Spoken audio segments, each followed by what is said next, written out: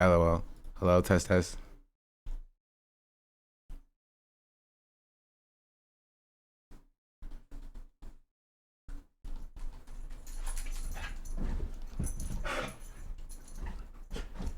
I don't know if you hear Nick's back there. She's being loud. Stop. Stop.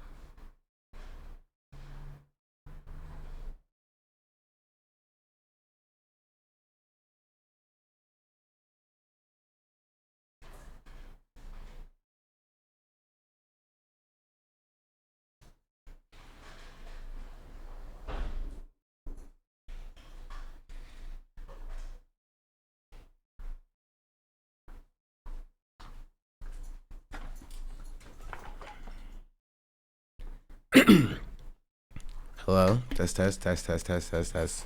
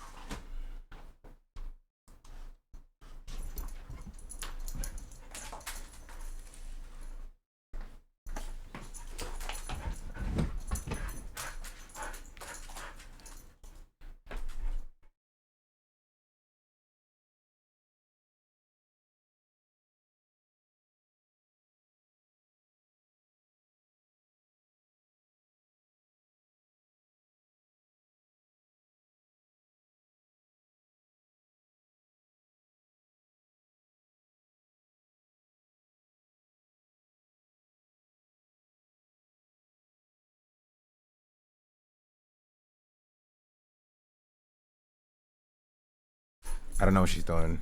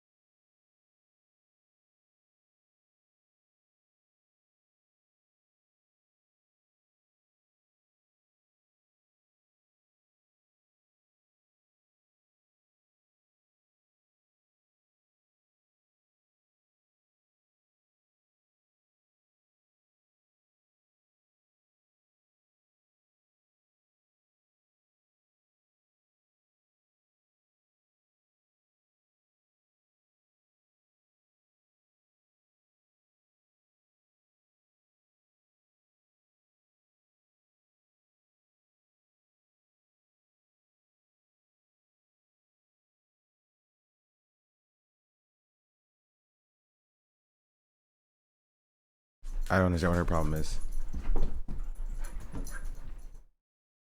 Also, hold on.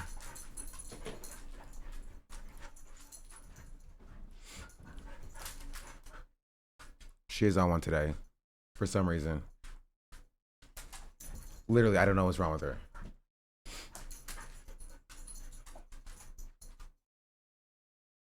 But she can run around. What's up, chat? I'm tired. I had a long day yesterday. Um, what I miss?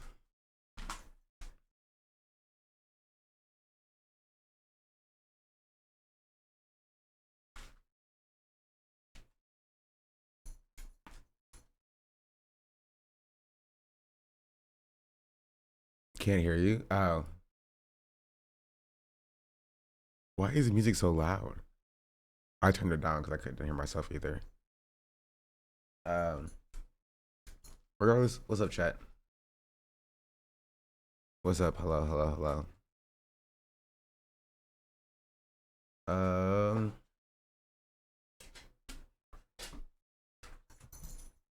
Nyx is going crazy.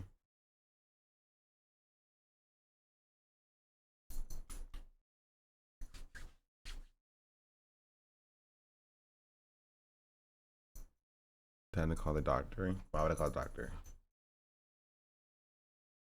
Uh oh. My stream freeze? But no. Sit.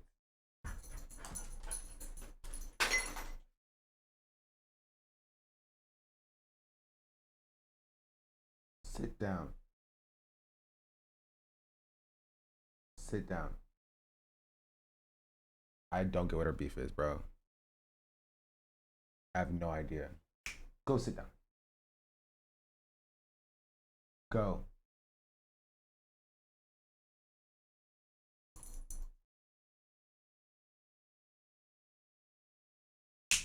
Hey. Hey. Go sit. Don't jump on me. Why are you so misbehaved today? Sit. No. Oh my goodness.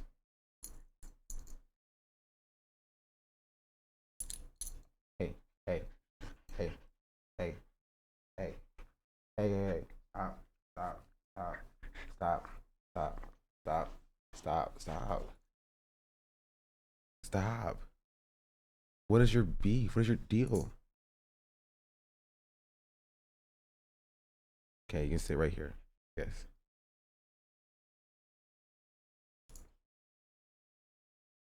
Anyway, what's up, chat? What did I miss? What are y'all been up to the last 2 days? Because I wasn't live yesterday. I think I was live the day before. Yesterday I had a long day. I went to a shoot for something I don't know if I can tell you about technically. I think I can. I just can't tell you. I can give you the spoilers. Um, so I went to a shoot for Let's Make a Deal.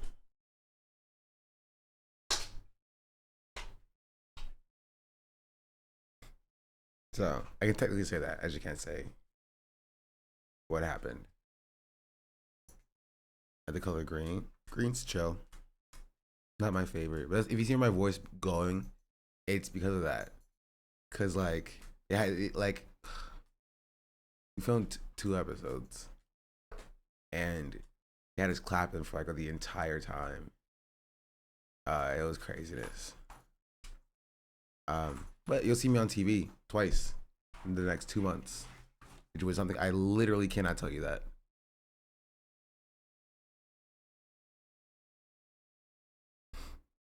Headquarters 67 is now headquarters 68. Yeah, should make a deal. I also cannot tell you that either. You watch it here? 100%. Yes, I will. I will be watching my episode when it comes out.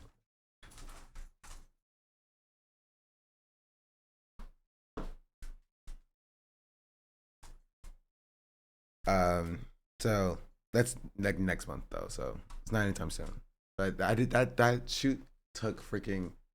It was like 7 to like 3, and then we went to Korean barbecue. And then we watched Iron Lung. Did you lose something? I can't tell you that either. China would be the same thing. Uh,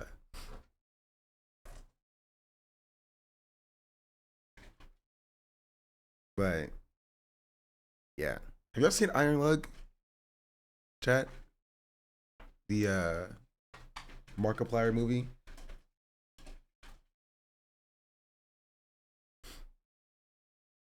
I think this is how reviews work. I want to see it. I won't spoil it, but like honestly, I probably can't spoil it even if I wanted to. I probably can't spoil it even if I wanted to. So, what's it called? Iron Lung. Did you like it? Like is a strong word. It was a movie. How many stars? I don't know, 2.5.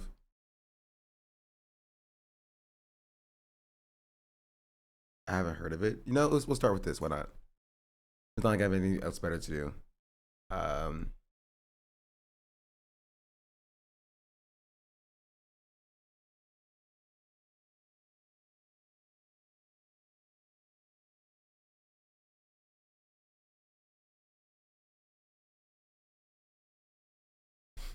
Wait, why was somebody tagging me in a Sans chat yesterday saying, "Has Shauna Black seen this?"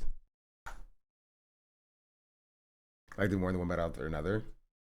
Don't make me compare these two movies. I liked Now You See Me, Now You Don't more than both of those. I thought people share the same sentiment. It's just, it wasn't it wasn't an awful movie. Melania's Son or Iron Lung Daughter? Iron Lung Daughter for sure. I'm glad to do it, but I am admittedly a Markipliers fan. Okay. I think I saw Denny racing yesterday, but I wasn't tuned in the whole time. That's so funny.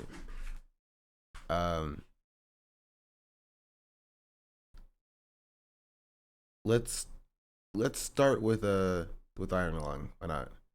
In my review of Iron Lung, and also yes, I'm going to be tired today. I'm going to be tired today, and you're gonna like it.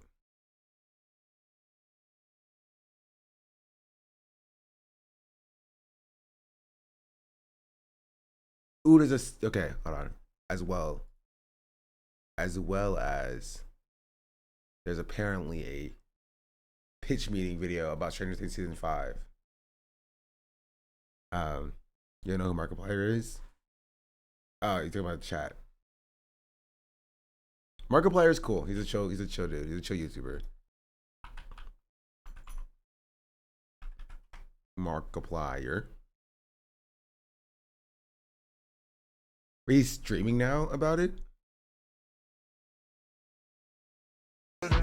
John's not receiving for 7 months. So here's how it started basically. Markiplier played this game. And then I got lost in space. But I completely made that up. Called Iron Lung. Basically, the game is about there's this moon full of a sea of blood, right? An ocean of blood. And, you play as this guy, this convict, this prisoner, who is forced into slavery, basically, to do manual labor and is sent down in a submarine called the Iron Lung in order to do stuff, for lack of a better term. You know what I mean? Markiplier is like the oldest, most popular gamer. I wouldn't say he's the oldest. He's one of the old guards, right? Markiplier's up there with like Jacksepticeye, the old guards of YouTube. I'm only naming those two because the rest of them suck. Both Jacksepticeye and Markiplier are both chill and good and pro-Palestinian, and I respect both of them. They're awesome. Search Markiplier N-word compilation so we can be sure. I'm pretty sure he doesn't have that. Rooster Teeth disbanded because it had labor issues. I liked Rooster Teeth, but number one, they butchered Ruby in the like from season 2.5 and 3 onward, and they had a lot of issues labor wise. In which case that they were disbanded. Mark said defund the police. Next two names would have been PewDiePie and Tabasco. So we don't know about those. Yeah, that's why I stopped there. That's why I stopped where I stopped. Well, they lost their animator and then sold out to AT&T. That's how it always happens. The concept and the suspense got me invested in the whole movie the first 20 minutes or so. I thought we were very YouTube ready. Anyway, so basically Iron Mouse. Markiplier decided to play this game.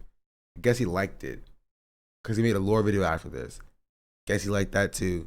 So he put his personal funds into funding a indie film project based on this game, where he is the director and the writer. and the lead actor and producer. I think he's all credited as. But yeah, I want to see the trailer. And a love interest. I mean, I guess technically you can say that if there was a love interest. But here's a trailer that he dropped 2 years ago. 7 minutes 30 seconds. This is not an expedition.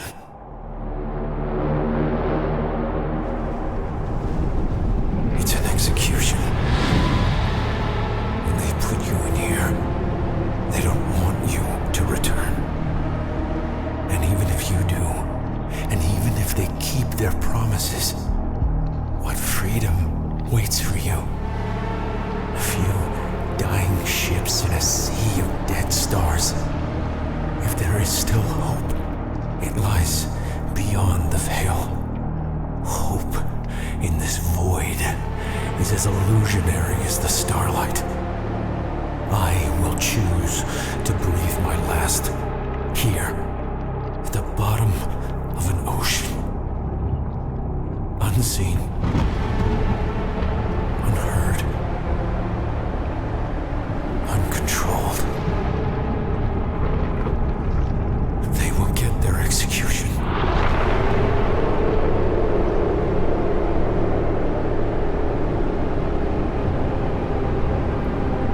I will get my freedom. So basically, we follow this dude who, again, it's like if you remember the Ocean Gate scandal, chat. The Ocean Gate scandal, you had a bunch of billionaires and millionaires getting into this submarine, going to the bottom of the sea and imploding, basically, or technically a submersible. That's what it's technically called.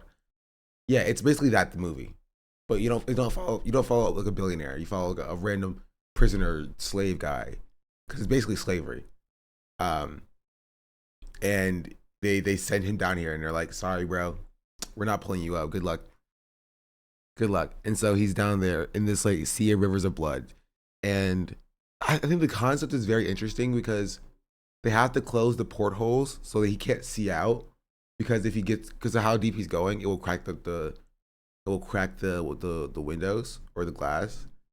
And so his only source of seeing where he's going is pressing, right? Is pressing a button at the back of the submarine to flash a light at the front to take a picture, like flashing a camera at the front of the submarine to take a picture. That's the only way he can see, right? And so the premise is interesting. Well, it's because Markiplier didn't come up with it; it came from the game, and the world building that I found out after the fact, because I went into this movie knowing nothing, right? And so going into this movie knowing nothing is very confusing for a couple of different reasons. But I'll go to the goods first. We'll do a compliment sandwiches. The goods, bads, and it ends with goods, right? Goods. Markiplier is not a bad actor. He's not like fantastic. There are some lines that are delivered cringily, but you know, on a scale of like YouTubers doing feature endeavors, Markiplier is pretty high up there as successful, in at least being skilled at acting. So that one that was decent. It wasn't necessarily good. It was decent, but you know, it's a YouTuber movie. My standard is a little bit lower. First, it's an indie movie, right? It's an indie film, and it's a YouTuber film, right? Markiplier basically bankrolled this himself, so you know he gets a little bit of leeway from me for that. The visuals are cool when you can see what's going on the screen, but this is compliment section. The visuals are cool, right? It's a pretty faithful adaptation from the game from what I've seen. Like what we saw in the trailer is a direct quote from the game, and so it's adapting the game pretty consistently. So as a video game to movie adaptation, it does that pretty well. So that's a positive.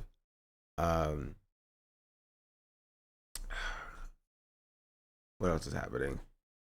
There is a interesting is an intrigue when it comes to like the mystery right? You kind of think like how he's going to get out of this, and so I think that intrigue is interesting. I think they did a good job building that up.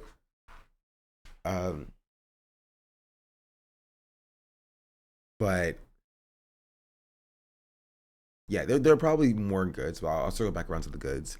Those are like the parts that I enjoyed.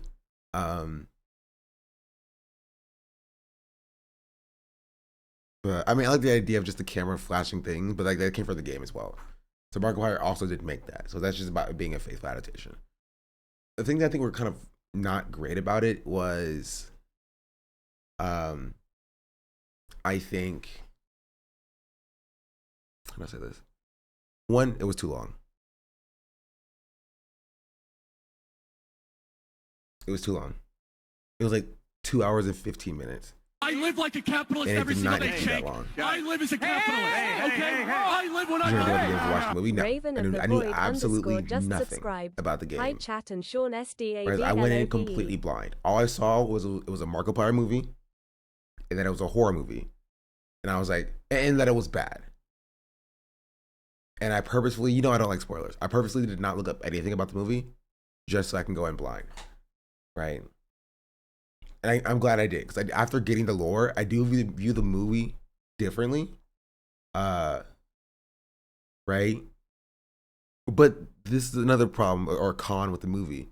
It did not explain the lore very well.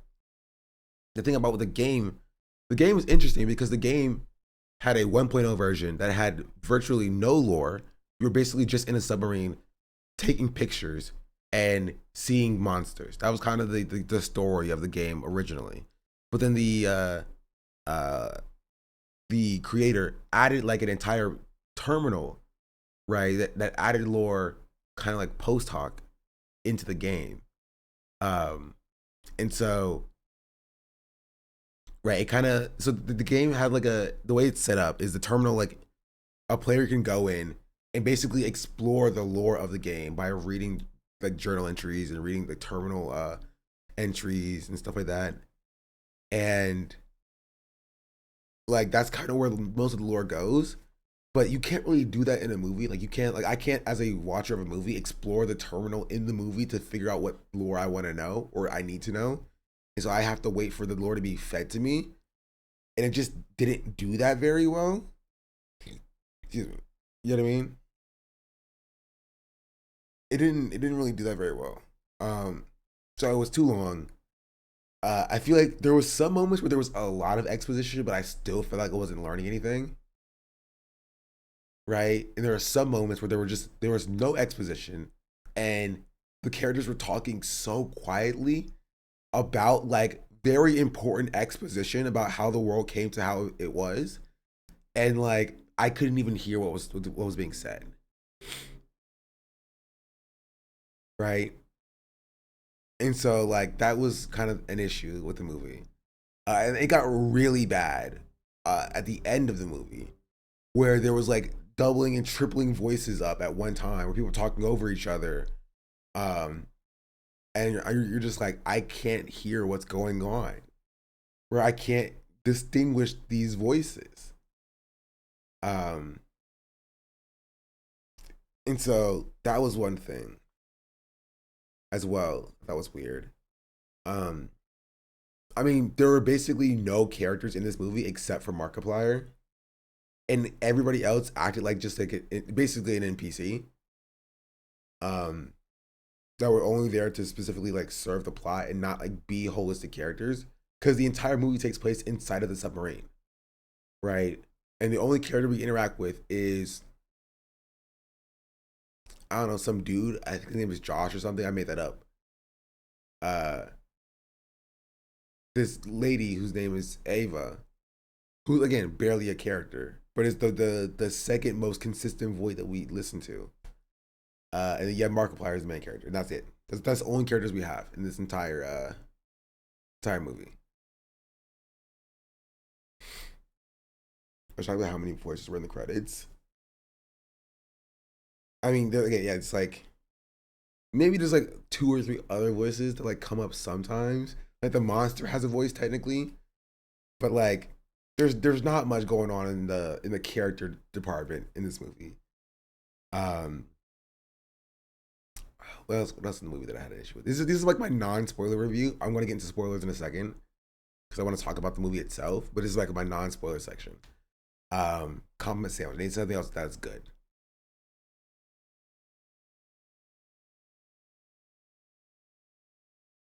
I guess again, not a specific pro for the movie, but a pro for the lore. I think the lore is cool, like conceptually. I saw Jonathan Step the guy in the credits. I didn't even remember hearing him. Or was he? I don't either. He has a pretty distinct voice. But no, the lore is cool. I was watching lore videos on my drive back this morning in Los Angeles traffic. And I'll get into the lore when I get into spoilers, which is coming up soon. But I know, all in all, it was a good indie YouTuber film. It was an okay movie overall. I wouldn't go back to see it in theaters.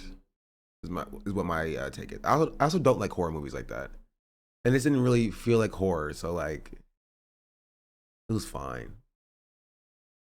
Like okay, no, this is my another complaint. I wish they did more horror. As somebody who doesn't even like to be scared, I wish they did more horror when it came to the press the button picture flashes on the screen. Right? There's so much you can do with that. Like, that's like jump scare potential right there.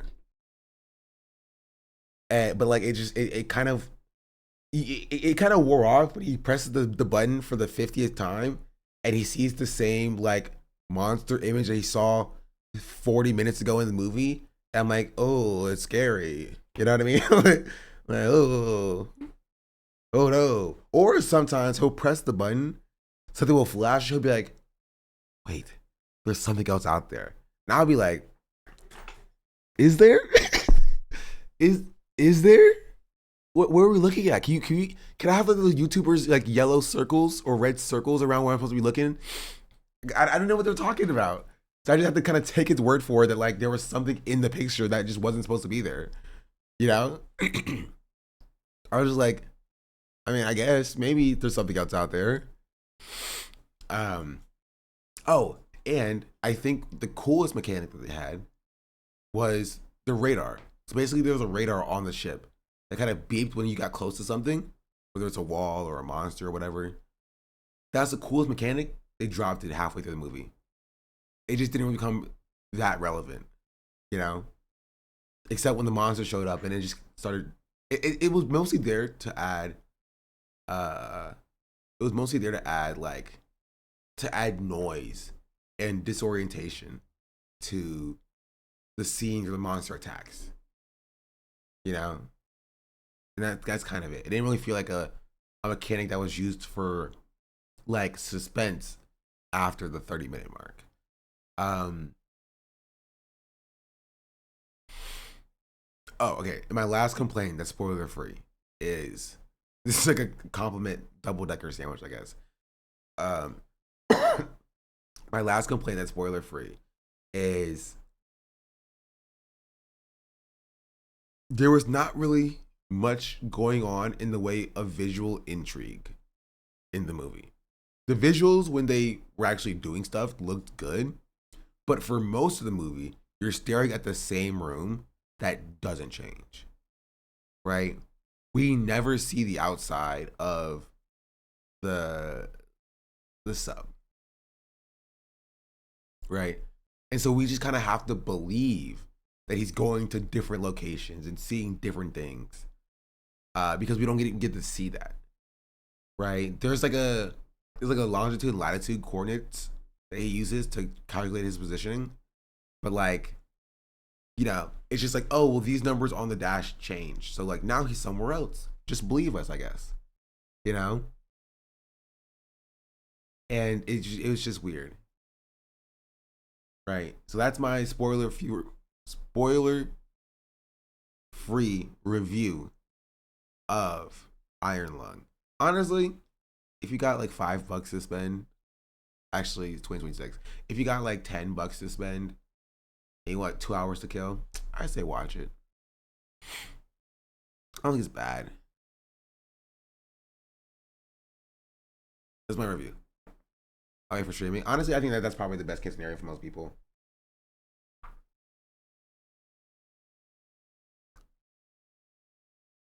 I like the movie Buried. That's how I say it. My side of the world. All the movies Ryan Reynolds in the coffin. To be fair, I like Markiplier more than Ryan Reynolds as an actor. And that's not a very high bar to clear. I am not a fan of Ryan Reynolds as an actor. There's not been a role that I have seen him in that I'm just like, yeah. Nobody else could have played this role but you, bro. How full was the theater? Not at all. To be fair, we went at like 11 p.m. on a freaking Wednesday. There was like 6 people in the theater. And we drove 30 minutes to get to this theater because the other showing started early. Also, to be fair, it was like 8 p.m., so it wasn't that crazy. Deadpool? Yeah, no, I think someone else could have played Deadpool. And I think he was okay in Deadpool. I like Deadpool as a movie. I think it was okay. I'm just not a huge Ryan Reynolds fan. But yeah. Anyway, now if you care about watching the movie, you should go watch the movie, or wait for it to be on streaming and come back later. I will talk a little bit about spoilers for the movie. And like what the synopsis and the plot of the movie is, and what I think it did well, and what I think it did poorly. But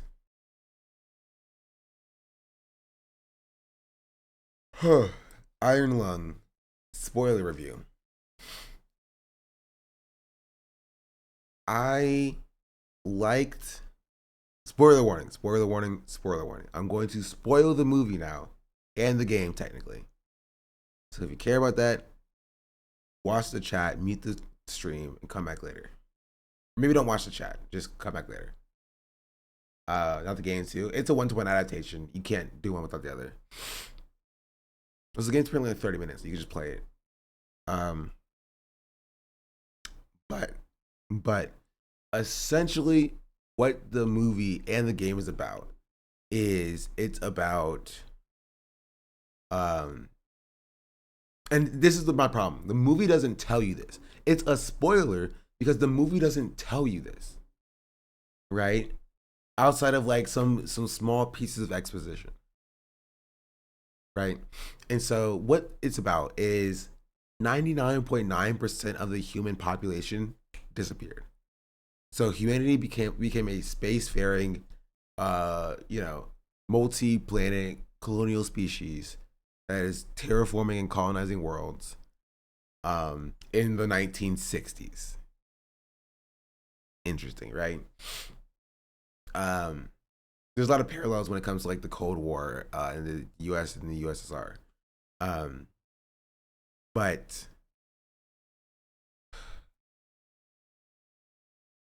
at a certain point, we'll call it D-Day, right? Like all of life on every habitable planet gets Thanos snapped out of existence, basically. And so that's the story, the basic premise that you're going off on. But if you're watching a movie without watching or hearing the lore of the game, right? Then like you're kind of cooked, you know? It's just a guy who's in a submarine movie. It's called The Quiet Rapture in Bell, if I recall correctly. Yeah, it is called that's mentioned a little bit into the movie, but again, it's very hard to hear because I think Markiplier is literally whispering at this point when he's talking about it. And so it does get mentioned eventually, but it's not really explained what it is because in the game it's not really explained either. And the implications are also not explained. So basically what it is that all habitable planets are gone, all life on planets are gone, all stars are gone, right? The only thing that exists in the universe at this point are asteroids and desolate moons, right? And then the only humans who remained were 2 settlements of humans who kept, they got on each other's nerves basically. And if you can't tell, I'm very tired. Yeah, everybody else is gone. And they only survived because they were on space stations. That's where they added for Mark was confusing too. Yeah, I think that like in the game, I think apparently the convict was supposed to be somebody who fought on the side of Eden, one of the settlements, to attack the other one. I don't remember what it's called. But for Mark, apparently like it was the same kind of thing. Like he was a part of the other settlement, and that settlement got destroyed, and he was blamed for it. It was something weird like that. I don't know. It's hard to explain. But basically, that all led to there being these oceans of blood on these 4 different moons. And one of the moons is the one that our main character is on now. But you don't really know any of that when you start watching the movie. You just see a guy in a submarine get dropped down. He destroyed Eden. That was his lore, I think. No, Eden wasn't destroyed. I'm pretty sure. I think Eden destroyed the other one in the lore.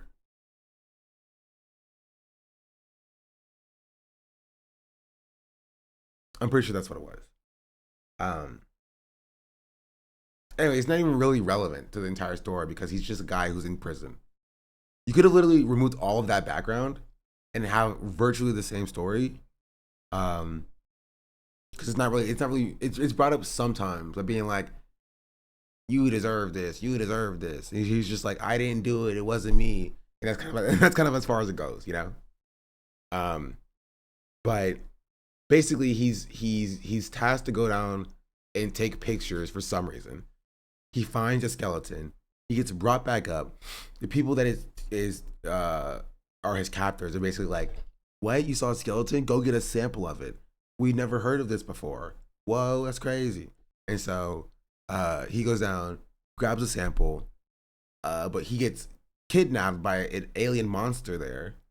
They cut his line. He stops somewhere, and then he basically stays there for 40 minutes. This is 40 minutes of him just like pacing back and forth and hyperventilating and trying to tape the stupid picture button down for some reason. I guess he got tired of pressing it, which is kind of funny.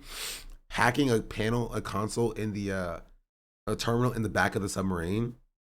Crawling through the crawl space. He just does a lot of stuff in 40 minutes, but he doesn't go anywhere.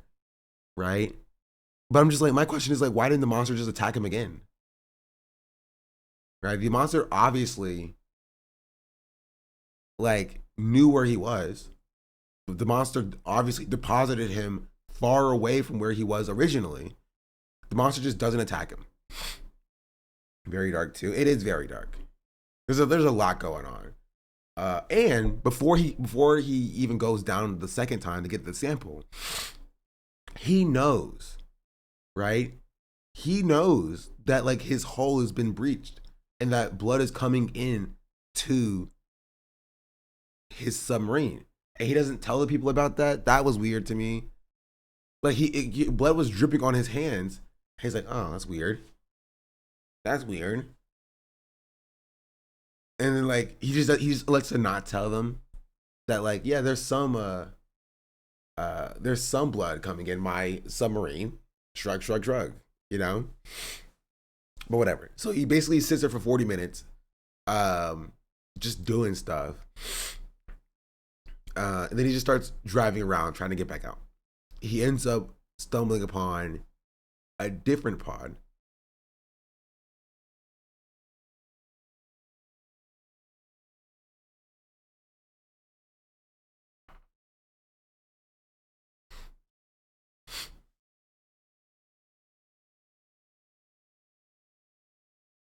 Hold on.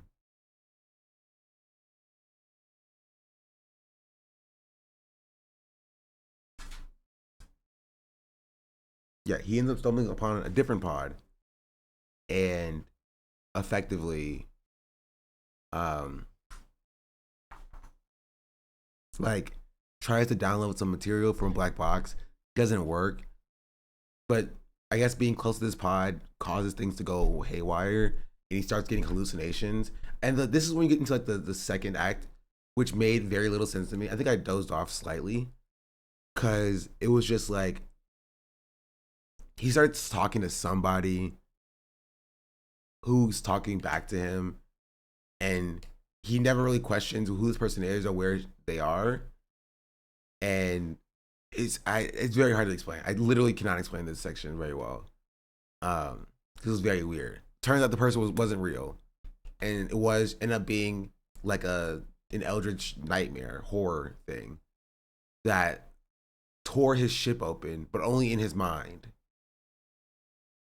And then the eldritch abomination, like Cthulhu was like, I see you. And Markiplier was like, I see you. And he was like, I guess we're at an impasse then. And then Markiplier just woke up and started throwing up blood. And then he started being hunted down again, I guess. And then the lady who sent him down there in the first place was like, yo, you're back. You're on my comms. You were gone for like 3 days, apparently. He was gone for 3 days. And he should have been dead, but he didn't die for some reason. And then she was like, oh, you need to go back and get the black box. Here's my password for the terminal. Right, here's my password for the terminal. And she was like, I'm going to go down and save you. And so she hops in her own submarine to go down and save him. Right. And she promises to free him. He goes, gets the material from the black box. And then he gets attacked. And then the lady calls him. It was like, sorry, I lied. We're not actually going to save you. You're going to die. It's going to happen.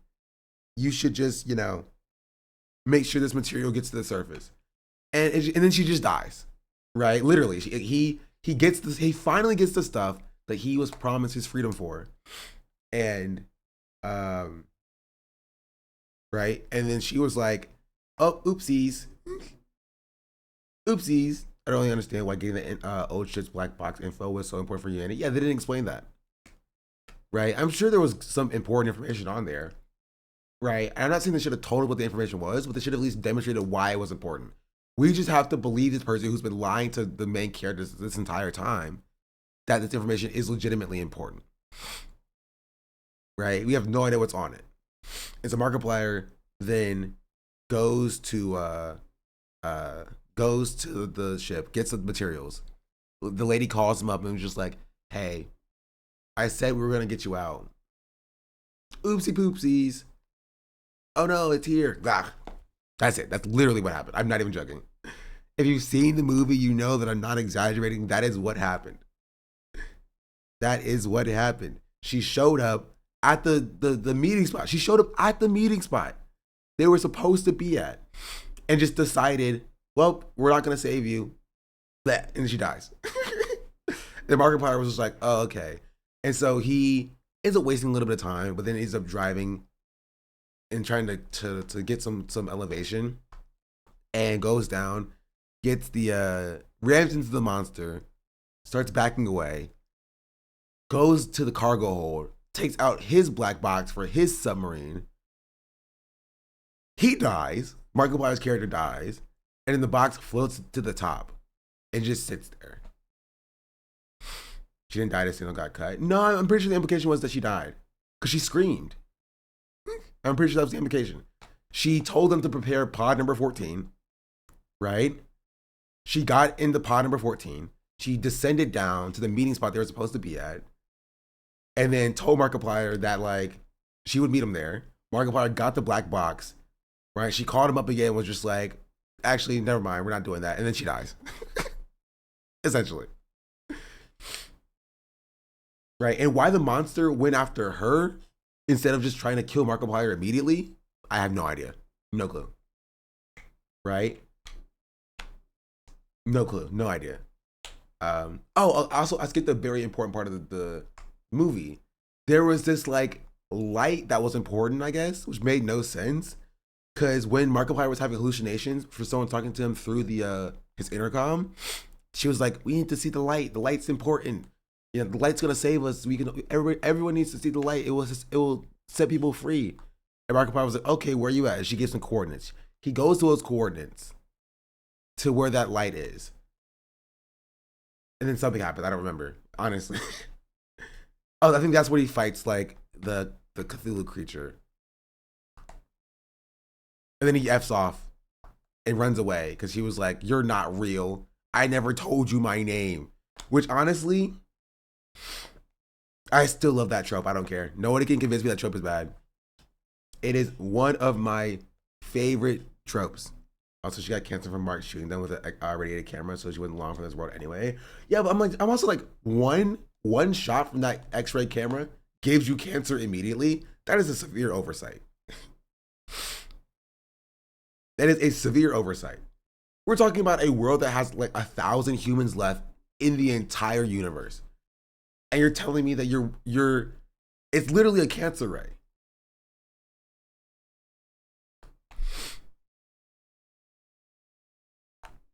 I remember when they don't have dialogue acknowledging it, let the audience remember that he never told her. I mean, I get that as well. But I mean, like the trope of like the character figuring something out from a minor slip up from the villain is really cool. I like it because it makes the character actually feel smart. Right? It also makes me feel smart because I said the same thing as well. I was like, Simon, he never told her. He never told her his name. And he was like, I never told you my name. Did this in Harley Quinn? Yeah, I saw the Harley Quinn cancer ray. It's basically this. Like, why would you make a cancer ray? Why would you make this? So, you got that new season of Stranger Things for me? But just tune down the X-ray a little bit. Oh, what'd that do? Oh, what'd that do? I don't know. Oh no, Carl! I'm so sorry. It's a cancer ray! Harley Quinn, you gave me cancer? Why would they even make this? Well, that's it, kid. I'm gonna spend the holidays with my kids. I'm so sorry! Yes, it was basically this. And people got mad at him for pressing literally the only button that he had that would do something when he was being talked about going on a suicide mission. You know what I mean? It's like people are strapping a bomb vest to you, a suicide vest to you. And you're like, no, please, no. You accidentally hit your shoulder and it sprays out some pepper spray. And people get mad at you for that. They're just like, whoa, bro, what are you doing? How dare you? Like, dog, you're trying to kill me. I'm sorry. I'm trying not to die. I'm trying not to die. And you're trying to send me on a suicide mission. I think I'm good on that one, please. Pissed me off that he was sorry for it too. Like, all these people are killing you. Exactly. I was just like, geez, the freaking ways. But yeah. And so I don't know, it was just it is a weird movie, for lack of a better term. It's a weird movie. I don't know, would I recommend it? It's okay. You should watch it. Just to see it. It's long though. So it's long and it's a little bit eerie. Right? But like it's not scary, unfortunately. And I don't like being scared, but it felt more like a thriller than it did a horror. You know?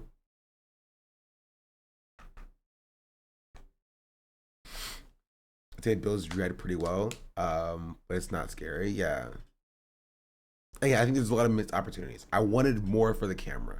The camera could have been so cool for like the intrigue of it and actually showing something insane. But it kind of just adapted the game one-to-one. You know? Also, it's never really explained what the monster is. And like that's one thing, but like it just feels like there was like no real conclusion. We don't know we don't know anything about this. We still don't know anything about the game. The game came out like years ago, basically. Right? We know how the world started somewhat, but nothing else, right? We don't know who the monster is. We don't know why it's chasing him specifically. Like what is it trying to stop Markiplier from doing?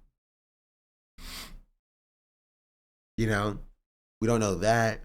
We don't know why it's just killing people. for some reason, right? We don't know what it exists for. It was trying to like tempt Markiplier for some reason, and it's just like, why would it do that? What's the motivation here? There was a lot of questions that weren't answered. But that is my review of Iron Lung. I do want to see wait, Pirate Software is back? Okay, I am slightly curious about this. This guy sucks, but I am slightly curious about Pirate Software being back. Yeah, I want to see what Charlie has to say about it.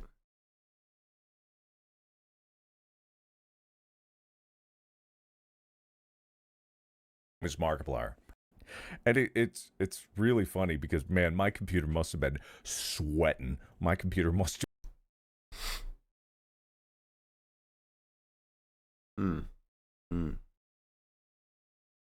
No, sure, watch. I'll see this 2-minute video. Oh yeah, let's watch the Iron Lung trailer. Thanks for reminding me. Oh, this is the trailer reaction. I don't care about that. Okay, watch this one. Can you believe there's actually a chance of snow in Tampa this weekend? Very chilly out, which is why I'm wearing my Oreo sweater. My parents got this for me for Christmas. I just saw Iron Lung. This is a passion project from Markiplier. He stars in it, he directed it, and he helped write it. I believe it was fully self-financed by him. This is not a big studio project, and this is perhaps one of the most ambitious forays of YouTuber into cinema that I've seen thus far. He really went in fucking balls deep, that's for sure. And it is based on a video game of the same name, Iron Lung, which I have played. I did not like the game at all. I know people really poo-poo on my take on Iron Lung, but I just did not get into the game. It was not for me. But I was very excited to see this film because the universe of Iron Lung, like the lore of it, I do find fascinating when I went and like actually gave it a chance after suffering through the game. Boo. I haven't played the games. I can't play the game. Again, I think the lore is cool. The lore is basically like the concept of the rapture, and it asks the question, what if the rapture happened to a spacefaring human society? Like we all understand the concept of like the rapture, and it's like, like all the Christians being sucked up into heaven. We covered it here a few months ago when people were saying it happened in 2025, right? We understand how that happens, right? In like from an earthly perspective, right? But like, what is that? How does it work for a humanity when it extends beyond Earth? And so all the humans get like Thanos snapped away, but also all the stars get Thanos snapped away, and all the planets get Thanos snapped away. Everything gets Thanos snapped away, and you follow this group of like 2,000 people essentially, or like 1,000 people who were the only people in space at the time, and they didn't get Thanos snapped away, right? But apparently also with the Thanos snap, you had these moons of blood. Like you just had these moons that had seas of blood, human blood on them after this Thanos snap, right? So it has a lot of questions that are still unanswered, and just conceptually, it's just interesting because like, where did all the humans go? Is inherently an interesting question. Why did Thanos snap the stars? Why is everything so dark? Where did all of this blood come from?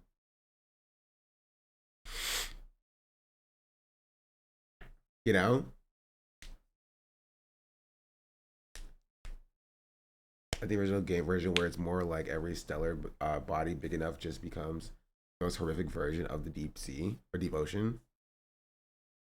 They became the seas of blood. Maybe that's a question, or that's a possible solution.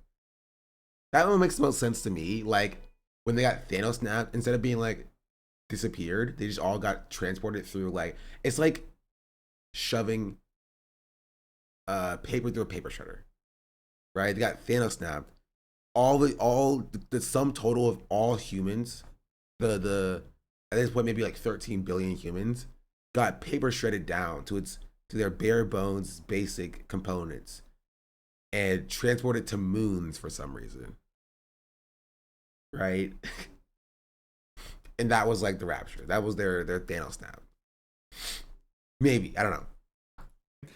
And the best part about Iron Lung as a movie is I don't have to play the gameplay of it. So now I get the good stuff, which is the story of Iron Lung, which is a delightful treat. I don't have to eat my vegetables with that gameplay. I just get to kick my little legs in the chair and have a good time. So, the big question on everyone's mind is Iron Lung good? I would say it is. Now, I don't think it's a movie that's going to be for everyone. This is a movie that I think fans of Markiplier will be very pleased with, fans of Iron Lung will be extremely pleased with, because it is like 1-to-1 with the game. And I also think it's a film that anyone that appreciates like eldritch horror type content or slow burns will also like. But it does have some shortcomings. Now, I know Markiplier was going to like some of the premieres, and one of the things that he was mentioning is like, try not to spoil things. So in the spirit of that, I will, for the first time in a while, avoid spoilers while talking. Oh, I fully spoiled it. To be fair, I gave you a warning. I'm a huge fan, but it's just too long right off the bat. Yeah, it's long of a game right off the bat. I mean, the movie's also a little bit too long.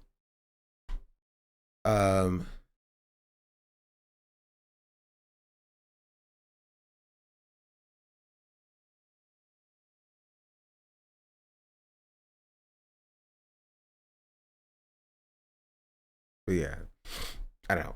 That's my review. We don't have to watch Charlie talk about it, especially if he's not going to spoil it. I want to see his spoiler thoughts. But it's a show. It's fine. It's not great. It's not amazing. It's fine. I had a decent time watching it. I'm very tired. So this will probably be a shorter stream today. Because I tell you, I had a long day yesterday. You play any indie horror games? I hate horror as a concept. I don't like being scared. So when I say a horror movie is not scary enough, you know that it's just not scary enough. Again, there were some moments where I was just like, it was eerie. It was some moments that I have like thalassophobia, right? There's two things I hate: horror movies and the deep sea. Two things that I hate. I was struggling playing Subnautica because I hate the deep sea so much. But this movie didn't hit either itch enough for me. We didn't even see much of the sea, right? The scariest part about being underwater is seeing a porthole being your only vision into the outside world, and seeing the vast expanse of nothingness that fades into darkness outside of your peripheral view. You know what I mean? And Iron Lung didn't do that because it was just basically him in a metal box. Like, somebody sitting in a metal box, no matter what's going on outside, it's not scary. Okay, maybe it's not. I won't say not scary, but it's just, it could be scarier. Like, imagine somebody sitting in a metal box and it's just like, okay, it's shaking, it's moving. You're like, okay. Now imagine you zoom out, right? Now imagine you zoom out and you see the metal box is actually a transparent glass box, and now it's dangling over the Grand Canyon, right? That's way scarier than just seeing the inside of the metal box and it's telling you, hey, you're above the Grand Canyon right now, by the way. You know what I mean? That's my biggest issue with the movie, right? That is my biggest issue in the movie. That's just me though. That's just how I feel. That is just how I feel. It wasn't bad. It wasn't bad. I will say it is. I think this jumps up to the best former content creator YouTuber production. Genuinely. Was rating out of 10? A 10? 5.5, maybe 6. Just on like proxy of like cinema, like cinematography holistically. Like of all the movies that I've seen, I put it in 5.5 range. Not bad. Yeah, no, it's fine. Better than the Smosh movie, even. I haven't seen the Smosh movie. It's better than Pixels with Adam Sandler. It makes you feel better. It is definitely the best YouTuber movie and the best YouTuber piece of production from a YouTuber. And I will also say my voice did crack because I lost my voice when I was screaming on the game show. So,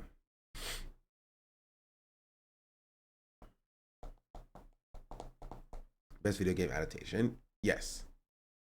If you're asking me, then yes, this is the best one. Second best, the Sonic movie. The Sonic movie was really good.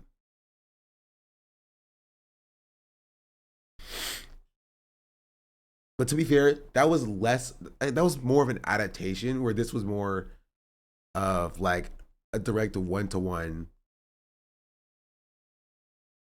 Okay, this is a direct one-to-one adaptation. The Sonic movie is more of a interpretation of the Sonic character, if that makes sense. You know? And it's freaking freezing. And I'm freaking tired. Guess how much sleep I got last night, chat? Guess how much sleep I got last night?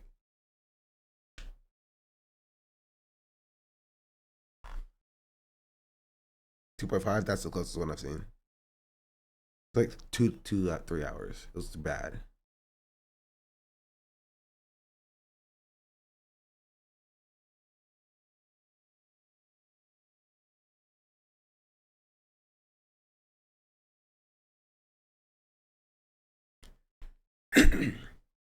But yeah,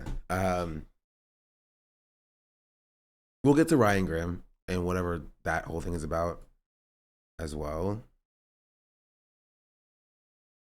Let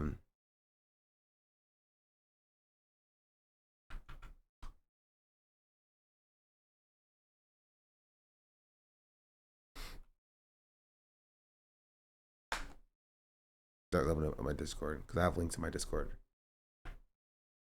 Discord, I'm coming after you. You sleeping in the middle. That's how I after you. Discord.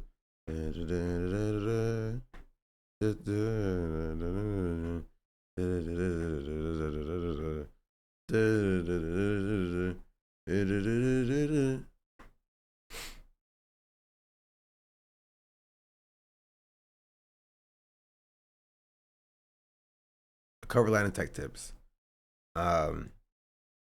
Where's my Reddit at?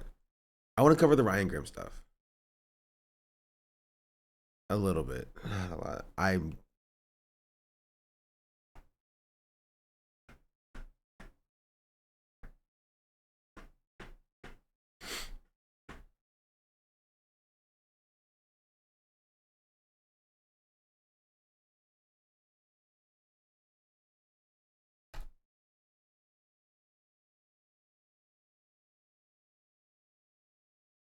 found this in my Discord.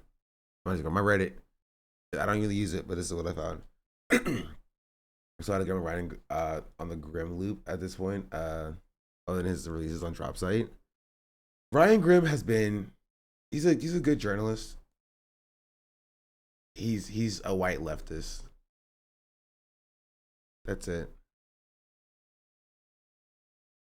He had a bad take about freaking like, what is it called? Affirmative action as well.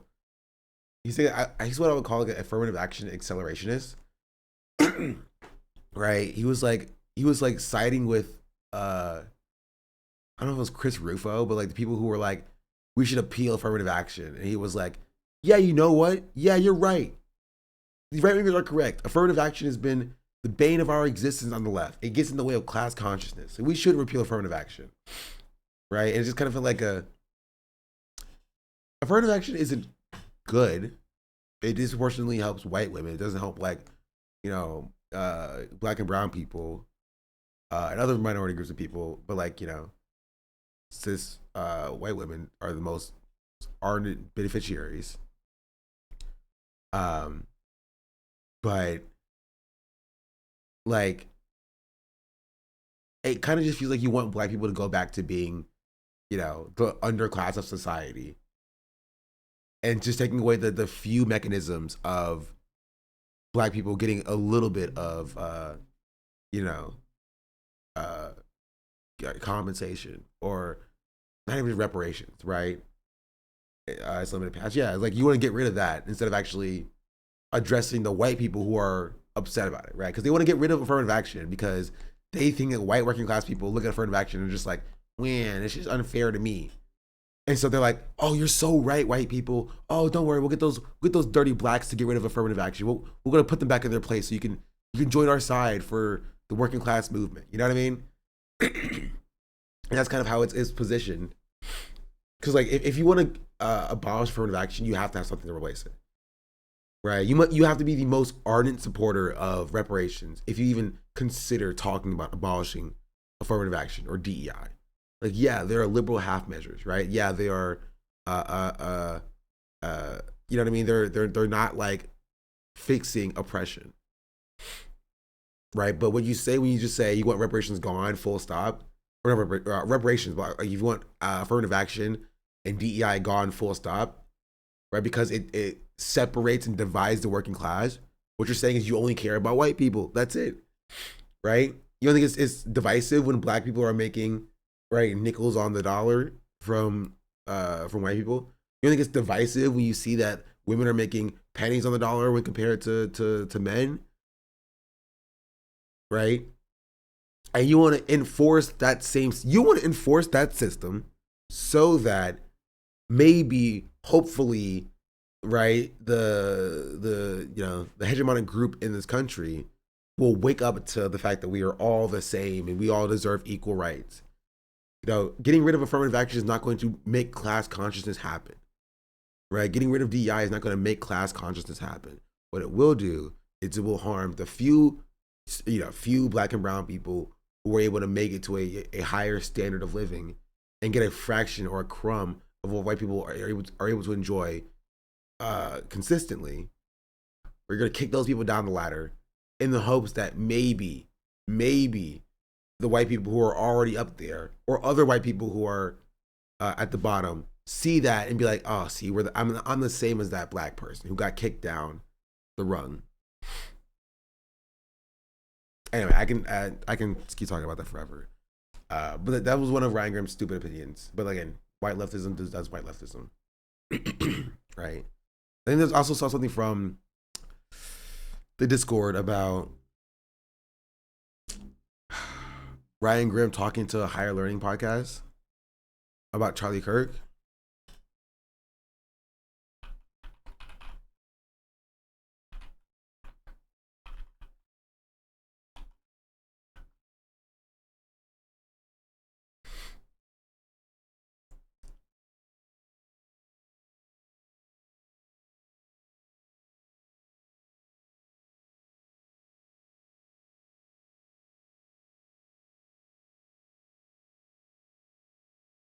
And we also get to that as well.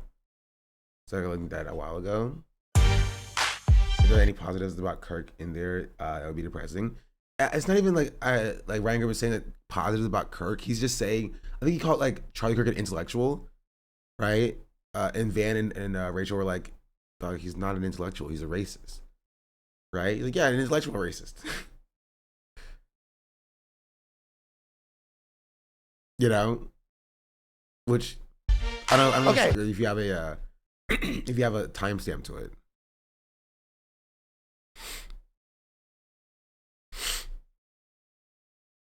Guys, on the last podcast, we talked a little bit about one of my favorite podcasts, Breaking Points, and some of the coverage of... I want to cover that, actually.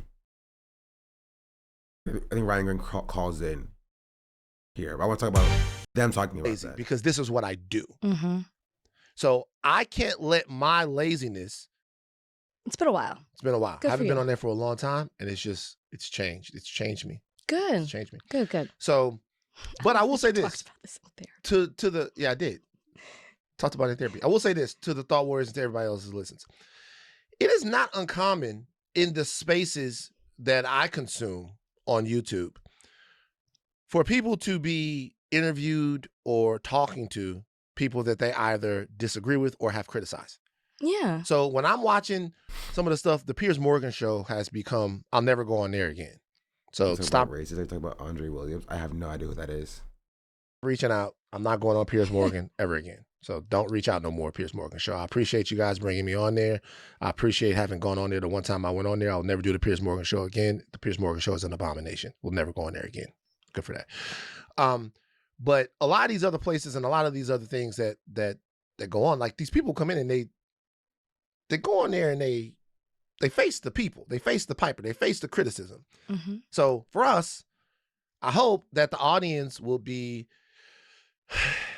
that they will find it palatable for us to have some voices on here that we disagree with, that look at things differently, for us to not be criticized for quote unquote platforming certain ideas. And I hope that the audience would trust us and that we will be up to the task of having conversations with people that are diametrically opposed to some of the things that we are. Well, I actually think the case of what I really want to do, what I feel is right versus what I'm supposed to do from society.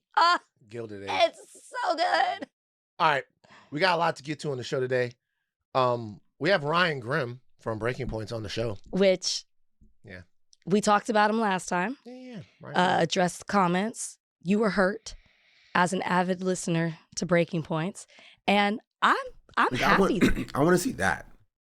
That's what I want to see.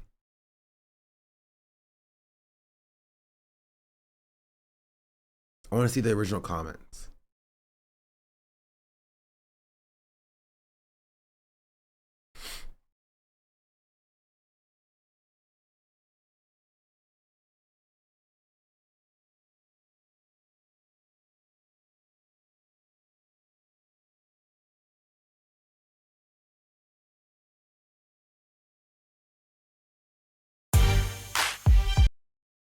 August 5th. It was after this.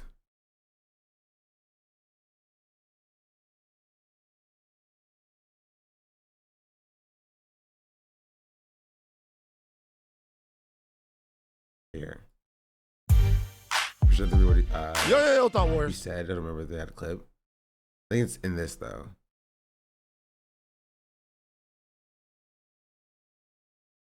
Okay. Obviously, you guys know where we're going to start the show. We are neighbors who also say that they didn't see anything like this from him. They didn't think that he was capable of doing something like this. They knew him as a quiet, intellectual person. So okay. I'll watch this. It's fine. That he's agreed to come on the this one podcast. Didn't think it was going to happen. See, and that's the thing that I want the Thought Warriors to understand. Yep.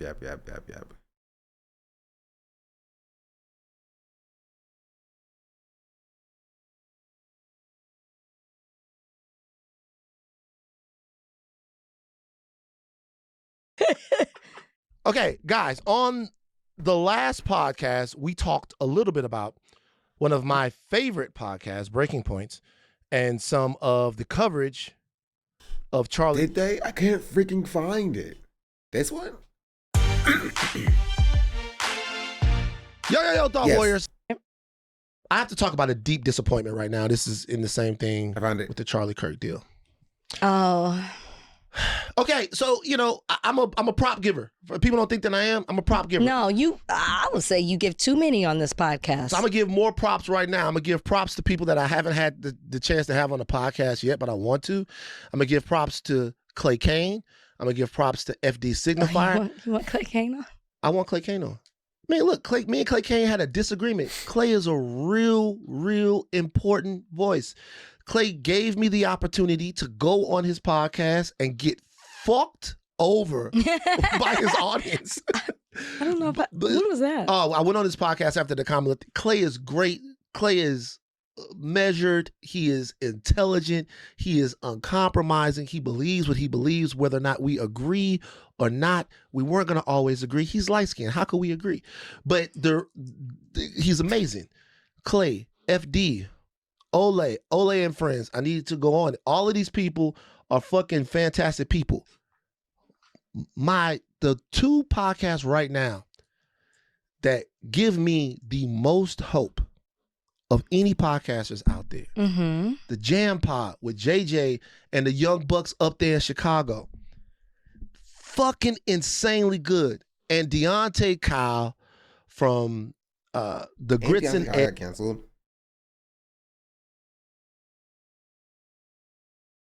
Am I crazy? And he get canceled for something? What do you say? Got him in some hot water. I have no beef against Deontay Kyle. I have no beef with Deontay Kyle. I will say, it does feel like, I won't say it's a double standard, but like, Black people are way more willing to hold their own peoples accountable when compared to white people. Right? Because like, think about Van Lathan's being yelled at, right? And Deontay Kyle's cancellation and stuff like that. Like,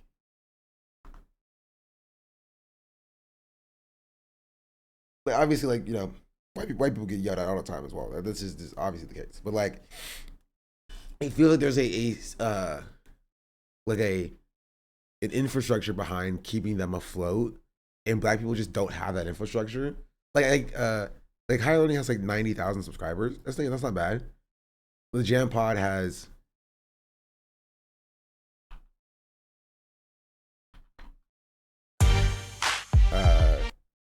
90,000 as well. Like these podcasts should be pulling in and raking in like millions of views if they were like equivalent to like white podcasts. Like think about like not the Whatever podcast. Wait, is it? Yeah, the Whatever podcast. They have 5 million. 5 million subscribers. That's different content. I'm not particularly different per se.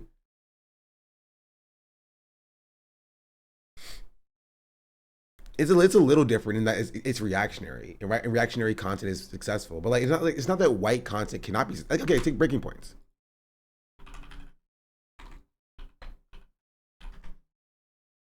Breaking Points is 1.7 million, right?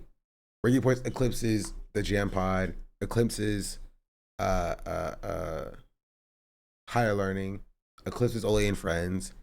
I think I probably eclipses Deontay Kyle, right? What's his name? Deontay Kyle. Deontay. He has 166,000. Right? It's not unsuccessful. Right? Whatever podcast is sexist bullshit. Yeah, but it's still like it feeds a niche, right? It's not like they're doing cooking content. It's still like commentary-esque. They just do it from a right-wing reactionary perspective. Does relate more to right-wing podcasts, so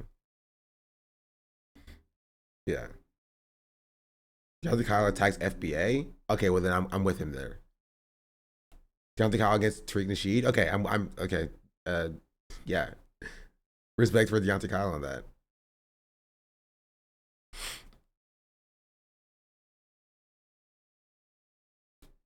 Get viral clips. I feel like it's a lot easier to get viral clips out of like a podcast setting than like a Twitch stream because there's just more structure there. You know what I mean? Like the only viral clips you're getting from a Twitch stream, by and large, is like the Rakai, Kai Sinats, where like you do something outrageous. Right? It's a lot more impromptu. Like most streamers don't come with like, hey, here's my direct talking points. I want to sit in front and read on camera, and then we bounce back and forth. They're mostly like solo endeavors, and a lot more impromptu, and so it's hard to like farm those clips off of that.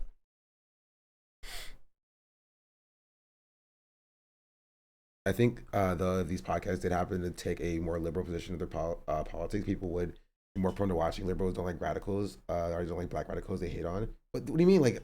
Van Lathan is not like particularly a radical though, right? I'll give you for like the Jam podcast and maybe for Grits and Eggs, but they deem radical. Yeah, but if you're black, you're gonna be deemed radical anyway. So taking a liberal position, it won't matter. Because can you name a liberal black person who has a podcast that is successful in this degree?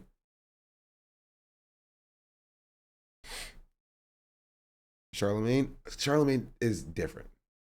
That is entirely different. Entirely different. Also, I would go as far as to say Charlemagne is more radical than a lot of white leftists are. And I don't like Charlemagne like that. You know what I mean? Charlemagne was out here holding Kamala Harris's feet to the fire when she was running for office, when white leftists like Hutch, for example, were throwing their full weight behind her. And I just want to get back to this. Focus up. Focus up.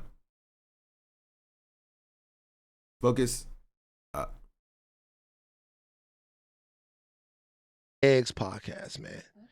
Deontay Kyle. These are the people that much my activist people that I love. The that knocked Ryan and Emily on fucking ass. So, that knocked me on my radar because they came out yesterday. And people put this on my radar because they know how much I love the show.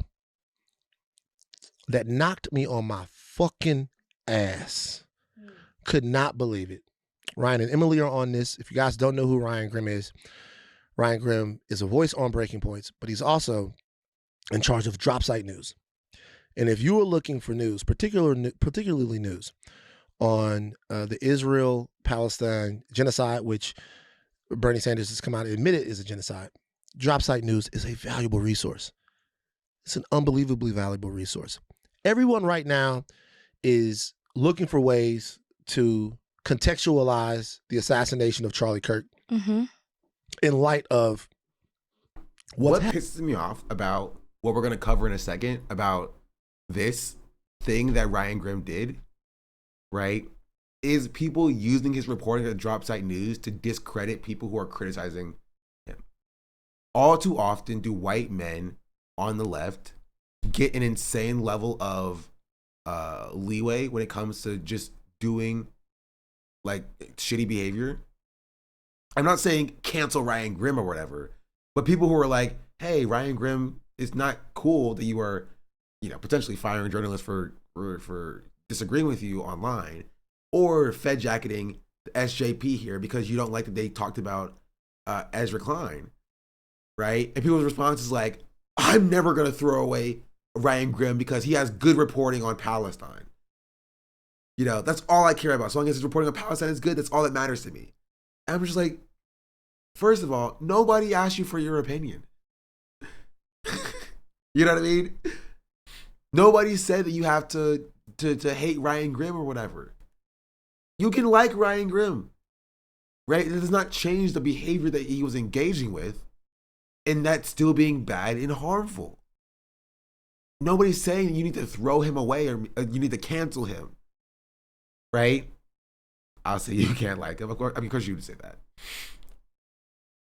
I'm with Ryan Grimm because I called him hot in DMs and he followed me back. But like, it's so weird because it's just like somebody will just say, "Hey, I got fired from Drop Site News because of this post," in oh so many words, and somebody would be in the comments being like, "Ryan Grimm does great reporting, and Drop Site does great reporting, and I'm not going to throw him away just because of this one situation, even if I disagree with him. I hope you two can work this out." Like, what do you mean? He got fired. Ryan Grimm allegedly fired him. What do you mean? I hope you two can work this out. At what point does it turn into a boss doing boss shit? You know what I mean? And actually standing with the workers if that boss is somebody you have a parasocial relationship with. Because you like their reporting. Yeah, people who can do reporting can do bad things as well. And that is something that we can hold in our hearts together. Ryan Grimm says that mention, and then when people push back, he generally tweets out. Yeah, because again, he has the audacity of a white leftist online. This isn't unique to Ryan Grimm, right? You see it with Kyle Klinsky, right? You see it with Hassan in some instances, right? You know, it happens. To be fair, it happens with all online personalities. Watch how he acts in the higher learning segment. Then we'll get to that. And the audacity and appeal, yeah. That this idolatry, it is that, right? It's parasocial relationship being crafted and cultivated with the people you get your news from. Like, you can listen to Ryan Grimm and listen to his reporting, but to immediately discredit people who are criticizing him because you like the guy is just it's cringe, for lack of a better term. And in the condescending tone Ryan uses when he's talking to actual activists and shit, like, you do good work, but you sit behind a desk, have some shame. Kyle's the most cringe version of it. Yes. Because Kyle is he just does cringe on main. Well, people like when he does cringe because he does cringe in a way that's mean. You know? He says slurs when he's doing cringe. So, like, people are like, yeah, that's my guy. Critiquing isn't a critique isn't a death sentence. I love drop site news. I love the drop site news and becoming Sudan more than you more. But if you do something bad, that needs to be called out and dealt with. Because letting things like this slides a lot so easily will fester and will lead you wondering what happened in a couple of years. Jeez Louise, that was rough for my eyes to read. I need glasses. Yeah, here's do Ryan Grimm do white leftist thing? He did a thing that I will attribute to white leftism. Jeez Louise. I need some water. I'm dying. Oh yeah, we'll get to that as well. I do want to a long way to say yes. I do want to see this part as well. Happened. Iron lung destroyed Sean's vision and my lungs, actually. People are just realizing the problem with folks like Ezra Klein and Keith Edwards. I have less of a problem with Keith Edwards than I do with Ezra Klein. Ezra Klein is worse, in my opinion. I still have issues with Keith Edwards. Don't worry. I do still have issues with Keith Edwards, right? But like Ezra Klein, I think it's genuinely worse. That was Keith Edwards. He's like I don't know. I know him from Twitter. I know most of these people from Twitter.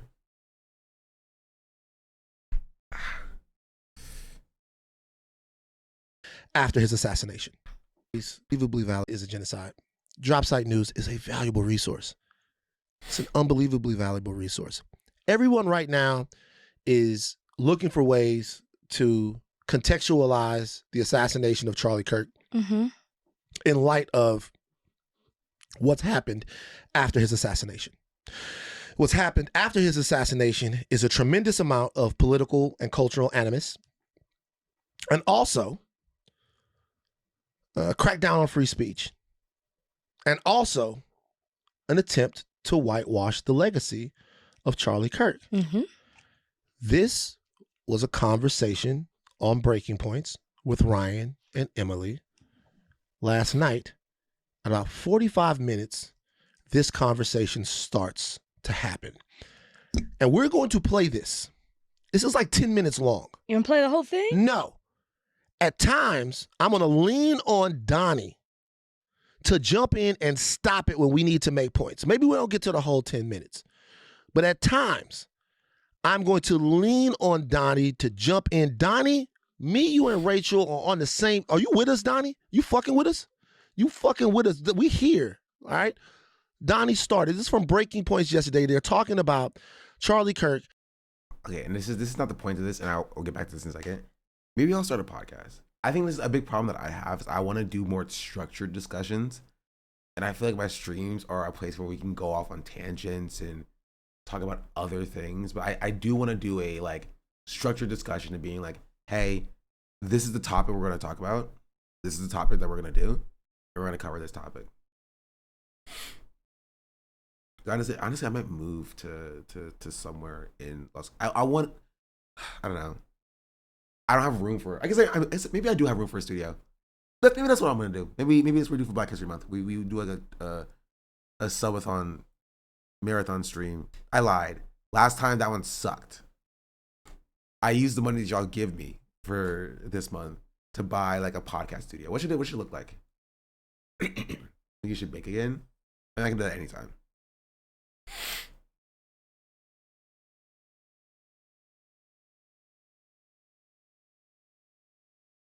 That's a retraction. I stand on that.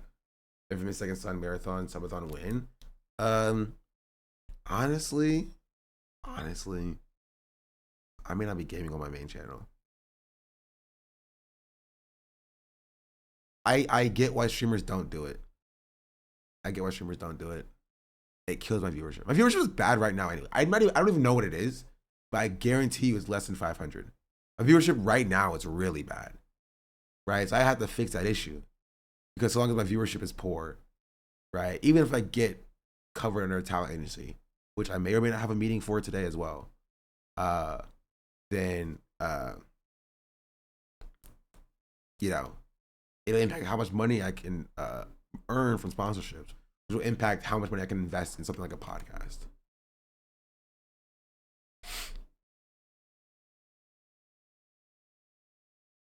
Will you nap before your meeting? It's at like 2, so probably if I end at like 11, podcast alone. Honestly, I might. That might be my first thing because it's very low lift. I just need to build like a good set. Because somebody talked about a few days ago, Zach the Bold has like a solo podcast he does. I kind of vibe with it. Right? It's like less of a high lift as like a scripted YouTube video, but a little bit more structured when compared to like a Twitch stream. And I'll get back on. I want to do something like that so I can stop doing stuff like this, right? Hello, everybody, and welcome back to another episode of Bold Takes and Bad Tempers. I'm your host. Right, so this is a solo podcast that he does where he spends like an hour talking about this one thing. Right, and that's sick. And it keeps me a little bit structured. I can be a little bit more free flowing on my stream because I know that if I have a section that I really want to cover, I can literally talk about what I talk about my stream as like a practice, but then go on a separate podcast and record a video on it after my stream or something. I don't know. I think scripting YouTube videos is so bad and it takes so much time. I just don't really want to do it. Right, but I think this is like a lower lift. I can work on that. Okay. I've had a problem recently, especially the last 2 weeks, about motivation. And I was thinking about taking a break. This is something that makes me happy. It's something that I think motivates me. I'm excited about that. That's a good idea. That's a good idea. Scripting gets easier if you do it more. No, I mean, sure it gets easier, but like when you make like long form videos, scripting is still scripting, and it still takes time. Anyway, let's get back to this though. I'll think about that. And I need a name for it though. Honestly, maybe I'll do it on Patreon. I'm thinking about like Patreon. I think a Patreon specifically, like and putting that stuff on my Patreon for the people who subscribe to me, and I never put any content on there, and then I can put it as like a separate YouTube channel to start putting that out there. Because there's a lot of stuff that I want to talk about, I want to cover, that I just can't do it on my main channel because it just doesn't fit the vibe that I know nobody will watch. But like the section about iron lung, I can't put my iron lung section on my main channel because nobody will watch it, right? Or the Stranger Things section, I can't put that on my main channel because nobody will watch it. But if I had a second channel for like media stuff, I think it may do well. I'll think about it. Chauncey started a new channel. Why does everybody want to do what I do, bro? Cowboy, SDAB Cowboy. Stay out of my brain goals.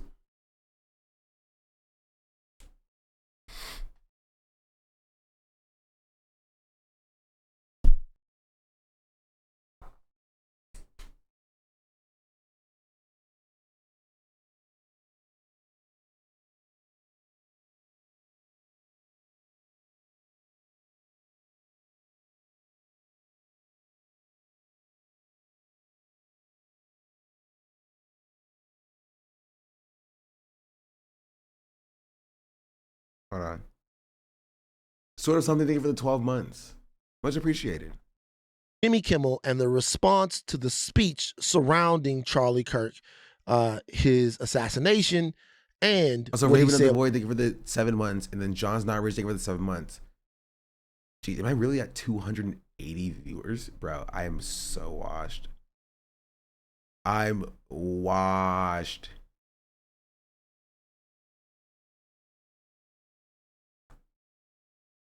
We're cooked.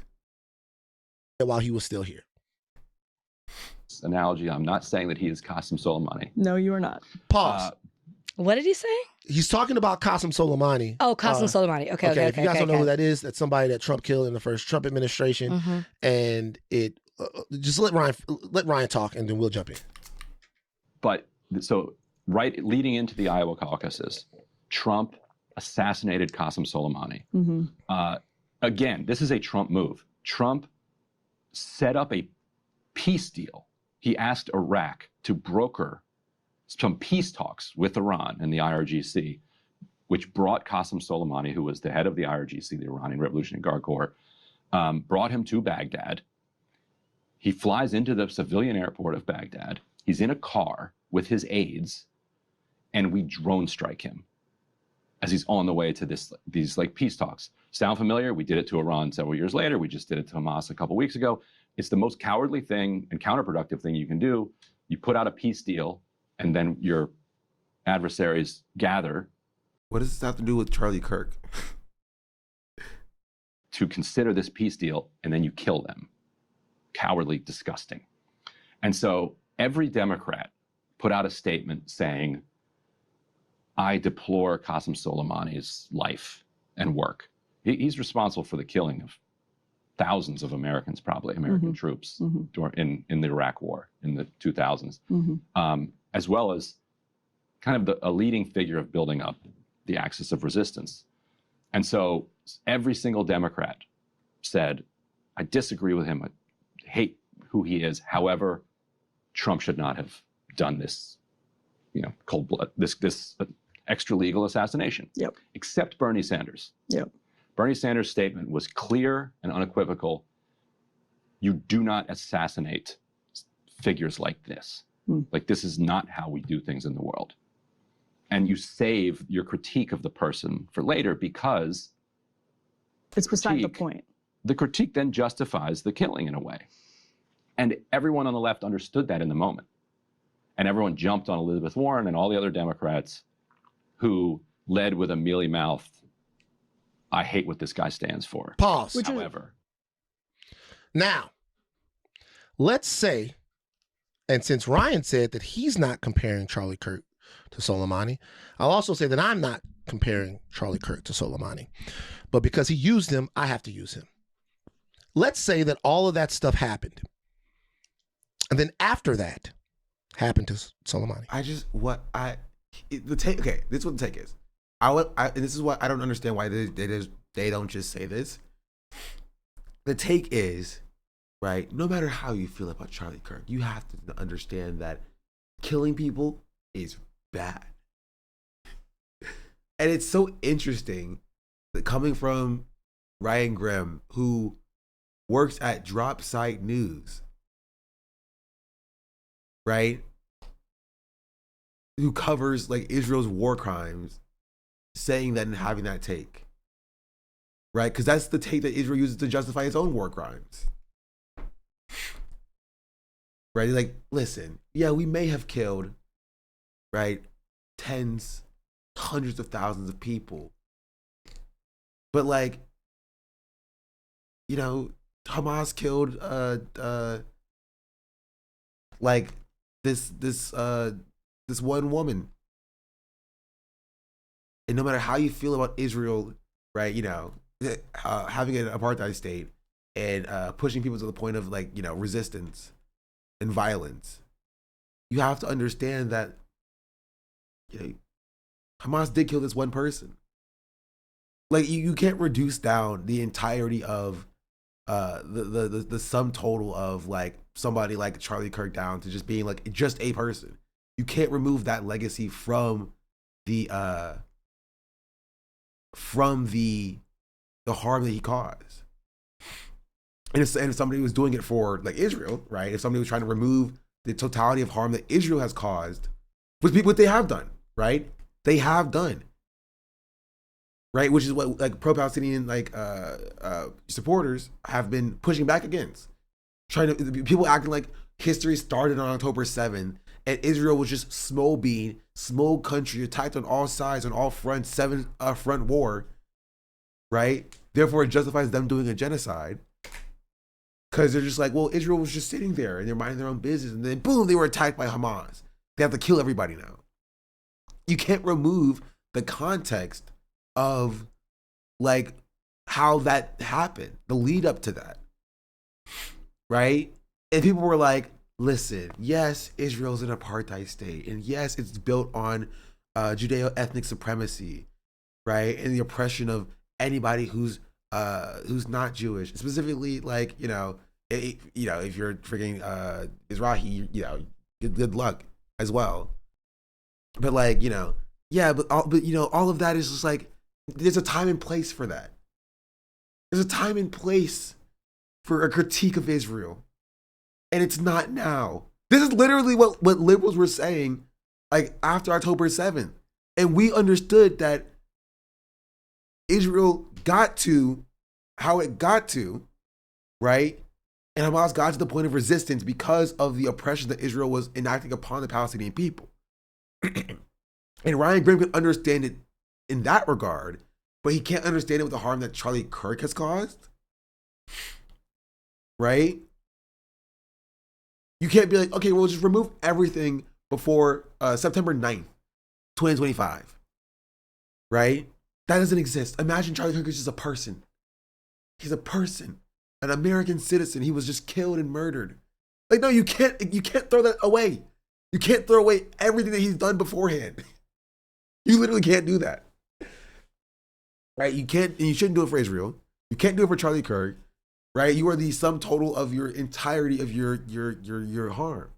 Right? And none of that justifies like Charlie Kirk being assassinated, per se.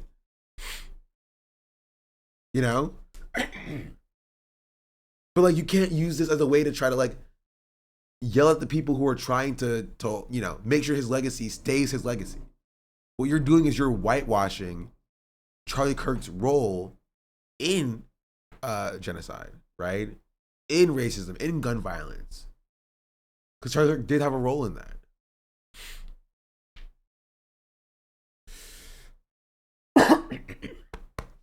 Just got here to throw back to when Ryan Grimm tripled down on defending Jeffrey Toobin when he got caught jerking off on camera in the Zoom meeting at the beginning of the pandemic. How did he defend him? He'd be like, oh no, you don't know what he's doing.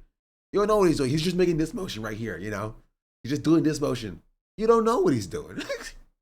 He could be churning butter, He's just churning butter. Is that what he said?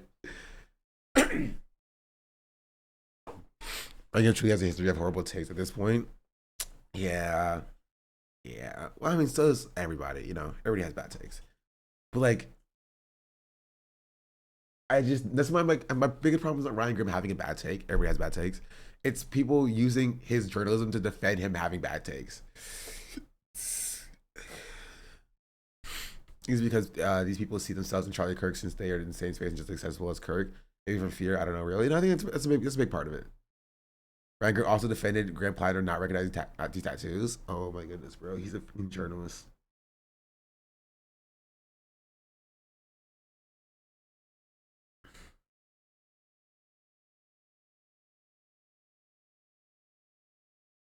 He tripled down on Platter too. He said workers' rights or something. Again, I don't chastise people who defend Platter, particularly so, because like, hey, we can just have a disagreement on Platter and that's fine.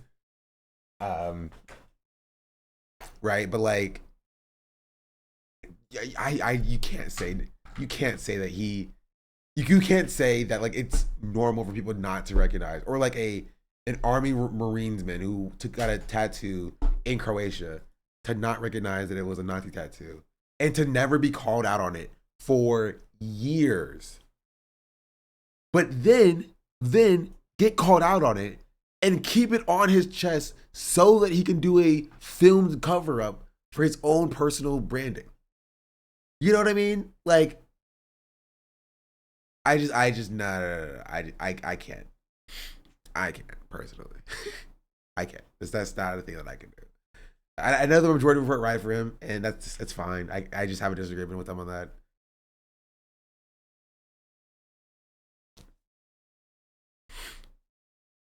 You know what I mean? But I will not subscribe to anybody being like, yeah, actually it's totally normal for him to not know what this was.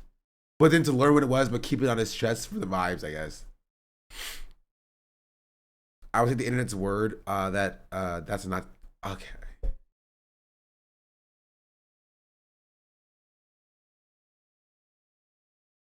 Okay. Really? Really? This is even worse than what the chatter said.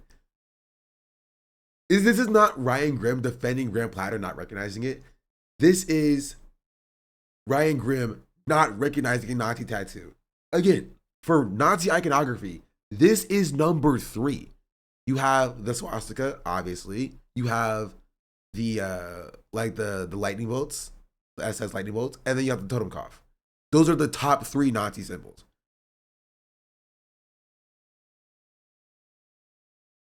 He got it in Croatia as a Marine. You know for a fact that's a Nazi symbol. This is not a good defense. It's not a good defense. You're a journalist. A journalist. Bro just said, yeah, it's not a great look, but I'm glad he got it covered up.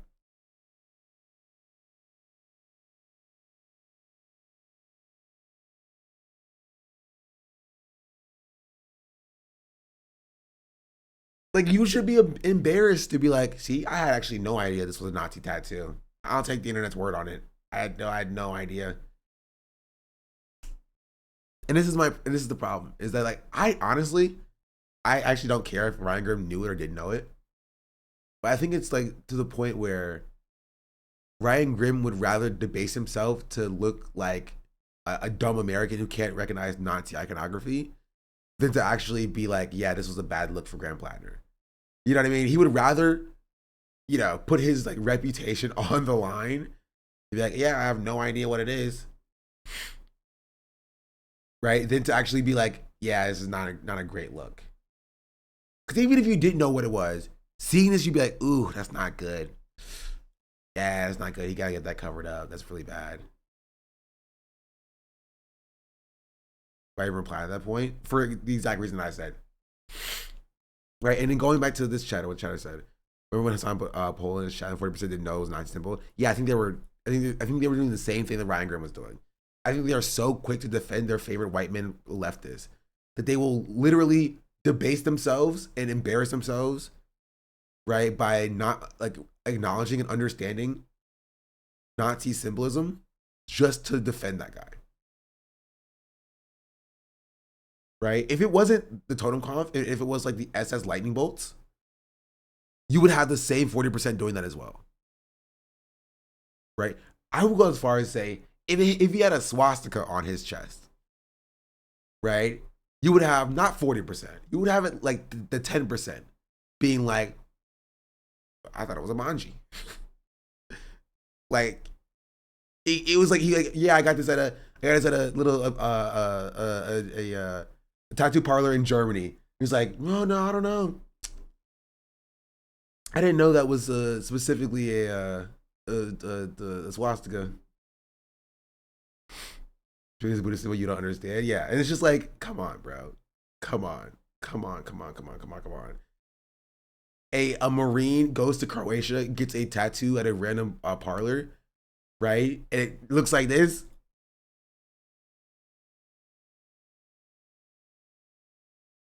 Right? You can at least be like, oof. Yeah, I get that one covered up. I'd get that one covered up.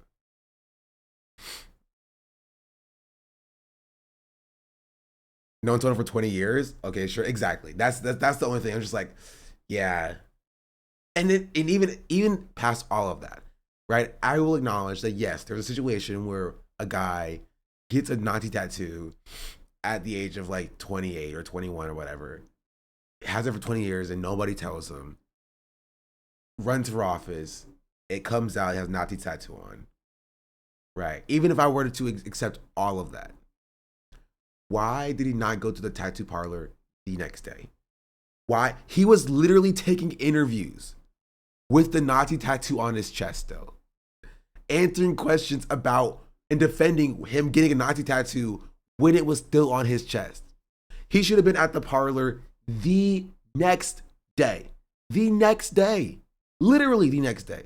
I would say that night. I would say he should have called up an in-house tattoo artist to get it covered up immediately.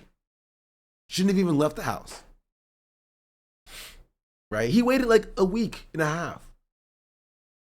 And then he went and got a Celtic symbol as a cover-up.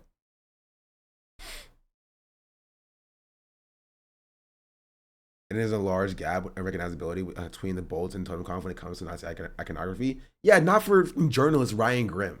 You know what I mean? Like, I will accept that maybe for the American populace, sure. Not for like, I'm sorry, I will not trust you, and I do not trust you to fight fascism if you cannot recognize some of the most iconic fascist iconography. I'm sorry. How am I supposed to trust you to fight against fascism when you don't understand that? Right? I get if Deborah doesn't know what a totem conf is. Right?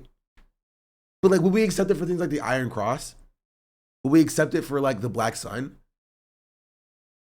You know what I mean? Like, these are things that you are supposed to know if you claim to be anti-racist, if you claim to be fighting against, because neo-Nazis will co-opt these symbols running around, you know, lynching black people. I gotta be vigilant of this, right? I gotta stay focused on this.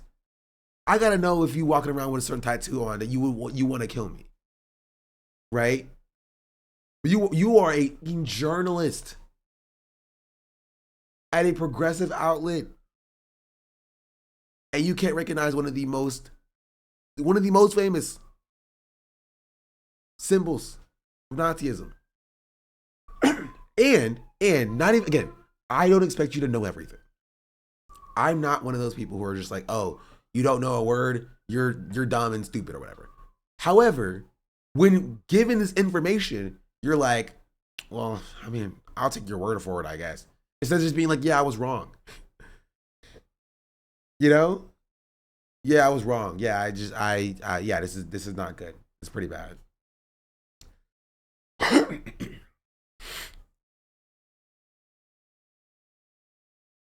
That's it. Anyway, let's continue with this. Ionized him. Let's say that after that, people here in the United States. Is this the Grateful Dead? Yeah, Ryan Grimm. They look exactly the same. Yeah, they look identical. They look identical, don't they, Ryan? Yeah, I see how you can get these confused.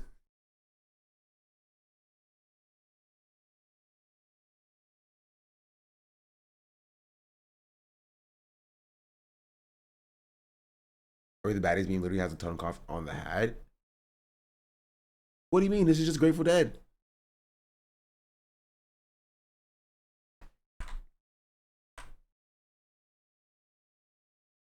It's just Grateful Dead. Isn't it on every hat in the Nazi movies? I have you not seen a World War II movie? Yes, literally. I'm telling you, like, the totem conf is a more famous Nazi symbol or more infamous Nazi symbol than like the Iron Cross and the Black Sun. And if you know the Iron Cross and the Black Sun, which you should, if you are a leftist, right, you should know, right, the Black Sun and the Iron Cross, right? Like, you should know the top 5. These are things that you should at least be aware of by just looking into like neo-Nazis in this country, because they're walking around with totem confs on their shirts. They're walking around with iron crosses. We were just yelling at freaking Pete Hegseth for having a neo-Nazi tattoo.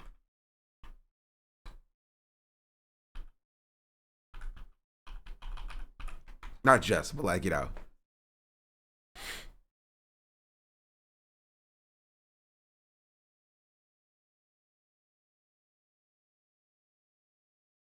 Man, it's like this guy's decked out with freaking.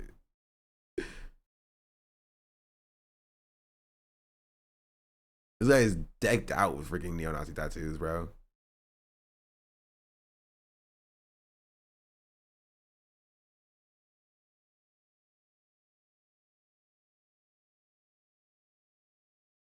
Where's the other one? Oh, where's that? Okay. Freaking you. Okay, there it is what I was looking for. Yeah, but Hegs is on the other side, so.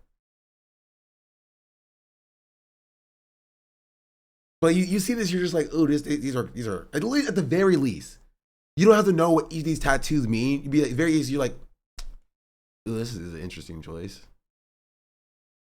You know what I mean? It's an interesting choice at the very least. You should raise some eyebrows. But like, I don't. Maybe Druffer didn't even cover this.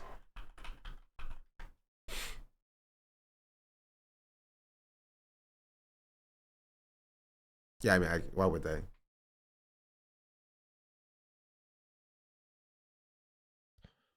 He just likes the Crusaders. Okay, saying Defenders. That's a crazy defense, though, isn't it? He likes the Crusaders. Do they know what the Crusades were? They were not good. They were bad. Blue flags at half staff and put his face back up on the Jumbotron and held very special episodes of podcasts and television shows. If they did all of that, condemning the killing one thing, but if they did all of that in his memory, celebrated him, would it be fair? Would it be fair for someone to go, wait a second, assassination, bad, terrible, but can we have a conversation about what it means to lionize, celebrate, and deify this particular individual? So we talked about it on the podcast, what it means for anyone to celebrate a political assassination. Sure. We talked about that, energetically what it means and what it means structurally, right? However, and the however is compartmentalizing that. Ta-Nehisi Coates wrote beautifully in Vanity Fair, which I suggested everybody go read. Oh, wait. It's also funny because, like, Ezra Klein also addressed the Ta-Nehisi Coates post. And then Ryan Grimm ended up defending Ezra Klein. So, like, they end up on the same side of that issue, too. And then there's new controversies from him defending Ezra Klein. Maybe they're just friends. Because I'm pretty sure Ezra Klein is probably a nice person to talk to. You know? I don't get why Die on This Hill, my neighbor, older white lady, realized Charlie Kirk was a piece of shit. Because they're accessible. Right? Ryan Grimm, on top of being a journalist, is also a political commentator. Charlie Kirk, even though he sucked, was also a political commentator. Right? It's the reason why Dean Withers was crying over Charlie Kirk dying. Right? They see them as accessible. They see like, oh, that could have been me. I could be next. Right? So they're projecting themselves onto Charlie Kirk. We are Charlie Kirk. We carry the flame. Right? So they have an easier time putting themselves in the shoes of Charlie Kirk as opposed to like the black people who were harmed by his rhetoric. You know what I mean? And that's kind of it. What it means to then pretend like someone is something other than what they were. Like what that means for us. Right. Energetically, intellectually, what that means. What Ryan is saying right now about Soleimani is true. You have to condemn political assassination straight out. And also, but also, right, the assassination of Soleimani is bad, right? One of the, not I'll say primarily, but like partially because of the expansion of American imperialism and interventionism in the Middle East, right? That's like a big part of why it's bad. Not the only reason why it's bad, but that's also a big part of why it's bad, right? That's not the case with Charlie Kirk. It was not the American enterprise assassinating its political enemies using state power to do it, right? It was some rogue, random 21-year-old allegedly who picked up a gun and, murked out Charlie Kirk. That's it, right? That's it. That's what, not according to Candace Owens, who also got it right. Yeah. So people being like, you have to condemn this killing of Charlie Kirk. Why? He wasn't killed by the state. But he's like, oh, if you were against Soleimani being killed, you have to be against Charlie Kirk being killed. Like, do you? Is that the same thing? Do you see Tyler Robinson as Donald Trump? Are they the same person? Do they hold the same institutional power?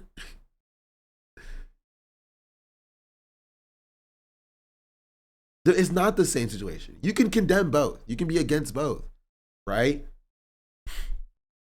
And that's fine. But to sit here and act like it's like morally consistent to be against like all political assassinations when this like it's not the same situation, right? Like if somebody did it to we'll say a Hitler, I was gonna use an example, but like I probably shouldn't use an example of somebody who's still alive right now. That wouldn't be a good example. But like someone did it to Hitler. Somebody got a gun and murked out Hitler. Well, Hitler did it to himself, so like But like if somebody got a gun and murked out Hitler to stop the Holocaust, would that be bad? It would be a political assassination. Would that be a bad thing? Right? Or maybe we have to understand and acknowledge the usage and utilization of state power and how that plays a role into it, and whether or not assassinations come at the expense of the people in a region to the benefit of the capital owners in a different region, right? There's a nuanced conversation here about like how bad the political assassination is and whose interests are served by it. Instead of just being like, oh, all people who are killing people are bad, right? Because that's what Israel does. Israel's like, oh, well, you killed some Israelis, so we get to murder your entire population.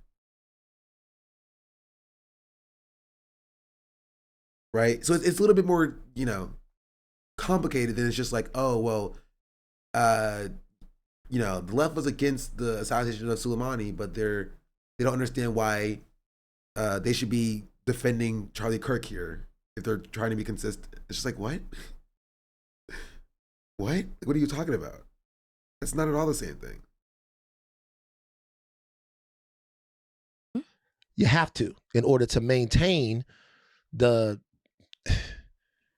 structure of American foreign policy, what it means for us to be subject to international law, things like that. However, if in fact people were then to celebrate him, which I'm sure there were people that were celebrating him somewhere, but if they were to celebrate him here in our society, would it not be okay to have a debate or a conversation about who that person was? Look, what you're saying right there is that the bullet has the power to brainwash everyone. It's essentially like Superman's kiss. You never saw Superman? No, I don't know this. What an interesting reference to make. So in the original Superman, you don't give a fuck? Okay. It essentially means the bullet is the most important thing. That essentially makes the most important achievement of Charlie Kirk's life his assassination. And I would go as far as to say, like, explaining what Van is talking about here, right? The bullet makes Charlie Kirk a good person. Charlie Kirk being assassinated makes him a good person. If you're arguing on Ryan Grimm's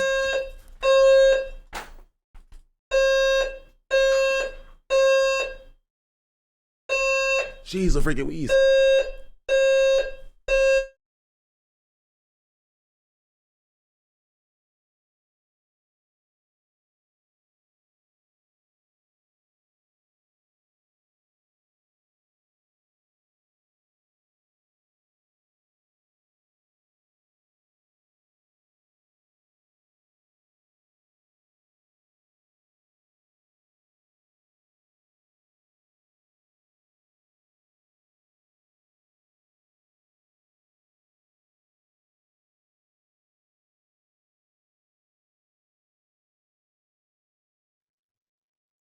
That in and of itself, we cannot let anything, including an assassin's bullet, take us away from our ability to have conversation and contextualization around something. But they did not stop. They did not stop. Continue. I think description from his perspective. Right. And he says the chief proponent of which is the president of the United States. Yeah. You can't kill everybody who agrees with the president. And again, like, this is, Donald Trump won the popular vote this time. Charlie Kirk was winning hearts and minds on social media. Like, there were a lot of people who followed that guy. He had a lot of fans. Donald Trump has a lot of fans. There are a lot of people who believe what Charlie Kirk and Donald Trump believe. And some of them, by the way, Sagar and I believe some of what Donald Trump and Charlie Kirk believe. And it is just the idea that we've inflated, and Ryan, you wrote a fantastic piece about this I always talk about, but Elephant in the Zoom, about the overinflation of definitions that the left has engaged in. And I'm not, again, saying the right doesn't do it too, and I shouldn't even be doing this throat clearing again, because a conservative was just shot in cold blood on a college campus. But that's a real problem, I think, that the left has had over the last 10 years, is overinflating some of these definitions: racism, bigotry, sexism, misogyny. Again, there are real, practical, literal definitions of some of those terms that can be applied to people on the right. Like, I'll debate whether I want you guys to listen to what's about to happen right now. They're about to talk specifically about Charlie Kirk's statements on Ketanji Brown Jackson, Sheila Jackson Lee, and Michelle Obama. I want you to listen closely here. Listen closely. That's the argument. But it's literally not true. Like, Charlie Kirk did not believe that people were inferior because of their race. He did not believe that. His quotes in context did not say that, and he didn't live his life that way. He worshipped with people of all faith, of all stripes and all different backgrounds. He had Turning Point outreach to young Black conservatives, young Black Americans. He was like nothing but compassionate towards gay conservatives and actually gay liberals when he was in conversation with them. So disagree with how he handles those things, sure, but to impugn him and say that he thinks people are lesser than in like actual, like their worth as human beings. That's a different question than what you think the policy implications of his beliefs are. And that's what I think gets really. They're testing the firearm, and Nix does not like it at all.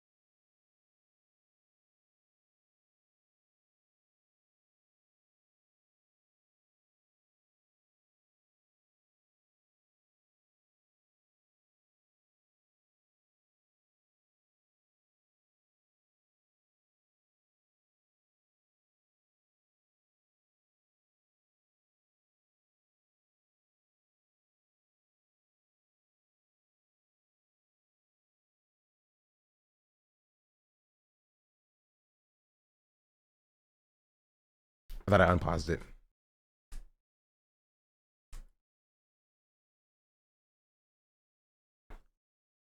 Sorry, there was a fire thing. There's a fire alarm test thing going on. I thought I played. Here in the United States, flew flags at half staff and put his face back up on the Jumbotron and held very special episodes of podcasts and television shows. If they did all of that, condemning the killing one thing, but if they did all of that in his memory, celebrated him, would it be fair? Would it be fair for someone to go, wait a second, it's loud.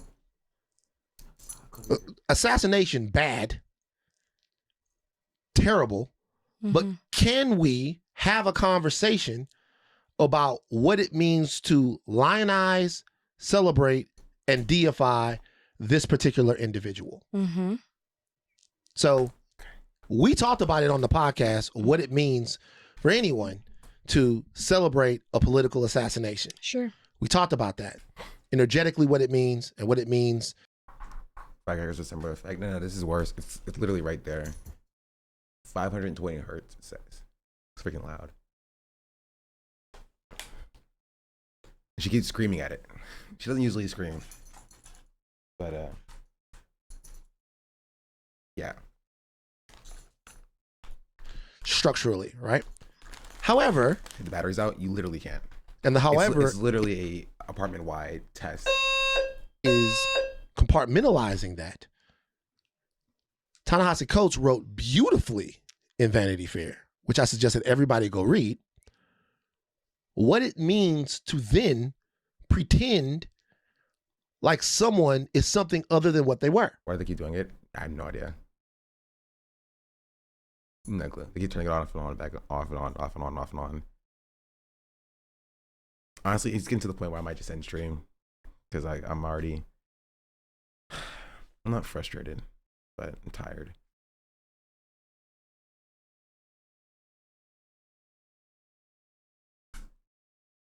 I'm gonna take Nick for a walk so she doesn't have to sit in here because it is loud. Go to sleep. I can't go to sleep with this on. I'd probably just eat some mambas. But I mean, it can even the prime for a year. Much appreciated. Hey, baby girl. You can't have my mambas. What's good? But you know, we'll just keep going. If it keeps happening, I'll think about it. Like what that means for us, right? Energetically, intellectually, what that means. What Ryan is saying right now about Soleimani is true. You have to means for us to be subject to international law, things like that. However, if in fact people were then to celebrate him, which I'm sure there were people that were celebrating him somewhere, but if they were to celebrate him here in our society, would it not be okay to have a debate or a conversation about who that person was? Look, what you're saying right there is that the bullet has the power to brainwash everyone. It's essentially like Superman's kiss. It had. You never saw Superman? No, I don't know this. So in the original Superman, you don't give a fuck? Okay. It essentially means the bullet is the most important thing. That essentially makes the most important achievement of Charlie Kirk's life his assassination. That in and of itself, we cannot allow that. We cannot let anything, including an assassin's bullet, take us away from our ability to conversate and have conversation and contextualization around something. But they did not stop. They did not stop. Continue. I think description from his perspective. Right. And he says the chief proponent of which is the president of the United States. Yeah. You can't kill everybody who agrees with the president. And again, like, this is Donald Trump won the popular vote this time. Charlie Kirk was winning hearts and minds on social media. Like there were a lot of people who followed that guy. He had a lot of fans. Donald Trump has a lot of fans. There are a lot of people who believe what Charlie Kirk and Donald Trump believe. And some of them, by the way, Sagar and I believe some of what Donald Trump and Charlie Kirk believe. And it is just the idea that we've inflated, and Ryan, you wrote a fantastic piece about this I always talk about, but Elephant in the Zoom, about the overinflation of definitions that the left has engaged in. And I'm not, again, saying the right doesn't do it too, and I shouldn't even be doing this throat clearing again, because a conservative was just shot in cold blood on a college campus. But that's a real problem, I think, that the left has had over the last 10 years, is overinflating some of these definitions: racism, bigotry, sexism, misogyny. Again, there are real practical, literal definitions of some of those terms that can be applied to people on the right. Like, I'll debate whether I want you guys to listen to what's about to happen right now. They're about to talk specifically about Charlie Kirk's statements on Ketanji Brown Jackson, Sheila Jackson Lee, and Michelle Obama. I want you to listen closely here. Listen closely. That's the argument, but it's literally not true. Like, Charlie Kirk did not believe that people were inferior because of their race. He did not believe that. His quotes in context did not say that, and he didn't live his life that way. He worshipped with people of all faith, of all stripes and all different backgrounds. He had Turning Point outreach to young Black conservatives, young Black Americans. He was like nothing but compassionate towards gay conservatives and gay liberals when he was in conversation with them. So disagree with how he handles those things, sure, but to impugn him and say that he thinks people are lesser than in like actual, like their worth as human beings. That's a different question than what you think the policy implications of his beliefs are. And that's what I think gets really, really dangerous. Yeah, and one of the quotes that I see going around all the time is where he said something like, if I see a Black pilot, I'm going to wonder if they're worse. Yes. And I understand why everyone on the left sees that as a completely racist thing to say. Yeah, you see a Black person and your mind goes inferior. The point that he was trying to make, I'm not defending him here, but the point he was trying to make was, because of the existence of, in their minds, quotas. I don't think there are quotas, but let's say there were in his mind, he thinks there are quotas where affirmative action requires an airline, to hire X number of Black candidates, whether or not they have X number of Black qualified candidates. That's in his mind.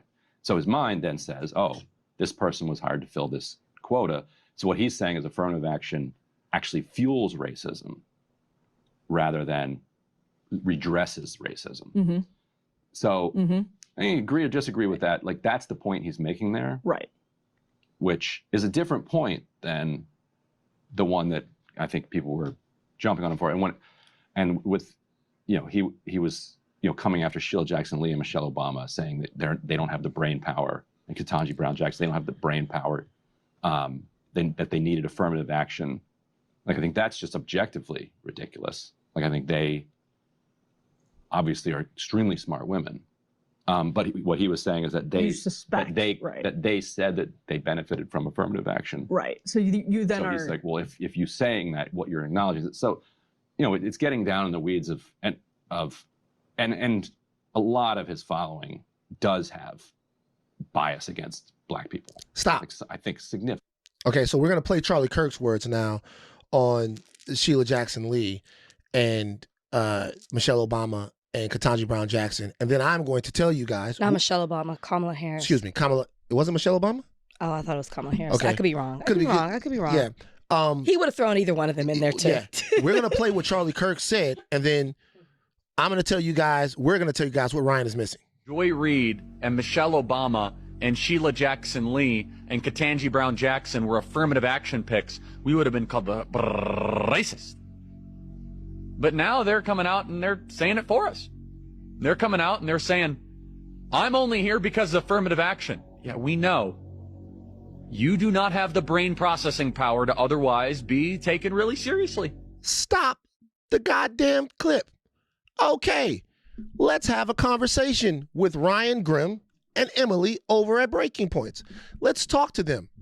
We know. We know. We know you're not as smart. So the affirmative action part of this is him. This was framed on their show as saying they came out and said that they were affirmative action beneficiaries. Therefore, we must assume that they weren't as smart. No, that's not what he said. What he said was, we knew that you weren't as smart, and the fact that you are a beneficiary of affirmative action is not a surprise. We know you don't have the brain processing power. Why wouldn't they have the brain processing power? Why?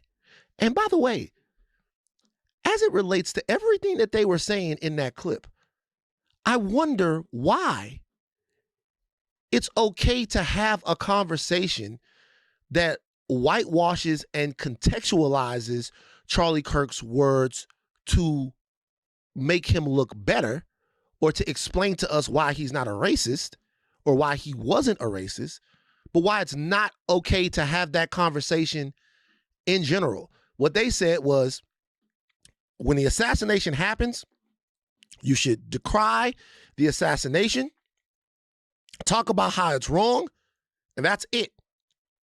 Then they went on to have a conversation about contextually who Charlie Kirk was.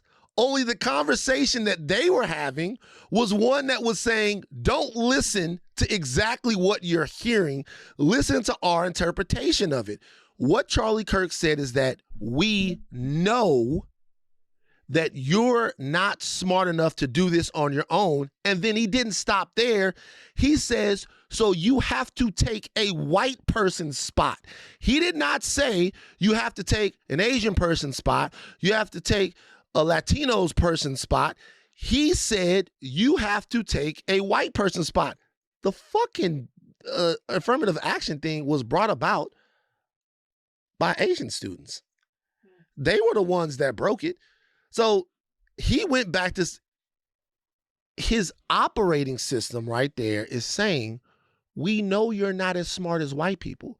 So when you get there, this is the reason why. Last thing I'll say. They go on in this clip to say how it's important to contextualize the Trump and MAGA movement as a whole, and Charlie Kirk as an extension of that movement.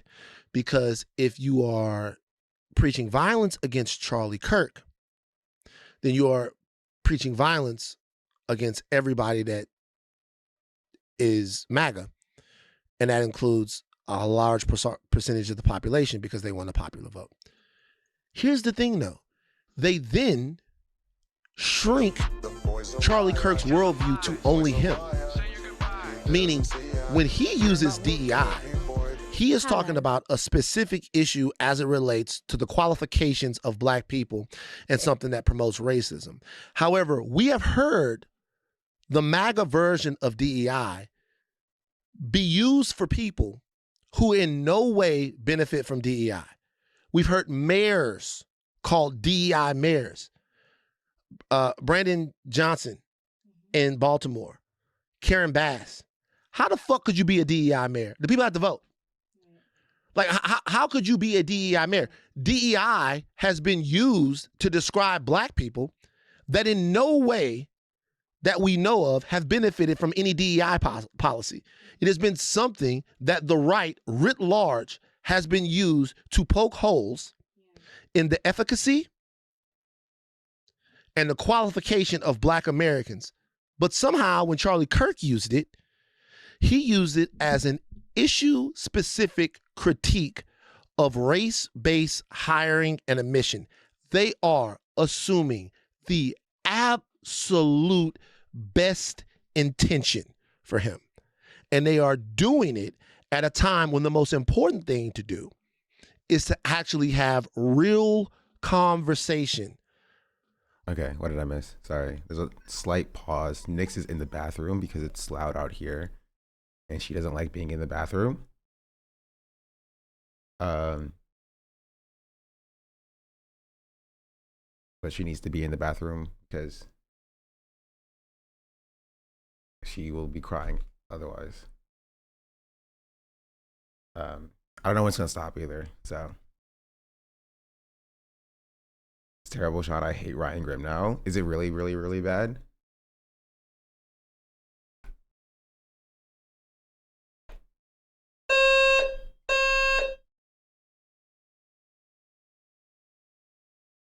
Told you it was loud. I can only unmute in between beeps.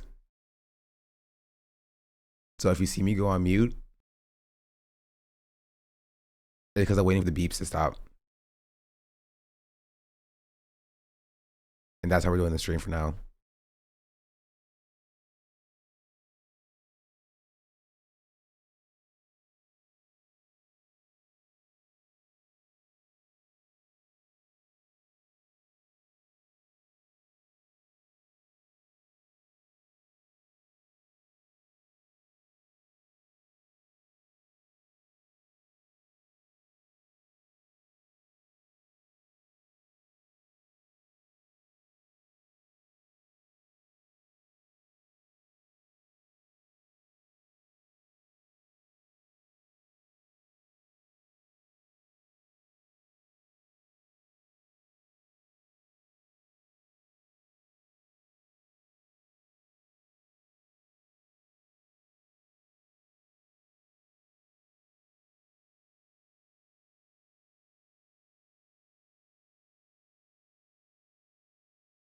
Okay.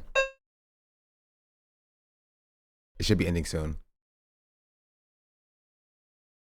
Come and check the alarms. I'm just gonna play it now.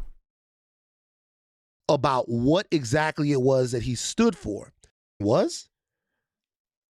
Look, what you're saying right there is that the bullet, but they did not stop.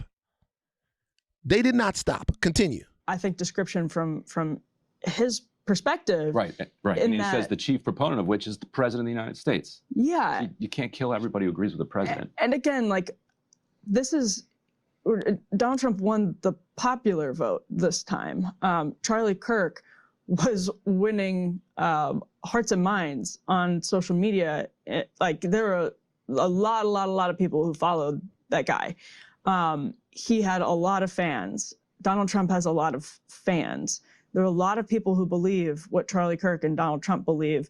And some of them, by the way, Sagar and I believe some of what Donald Trump and Charlie Kirk believe. And it is just the idea that we've inflated, and Ryan, you wrote a fantastic piece about this I always talk about, but Elephant in the Zoom, about the overinflation of definitions that the left has engaged in. And I'm not, again, saying the right doesn't do it too, and I shouldn't even be doing this throat clearing again, because a conservative was just shot in cold blood on a college campus.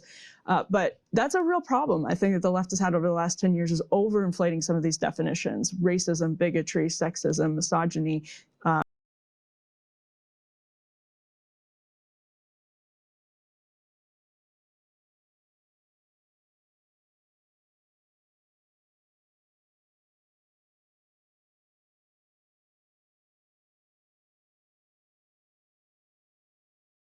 I don't agree with that.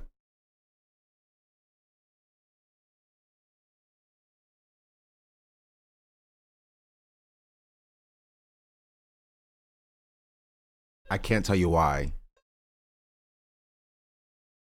Because the alarm's going off. And I want to tell you why. But just believe me when I say I don't agree.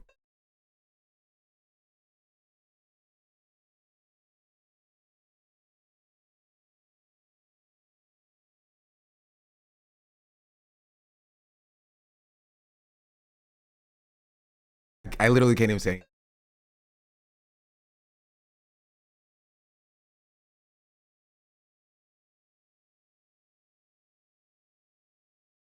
Again, there are real practical, literal definitions of some of those terms that can be applied to people on the right. Like I'll debate whether I want you guys to listen to what's about to happen right now. They're about to talk specifically about Charlie Kirk's statements on Ketanji Brown Jackson, Sheila Jackson Lee, and Michelle Obama. I want you to listen closely here. Listen closely. That's the argument, but it's literally not true. Like Charlie Kirk did not believe that people were in.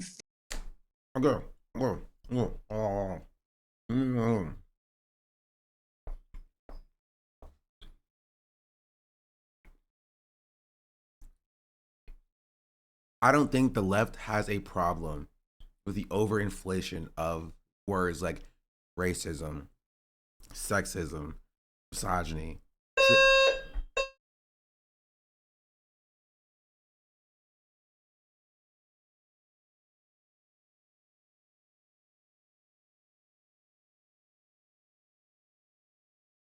Racism, sexism, misogyny, or what have you, right?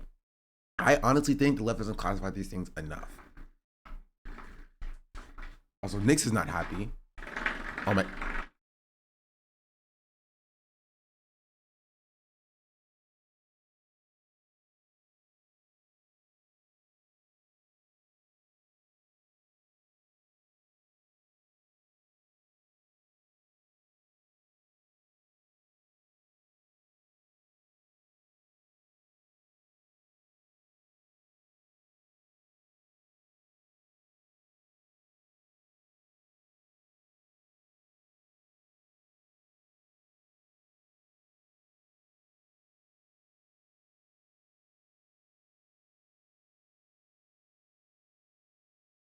Bro. Do you hear Nix as well? She's being insane, but if I let her out here, she'll be crying when the alarm goes off. There's no good solution here. There's no good solution here. Foreign, thank you for the raid. You rated at the best time, some would say. And that is just my apartment decides to do a fire alarm test, so I can't get 2 words out. But I hope you had a good stream. Oh my goodness. And Nick is going crazy. Okay. Let's just.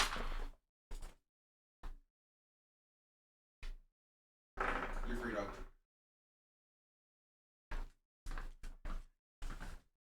Come here, baby girl. It's the blackest thing I've heard today, not at fire alarm. It's not even my fault, bro. My apartment is testing the fire alarms. Okay, and she hates it. She has big ears.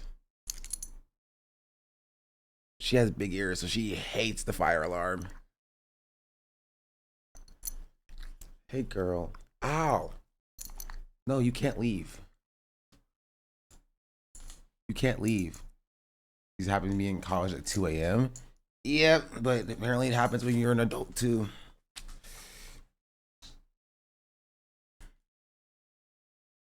You need some eye bleach, pets. What did you cover? Even though I unmuted, all of it would add to the stream. No, it would also hurt my ears because I could hear it even louder through my headphones. But maybe it's done. Maybe. Epstein, unfortunately. Oof. Yeah, that's rough.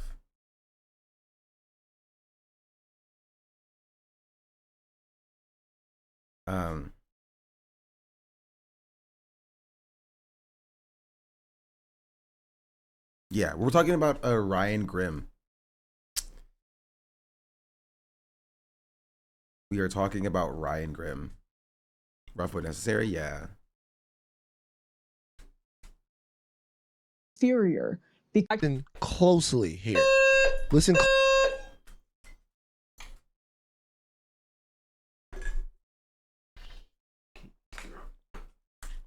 It's okay, baby girl. It's okay, baby girl. It's okay. I know it's loud. I know. It's not my fault. Not a husky? Yes, she's a husky. And she's loud. Like, she'll let you know. Hey, go ahead. Come on. Come on. Sit. Hey, what did I say? Sure. You go outside? All right, I'm gonna let her out.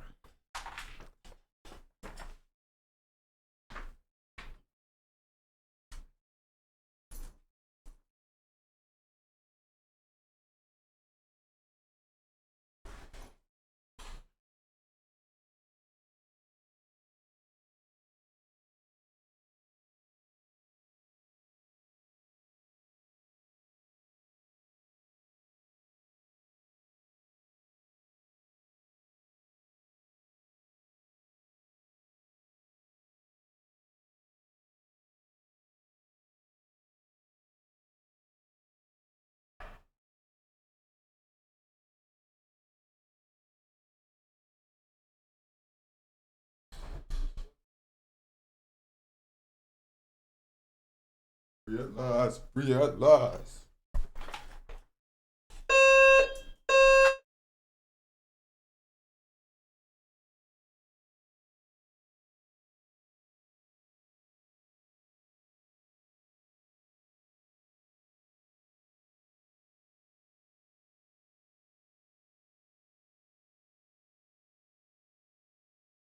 I was not free at last. I was indeed not free at last. Gosh darn it, Martin.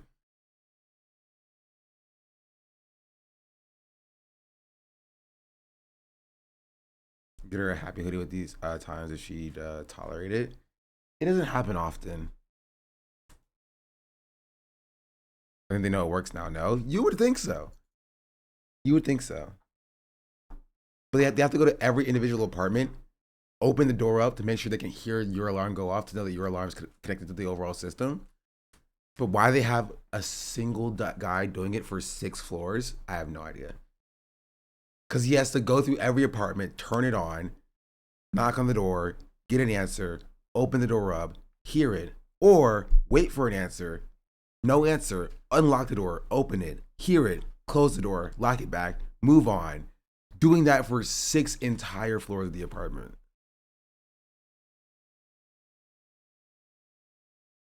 Right? So, sounds awful.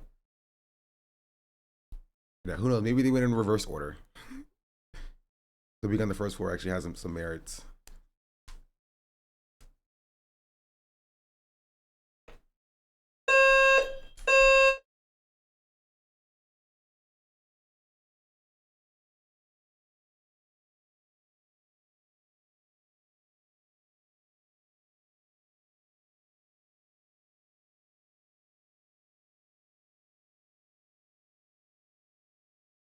Just when you think you're safe, yeah, they know how to pull me back in. They know how to pull me back in. Closely. That's the argument, but it's literally not true. Like, Charlie Kirk did not believe that people were inferior because of their race. He did not believe that. His quotes in context did not say that. And this is so crazy for supposed leftists to do, by the way. This is insane for supposed leftists to do. Charlie Kirk 100% believed people were inferior based on the concept. He didn't live his life that way. He worshipped with people of all faith, of all stripes and all different backgrounds. Did you not hear what he said about black pilots, bro? He said, man, if I got it on a plane and saw a black pirate, I was like, I think, boy, I hope he's qualified. Emily's not a leftist. She's a conservative journo. Okay, but yeah, I'm talking about Emily, right? Ryan brings this up. The black pilots thing. Oh, just wait. He had Turning Point outreach to young black conservatives, young black Americans. He was like nothing but compassionate towards gay conservatives and actually gay liberals when he was in conversation with them. So disagree with how he handles those things, sure, but to impugn him and say that he thinks people are lesser than in like actual, like their worth as human beings. That's a different question than what you think the policy implications of his beliefs are. And that's what I think gets... Honestly, even if it was, you're still wrong, but it's not. And so you're wrong. Like, it is not separate from what policies he's advocating for. If he advocates for anti-black policies, he does think black people deserve less.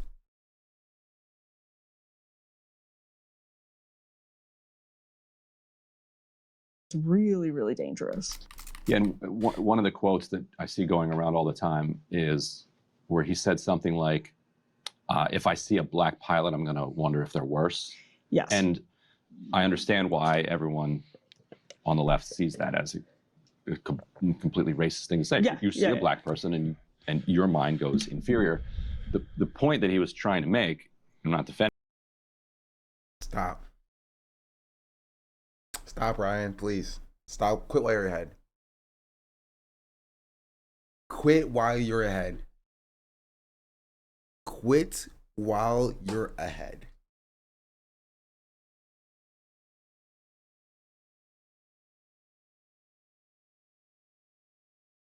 You don't understand. Like, I'm not saying I agree with it, but the point that he was trying to make is about DEI. And this is the important part, right? Ryan Grimm agreed with Charlie Kirk. I was going to say agrees, but Charlie Kirk is dead. Ryan Grimm agreed with Charlie Kirk on DEI.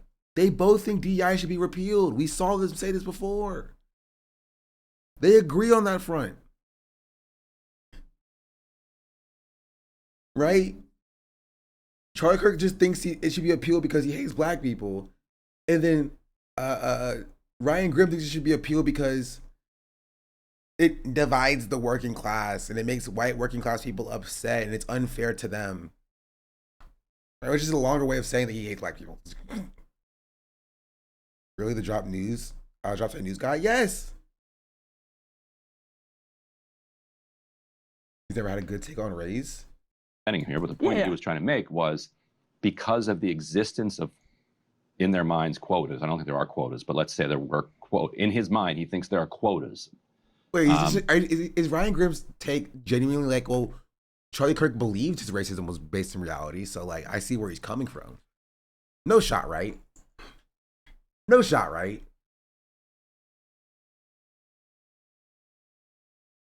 Would he accept that for Israel? I keep coming to this back because the drop site is brought as or is positioned as this like beacon and bastion of good pro-Palestinian journalism, which it is.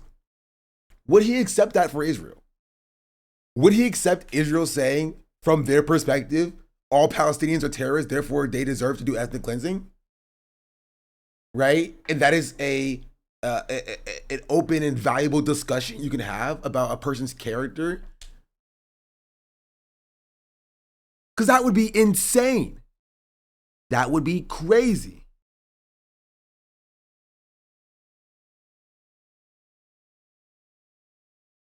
Probably get the reposts. Everyone forgets about that. I would hope not. But that's what Charlie Kirk is doing. Where affirmative action requires an airline, to hire X number of black candidates, whether or not they have X number of black qualified candidates. That's in his mind. So his mind then says, oh, this person was hired to fill this quota. So what he's saying is affirmative action. That's racist. That's racist. This is literally like you have to describe the very, very basic tenet of what racism is and how racism, like if to Ryan Grimm, if Charlie Kirk does not wear a Klan hood and sling the N-word, he can't be racist. That's what Ryan Grimm is saying. Well, in his mind, affirmative action is an illegitimate institutional system that positions unqualified people, in some of this case, black people, unqualified black people in positions that white people rightfully deserve and they're unqualified for. And so in his mind, when he sees a black pilot, his mind goes to affirmative action, which is a legitimate thing, and that's where it comes from. Instead of just being like, oh, I don't know, affirmative action being a system that promotes unqualified black people is an inherently racist position. And you should not even argue on its basis and framework because it's inherently wrong and racist. I enjoy breaking points more and more, but somehow Emily gets worse. As you learn more, Ryan has his issues. Sagar has always been himself.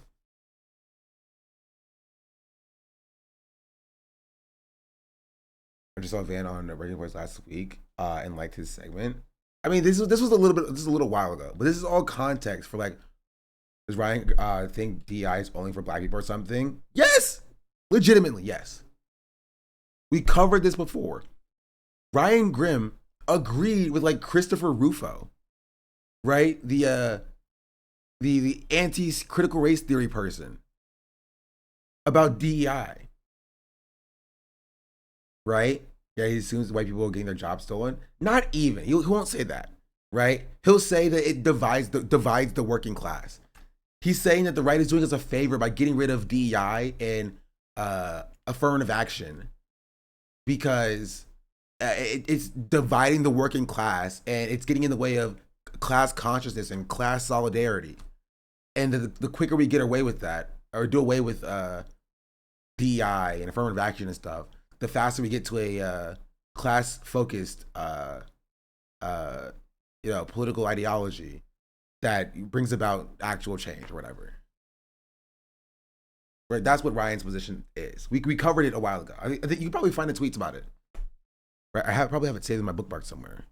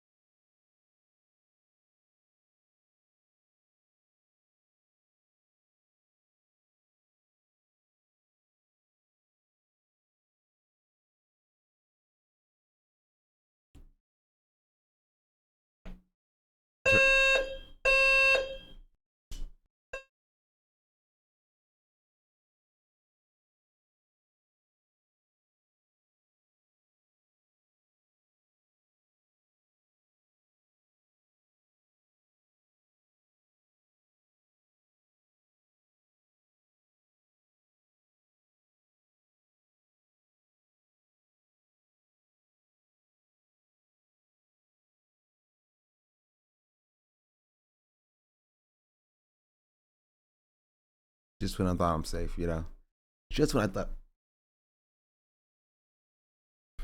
I was safe. Oh, but yeah, it was this. This was January of last year.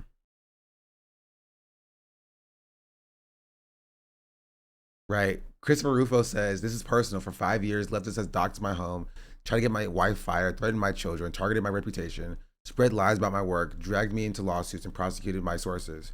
We're going to abolish DEI everywhere, then salt the earth. Ryan said, DEI was an active impediment to the project of building a multiracial working class movement capable of taking on corporate and oligarch power. Rufo did the left a favor by nuking it. Right? It was this position.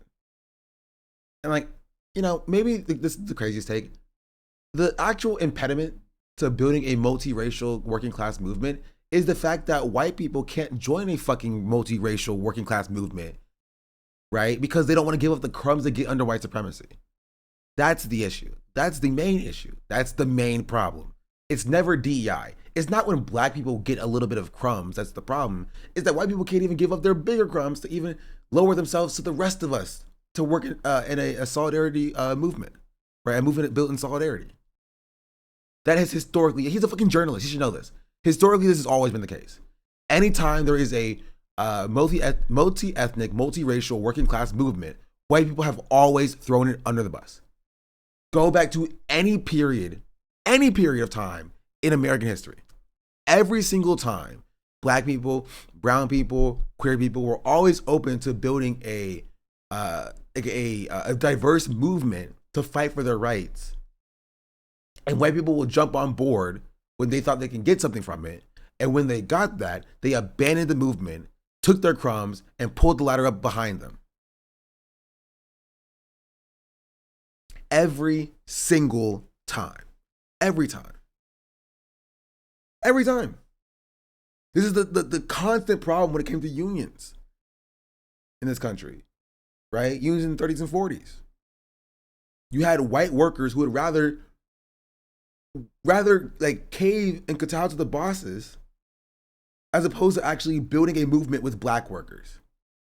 You had Irish and Italian white people, right? They're saying Irish and Italian at the time, who were faced with oppression and discrimination, giving up that solidarity to be absorbed into the holistic branch of whiteness. Every single time.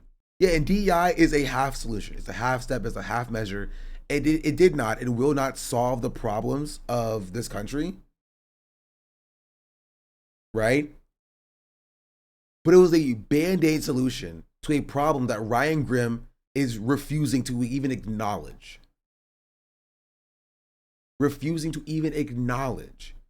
Because if you acknowledge that there is disparity as it pertains to race when it comes to pay, when it comes to holding certain positions, holding certain levels of, excuse me, certain levels of like executive positioning and stuff like that. If you acknowledge that disparity does exist, and you want to throw away something that even tries to attempt to solve the problem with no motivation, right, or no intention of replacing it with something better, you don't even care about solving that problem.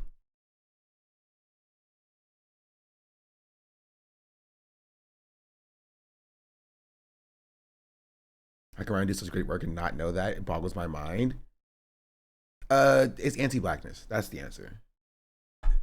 And if you want to get really deep into it, white leftists, right, white communists, white socialists, whatever, are fine with co-signing anti-blackness so long as they get, because they don't care about it either. As long as as long as a person is good otherwise, it's not a non-starter for them. You know what I mean? It's not a deal breaker for them. They have no red line for anti-blackness, right? So Ryan Grimm does do good work. He does do good reporting, right? But he has consistently underperformed on black issues. But because they're not black, they don't care, right? And if you are black and you're like, hey, you're leaving out a lot of context to your positionality, right? Your takes and your positions and your ideology is rooted fundamentally in anti-blackness. They'll call you a lib, exactly.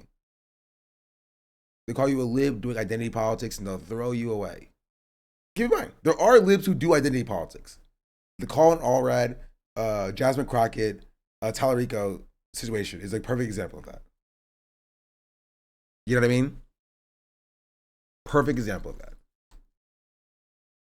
But they put all black people in that box because black people are monolithic.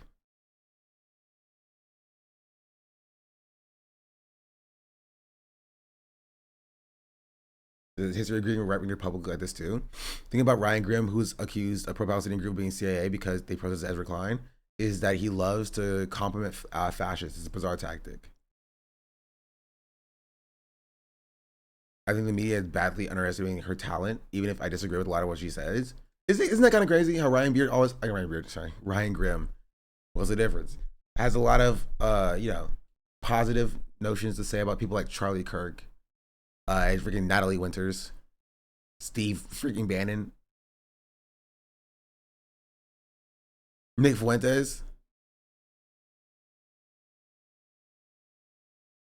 Chris Rufo.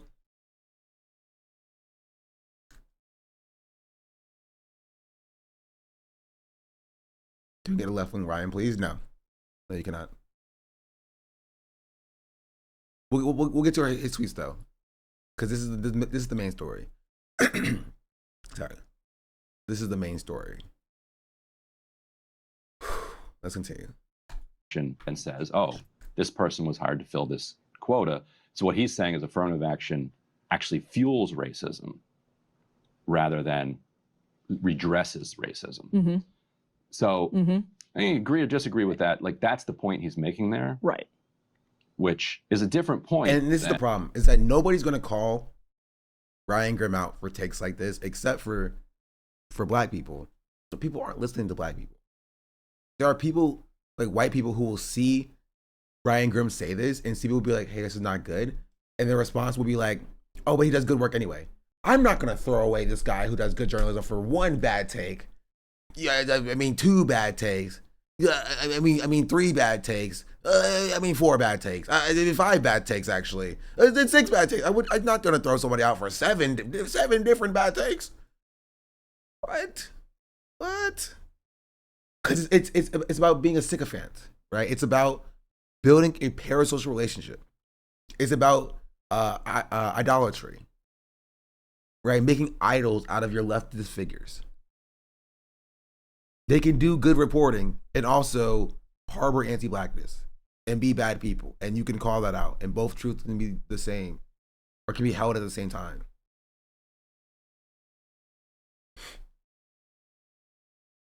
And the one that I think people were jumping on him for, and with, he was, coming after Sheila Jackson Lee and Michelle Obama, saying that they don't have the brain power, and Ketanji Brown Jackson, they don't have the brain power, that they needed affirmative action. Like, I think that's just objectively ridiculous. Like, I think they. Yeah. Okay. If you understand that that's ridiculous. Oh, wait. Okay. Yeah. He understands that's ridiculous. Doesn't think it's racist. That's the kind of the point. Right? To Ryan Grimm, it's only ridiculous. It's not racist. Right? Charlie Kirk is only factually incorrect about some things. It is not harboring bigotries. You know what I mean? And harboring bigoted beliefs about black women, black people holistically, what have you. Obviously are extremely smart women. But what he was saying is that they said that they benefited from affirmative action. Right. So you then he's like, well, if you saying that, what you're acknowledging is so, it's getting down in the weeds of a lot of his following does have bias against black people. Stop. I think significant. Okay, so we're gonna play Charlie. Why is Ryan Grimm so quick to absolve Charlie Kirk from holding racist beliefs?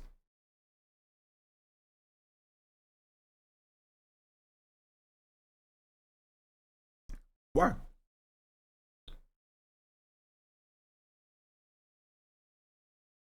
Because he's racist too. This is why. And part of it is because he agrees with some of Charlie Kirk's beliefs, and if he calls Charlie Kirk racist, he'd be calling himself racist by proxy, because he agrees that affirmative action is bad. That's it. He also thinks, as we looked at here, he also thinks affirmative action is bad. He went back and forth about this for a while. He quotes this tweet. The tweet's gone now, so we didn't even know what this says.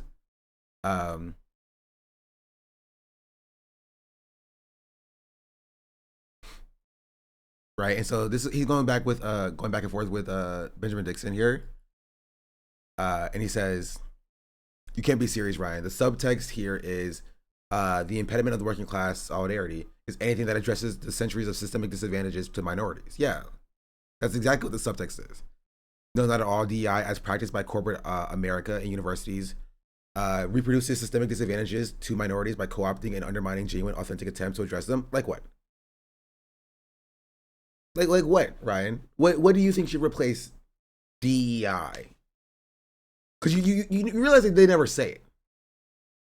Like, sure, DEI is at best a band-aid solution, and at worst makes black people feel like something's happening that's not happening. Whatever. What do you think should replace it? Right? WEI?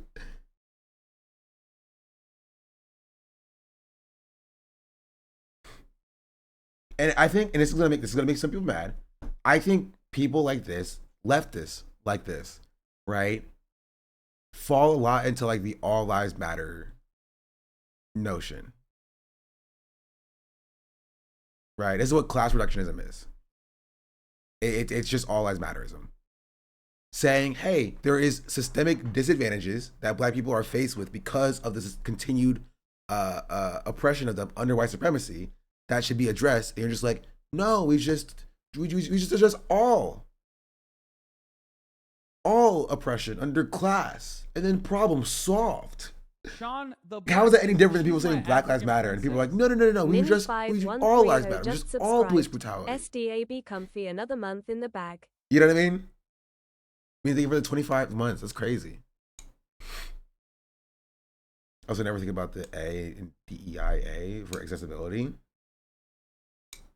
All lives colorblind is all that.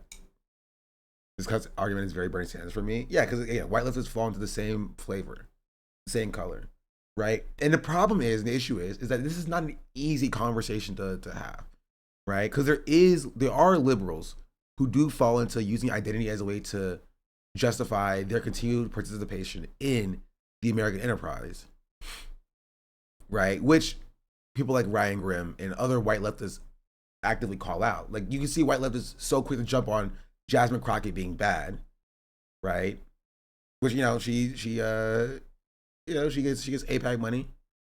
She votes to give funds to Israel. She is bad. She's not good, right?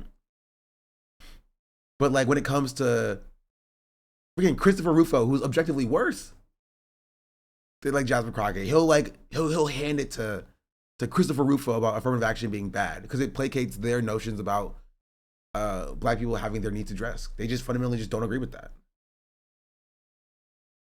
They just fundamentally don't agree with it.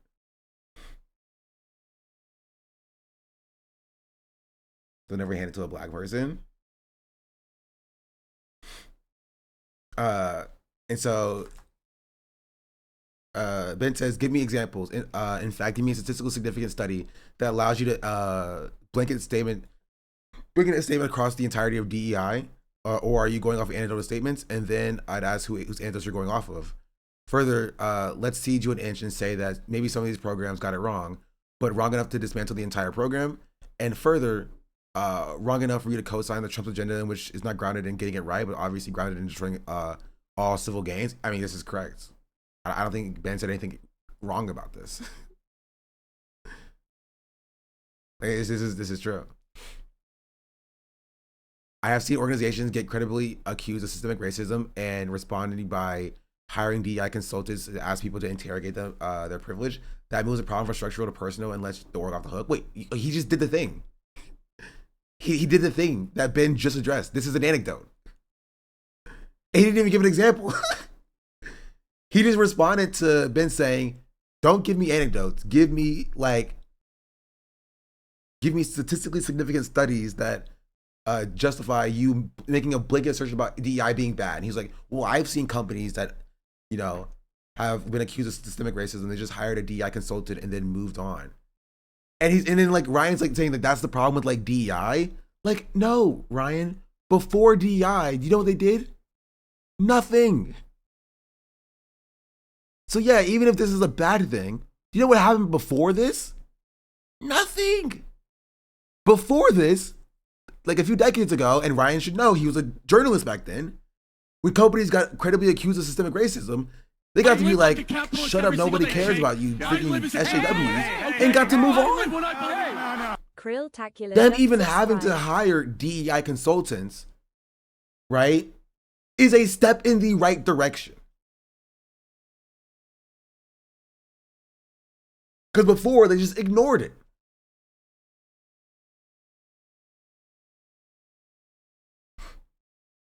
Does that make sense? Spectacular thing for the tier 1. 7 months. Can the perfect be the enemy of good? And people understand that. These leftists understand that when it comes to handing it to freaking Christopher Rufo and Charlie Kirk.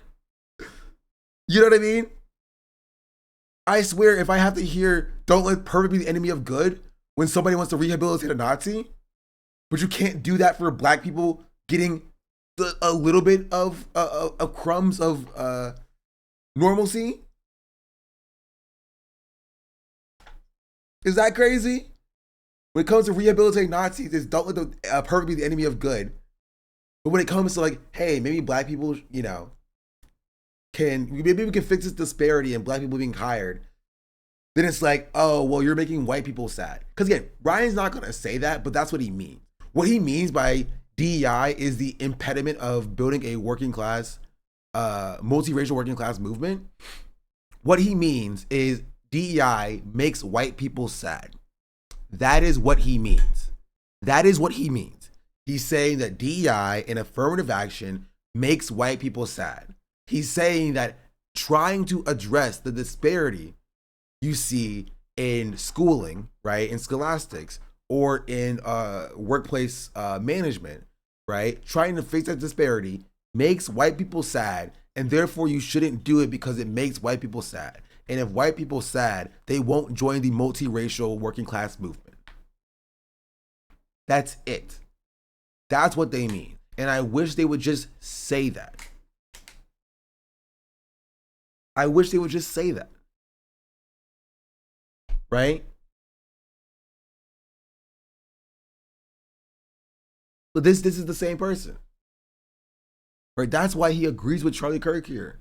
That's why he's like saying, no, Charlie Kirk's not racist. No, he doesn't think that black people are inherently inferior to him. It's like what conservatives do, like what homophobes do. We're like, what? How can I be homophobic? Like phobia means you're scared of something. I'm not scared of gay people, right? So I can't be homophobic. Like, no, you hate gay people. Like, you do.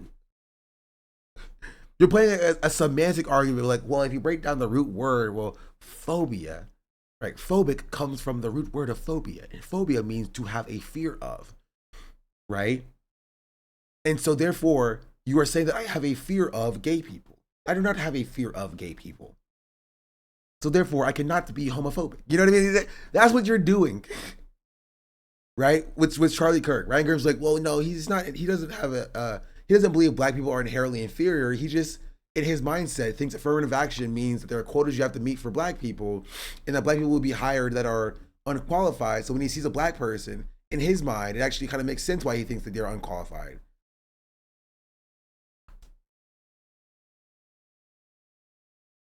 This is a conversation I've had with my brother about homophobia. He's trying to explain to my mother that she's Islamophobic. Okay, that should be easier because, like, a lot of Islamophobia is based in irrational fear.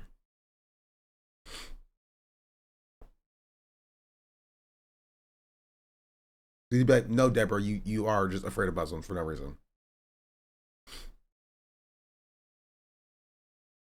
Charlie Kirk's words now on Sheila Jackson Lee and Michelle Obama and Ketanji Brown Jackson. And then I'm going to tell you guys. Not Michelle Obama, Kamala Harris. Excuse me, Kamala. It wasn't Michelle Obama? Oh, I thought it was Kamala Harris. Okay. I could be wrong. I could be wrong. Yeah. He would have thrown either one of them in there, too. Yeah.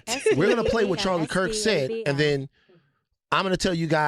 Who's did or us? Thank you for the 13 months. Much appreciated. Guys, we're going to tell you guys what Ryan is missing. Joy Reid and Michelle Obama and Sheila Jackson Lee and Ketanji Brown Jackson were affirmative action picks, we would have been called the racist. But now they're coming out and they're saying. And it's so weird to see him with his neck intact. His head's still small though. Very. His head is big, his face is small. In it for us. They're coming out and they're saying, I'm only here because. What? The last time I saw this man, his neck was intact. I'm sorry. I'm sorry, it wasn't intact. You want me to lie?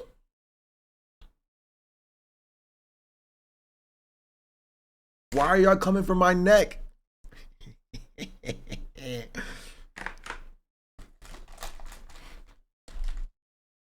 affirmative action. Yeah, we know. You do not have the brain processing power to otherwise be taken really seriously. Stop the goddamn clip. Okay, let's have a conversation with Ryan Grimm and Emily over at Breaking Points. Let's talk to them. We know. I'm scared that even if we do build a multicultural working class movement, the problem of black people will never be addressed and white leftists become the new Democratic Party, the worst, right? No, this is a completely rational fear to have because that is how it's always happened. Never let a white person tell you that that's not the case. that is literally based in a historical precedent. White people have always tried to coax black people onto the like left wing movement to build support and solidarity. And then once they got what they were looking for, they hop off the bus. Always. Happened in the union movement in the 40s. Right? They parlayed with black workers only so far as they demonstrated their power. Then the bosses came and were like, "Hey, we don't deal with those blacks over there, but we'll deal with you. You'll get we won't give you the $10 raise. We'll give you the $5 raise instead." Not to them though. And they're like, "Deal." They sell out the black workers to get things that help and benefit them specifically, leaving the black workers out to dry and making things worse for themselves. They could literally get double the pay if they actually parlayed with black workers and engaged in collective action with black workers. But they were more willing to harm themselves than to actually work with black workers. This has happened time and time again. There is zero evidence that after black people or after white people get what they're looking for, they will continue to fight. None. At all. And that's the problem with class exclusionary or exclusive ideologies. You know what I mean? Like, working on the basis of class is very good for garnering power holistically, right? It's very hard to get white people to care about racism. You can get black people to care about racism, but it's very hard to get white people to care about racism.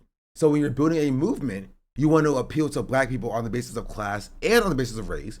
You want to appeal to women on the basis of class and on the basis of gender, right? And you want to appeal to white people, cis white men, on the basis of class and class specifically, right? Because that's their only marginalization. That is important for building power. However, when you're like, okay, we address class first because there's a lot of intersections between all these other identities. You have white women, they still work, they're women, so they're faced with the patriarchy, but like we'll get to that later. We're gonna focus class because they still focus by class, right? They're still messed up by class. Class still harms them. Black people, well, race harms them and white supremacy harms them, but like so does class. So if we focus on class, it'll help women and black people and white people and white men. Oh yeah, and white men as well. And so then boom, racism, class fixed. We overthrew capitalism. We instituted socialism as a transitionary state. Now we're moving on to communism, right? Why would white men, cis, straight white men, continue fighting against racism? Right? Hopefully it would be because they care about ending oppression.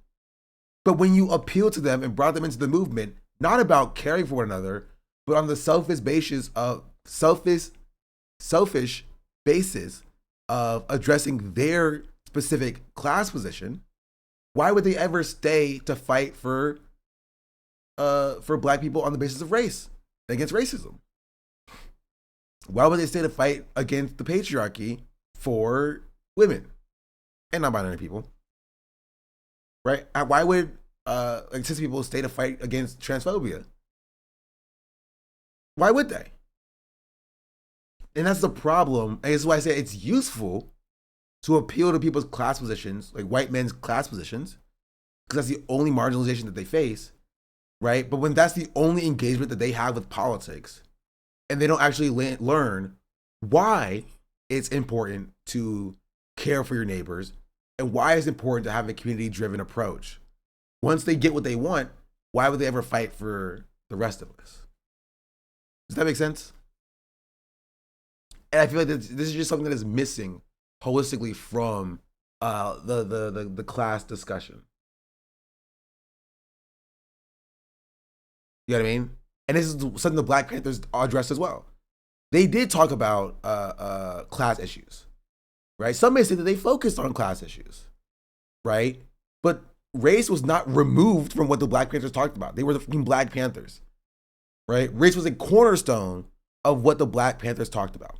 And white leftists love bringing up the Black Panthers being like, oh, well, see, they built a multinational or multiracial coalition of workers. So therefore, you need to stop caring about race and do what they did. Like, Black Panthers were a black identitarian group. They were a group based foundationally in the black identity and fighting for the liberation of black people. That's what they did. And I think nowadays you see this revisionism of history trying to revise the Black Panthers from being a group that talked about and targeted race specifically as a group that, you know, well, they were just like us, the white leftists. You know, the part where they asked the young patriots to stop waving the rebel flag? Of course they do. They always say, oh no, you don't understand. Huey P. Newton and the Black Panthers, that he built a coalition with racist white people. That's why we need to talk to racist white people. And it's just like, no, he talked to them and told them, y'all gotta stop flying that flag. Right? We'll parlay with you, but you need to stop flying that flag. And guess what they did? They stopped flying the flag. But nowadays, you'd be called a freaking woke scold. You'd be called a woke scold for telling the young patriots to stop flying the rebel flag. Like, oh, you're telling me I gotta take off this Klan hood? What? I gotta take off this Klan hood?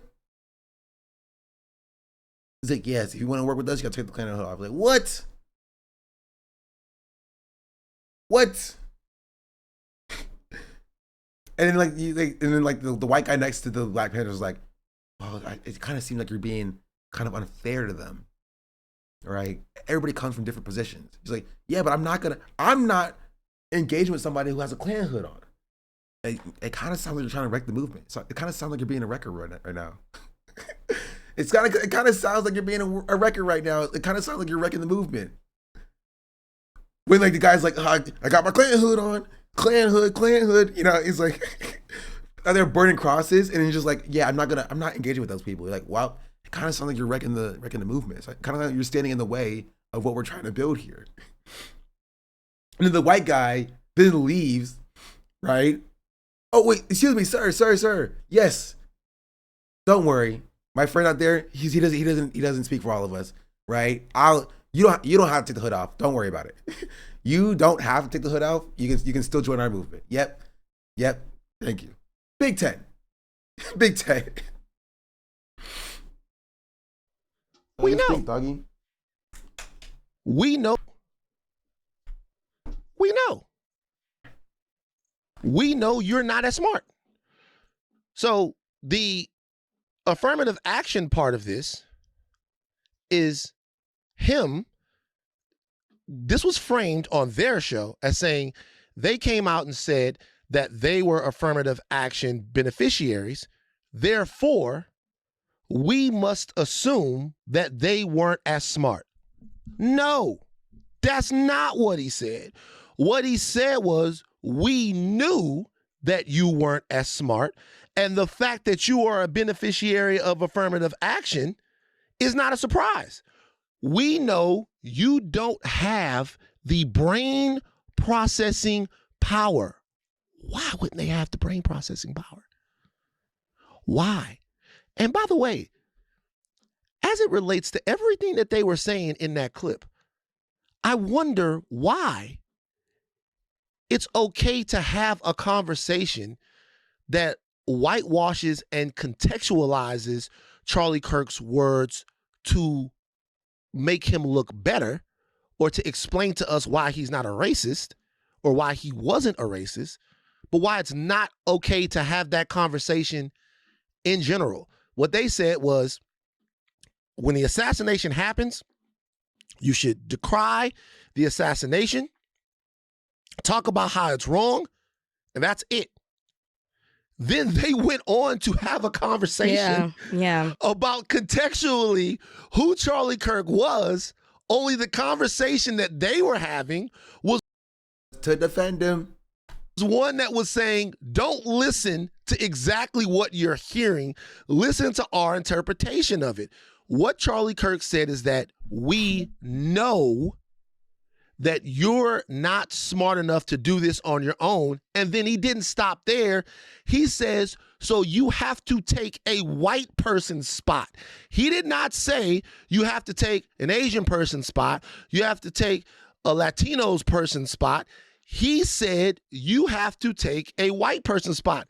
The fucking affirmative action thing was brought about by Asian students. They were the ones that broke it. So he went back to his operating system right there is saying, we know you're not as smart as white people. So when you get there, this is the reason why. Last thing I'll say. They go on in this clip to say how it's important to contextualize the Trump and MAGA movement as a whole, and Charlie Kirk as an extension of that movement. Because if you are preaching violence against Charlie Kirk, then you are preaching violence against everybody that is MAGA. What? And that includes... They did not say that, bro. They did not say that. He's like, man, I'm just, you know, I'm kind of happy what happened to Charlie Kirk. Happy. You're like, you hate my Grammy? You want to kill my Grammy? My Grammy loved Charlie Kirk. You want to kill her too? You're just like, nobody said that. A large percentage of the population because they won the popular vote. Here's the thing, though. They then shrink Charlie Kirk's worldview to only him. Meaning, when he uses DEI, he is talking about a specific issue as it relates to the qualifications of black people the right way. And something that promotes racism. However, we have heard the MAGA version of DEI be used for people who in no way benefit from DEI. We've heard mayors called DEI mayors. Brandon Johnson in Baltimore, Karen Bass. How the fuck could you be a DEI mayor? The people have to vote. Like, how could you be a DEI mayor? DEI has been used to describe black people that in no way that we know of have benefited from any DEI policy. It has been something that the right, writ large, has been used to poke holes in the efficacy and the qualification of black Americans. But somehow when Charlie Kirk used it, he used it as an issue-specific critique of race-based hiring and admission. They are exactly. Because that's what Ryan Grimm thinks that he's doing when he does this.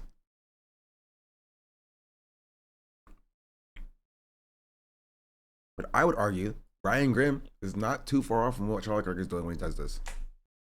It's not the same. Not too far off. Assuming the absolute best intention for him. And they are doing it at a time when the most important thing to do is to actually have real conversation about what exactly it was that he stood for. That way, when someone says we want to put a statue up of him inside the Capitol building, or we want to lionize him or celebrate him at a baseball game where you paid your money, or at a football game where you paid your money, you get to say, I'm not with that. Like, Is Ryan a liberal? No, he's a leftist. Yes? No, he's not a liberal. He's a leftist.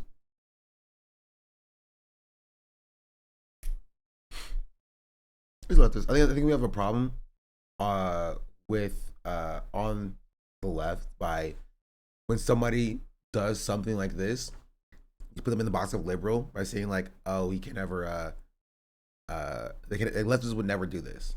The leftists would 100% be doing this. Term leftist sucks. I mean, it's the same as the term liberal, honestly. Liberal is a meaningless term, right? You have like neocon, neoconservative, neoliberal. You have reactionary conservatives. You have libertarian, So you have all the terms are meaningless. They're useless. It's a no true Scotsman oftentimes. Yeah. I don't know what Ryan did now. I've noticed over the years he's good at power, sometimes he's good at anything else. Well, then you kind of understand the beef. This is not even really beef, but you understand the critique.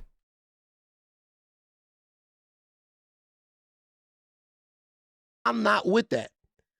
I am profoundly disappointed, and maybe I shouldn't be, profoundly disappointed in Breaking Points, in Ryan Grimm, and honestly, in Emily, who is normally a pretty consistent conservative. Is Emily white?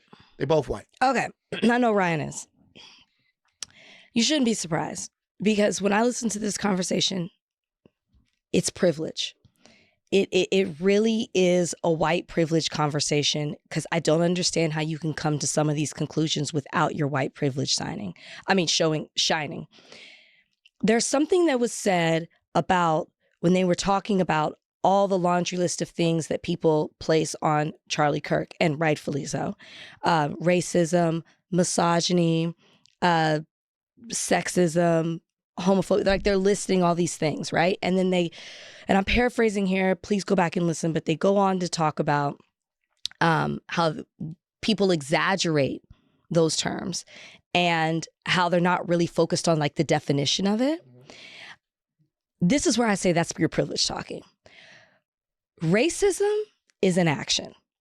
And it's not an exaggeration. And to reduce it to a definition and people not using it right shows me that you don't fully grasp, and how could you, as white people, what racism is. Truly, when I listen to that conversation, you wouldn't water down what Charlie Kirk was saying. You wouldn't speak on behalf of the group of people, the very people that he's offending. You would just report really and say, this is what was said and this is what people are saying about it. To report and give your opinion, it diminishes, in my opinion, what Black people feel and what the real problem is. And the only way that you are capable of doing that is to assert your own privilege.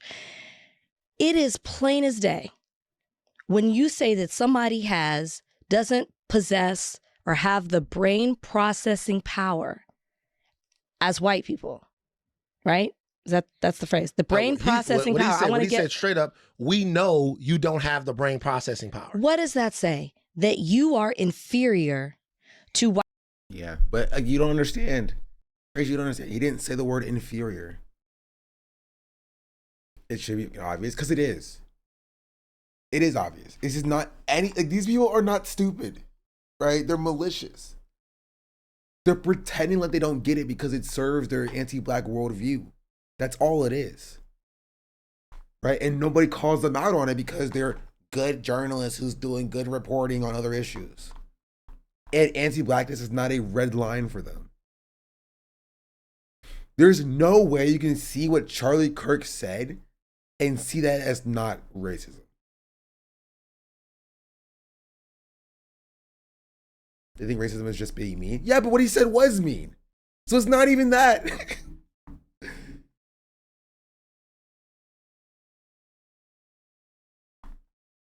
They think racism is just not even slurs because they say slurs too. Oh, they don't. Okay, yeah. They don't take it seriously. Yeah. Right? Because like they fall into this group of like the only true oppression is class oppression. Right? And race is just an extension of class oppression. If we address class, race issues with race will go away. Under socialism, nobody would hate Black people anymore. It wouldn't make any sense. You know? Under communism, why would there be misogyny? It wouldn't make any sense.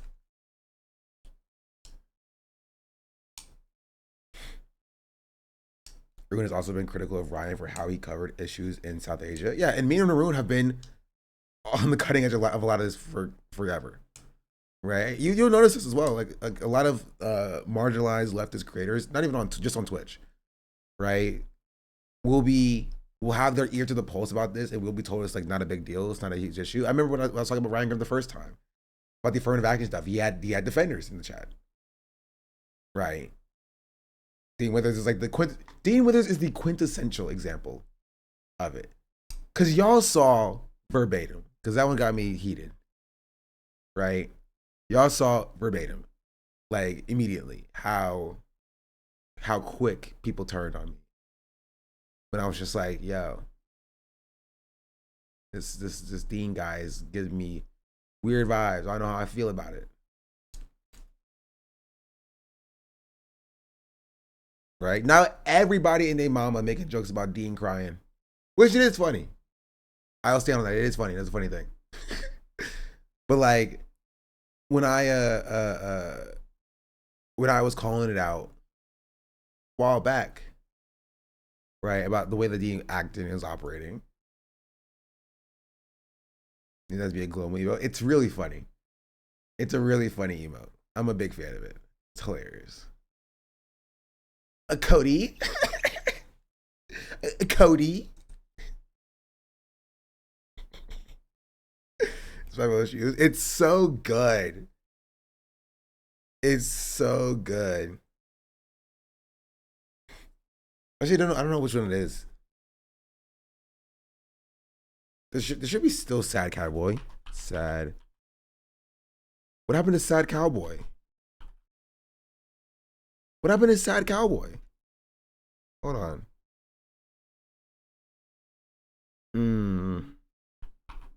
One of the mods might have taken it out. And that is unacceptable. Did it happen to Becky? Well, Becky's still here at least. It's Becky.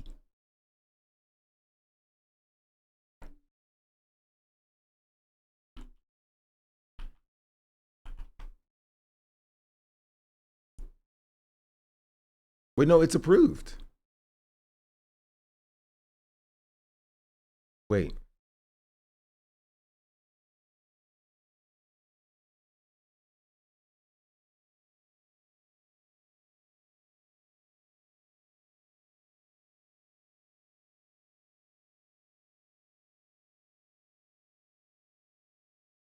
I fixed it. I fixed it.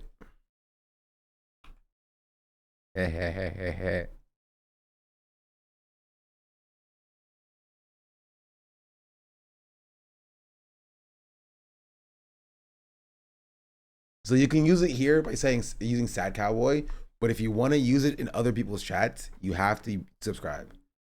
That is why you should subscribe to me, because you get to use the Dean Withers emote in other people's chats.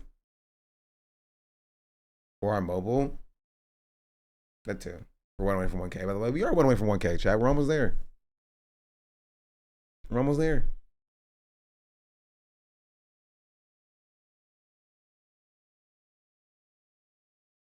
Every time someone says his name, it's so funny. It's so okay. Now I have to find it again.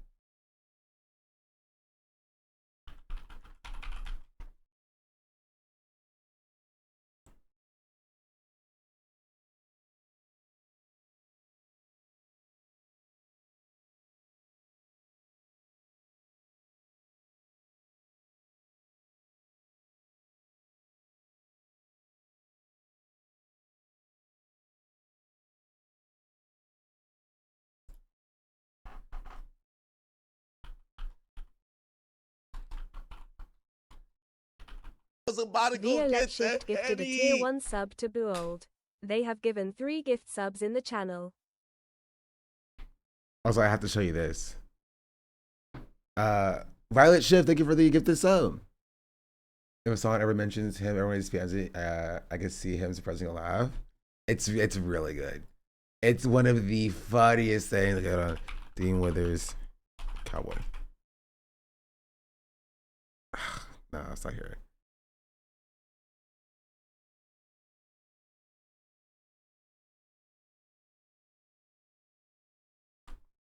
Dean Withers, Charlie Kirk. Where's it at? Where's it at? Where's it at? Where's it at? Where's it at? Somebody has a link to it, please, chat. Please, I have to find it. I was about to go get the Henny.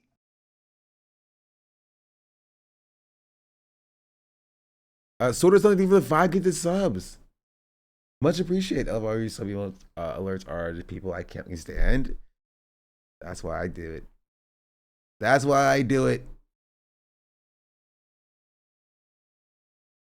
I was about to go Mr. get Noob the Star Henny. gifted a tier 1 sub to Penguin 11. They have given 38 Mr. gift Noobs, subs thank you for in the the gifted channel. sub. Much appreciated. Can we get a sad cowboy spam real quick? His kids don't. Wait, no. Sorry, this isn't even it. No. This isn't it. It's this stream, but it's not this video.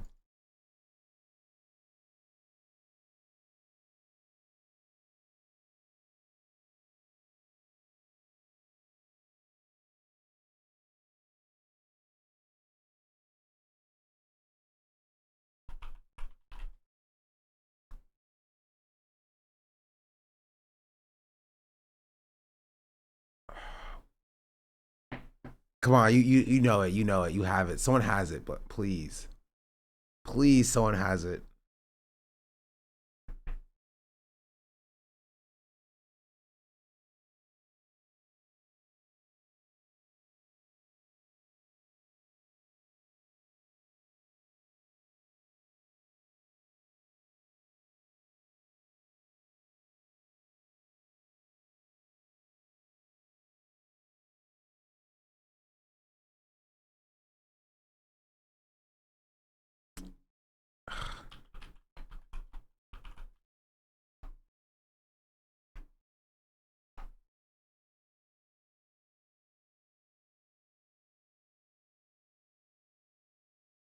It's so hard to find stuff nowadays.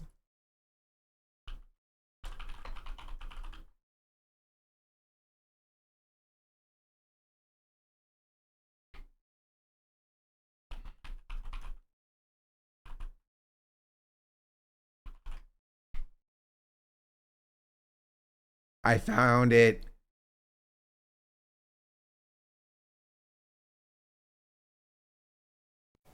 Okay. Yeah, I think where we're at right now, and this is the confusing part,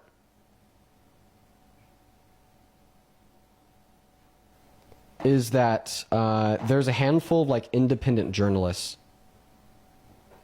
that are saying he is dead. No, this isn't it either. Oh yeah, this is a different one of him crying, but if you're... Oh, God.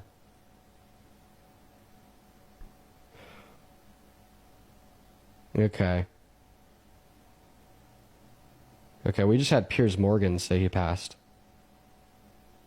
Piers Morgan is pretty big. But still not an official report from a reliable news feed. I mean, we know how unreliable Piers Morgan can be at times.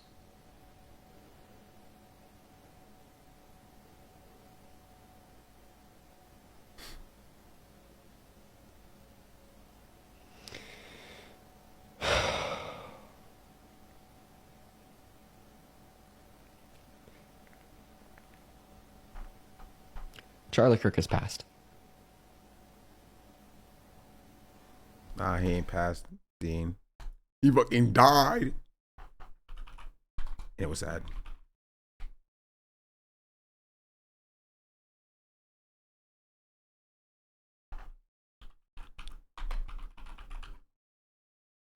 I will find it. I will find it, and I will not stop until I find it. It shouldn't be this hard, please.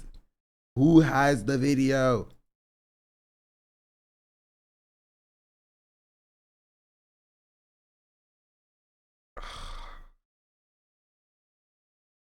I want to see the one with him in a cowboy hat. That's it, bro. That's it. That's literally all I want to see.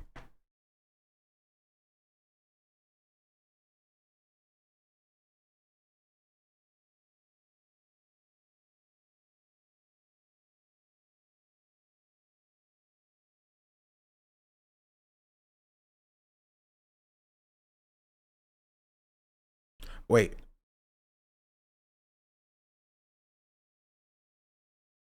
I found it. I found it. Just confirmed 2 minutes ago by Trump on. I found it. I thought I did. Like too, right as I just found the full thing. It's back here. Do not condemn this. If you do not condemn this, fuck you. If you want to end gun violence, you can never celebrate it. Okay, everyone. I took a second to collect. All right. Charlie Kirk is dead. My thoughts and prayers go out to his family who were in attendance at the rally. This is sick, deplorable, and incredibly sad. If you want to end gun violence, you can never celebrate it. Okay. All right. Okay, everyone. We got to take a moment of silence there. How to put aside, a moment of what? Excuse me. Sorry, I haven't seen that part. Statement out. Collect my thoughts.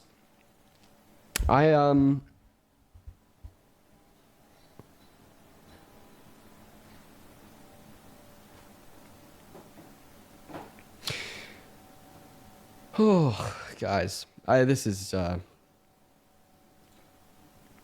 just a bit to deal with. Now, I'm going to make this last point incredibly clear before we end. I'm going to take some time off for a little bit. He did not take any time off. And I'll have a video up later about this as well. You'll be able to find it on my TikTok, my Instagram. You'll be able to find it everywhere. I'm just going to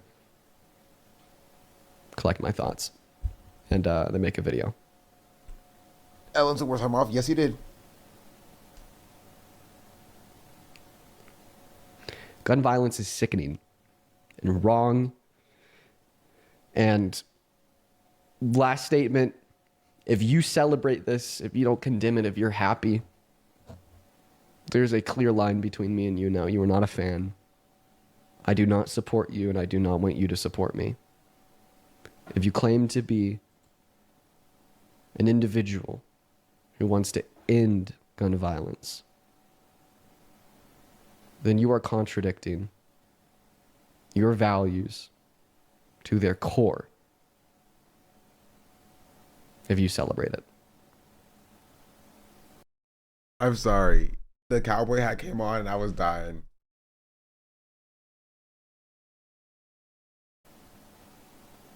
Yeah, when he says gun violence, are we counting or not counting gang violence? Just curious. Just wondering.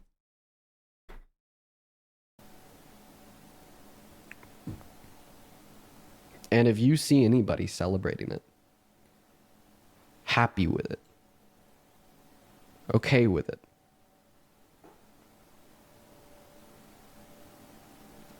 please call them out. Please call them out.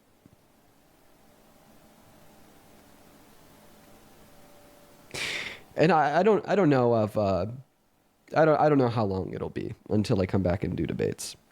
I just have a lot to go through, you know, mentally speaking.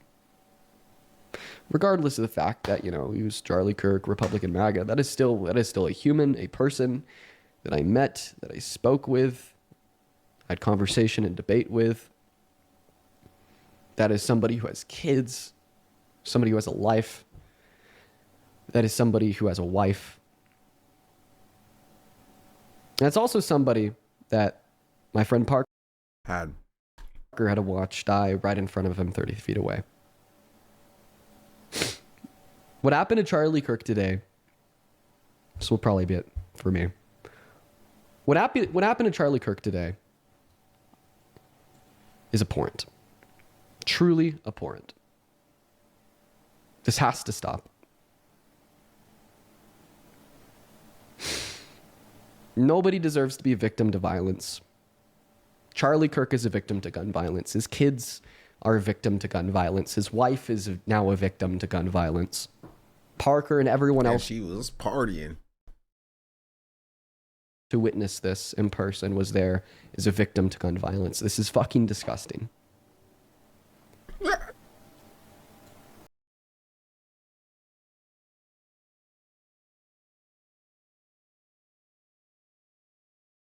This is disgusting. Deplorable. Wings. Sparkles. Dazzle, dazzle, dazzle. How bad this is.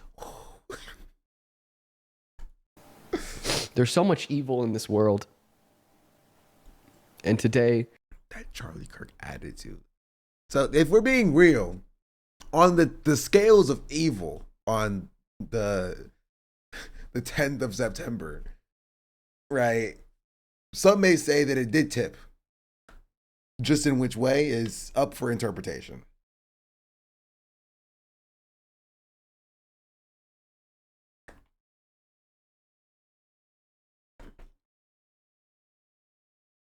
Is a stark, bleak, morally abhorrent reminder of that evil. God.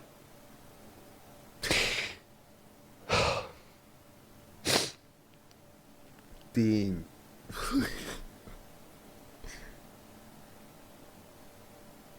To the cowboy. I'm going to go ahead and sign off.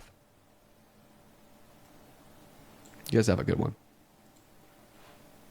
I don't know when I'll be back, but might take some time. He was back literally the next day. I'm not even joking. He posted a video the next day. The literal next day. Did he turn the filters off? Do you know he didn't? Of course not. It showed up there, but I think we over exaggerated how many cowboys existed there. You know, I think we did over exaggerate. We did over exaggerate how many cowboys existed there. There was only one cowboy. It happened for like 2 seconds, but it's the funniest one. It is the funniest one by far. It is the funniest emote by far.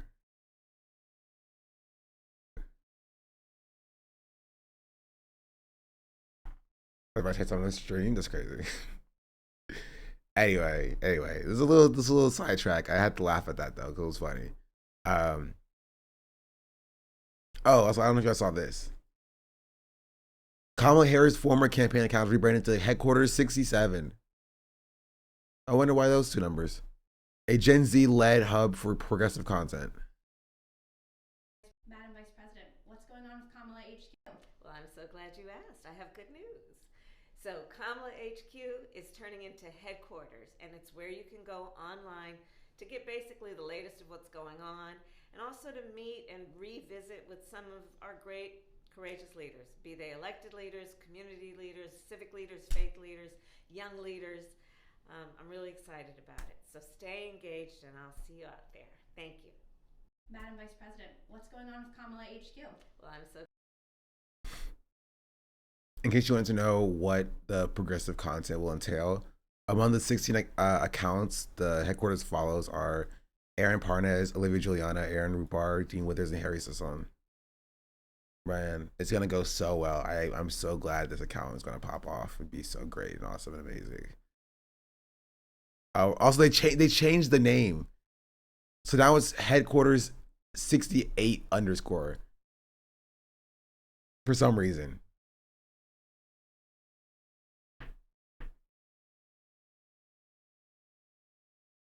And they're posting AOC. AOC, I would sue. If they're posting AOC and Zora Mamdani, I would sue.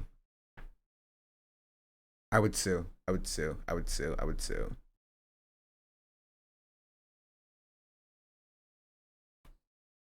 I would sue. Also, I don't know. Maybe am I wrong? But wasn't it already against the law for them to enter without a judicial warrant? Wouldn't they just show administrative warrants to get access? I guess now they can't even do that. Maybe technically. You know what I mean? They would like trick people into letting them in with administrative warrants. So I guess now that's illegal explicitly. And if that's the case, that's good. Now they can't trick them, I guess. Yeah, if that's the case, that's good. But like it was already, to be fair, it is illegal anyway. They still can't do it. Like they couldn't do it before. It was illegal. Right, so this is just a law specifically forbidding like them from like, using that as a loophole. Because it is still not legal for them to trick people into letting them into the house, right?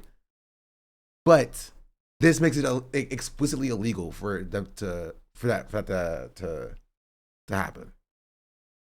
You know? So it's a good thing. But like it's still not legal for them to do. And it shouldn't take an extra law to enforce the already established laws because, you know, what are you gonna arrest them? Okay, Zoran Mamdani. If anybody would mobilize local police force, it would be Zoran. But I don't think he'd do it either. But is Hassan still in New York?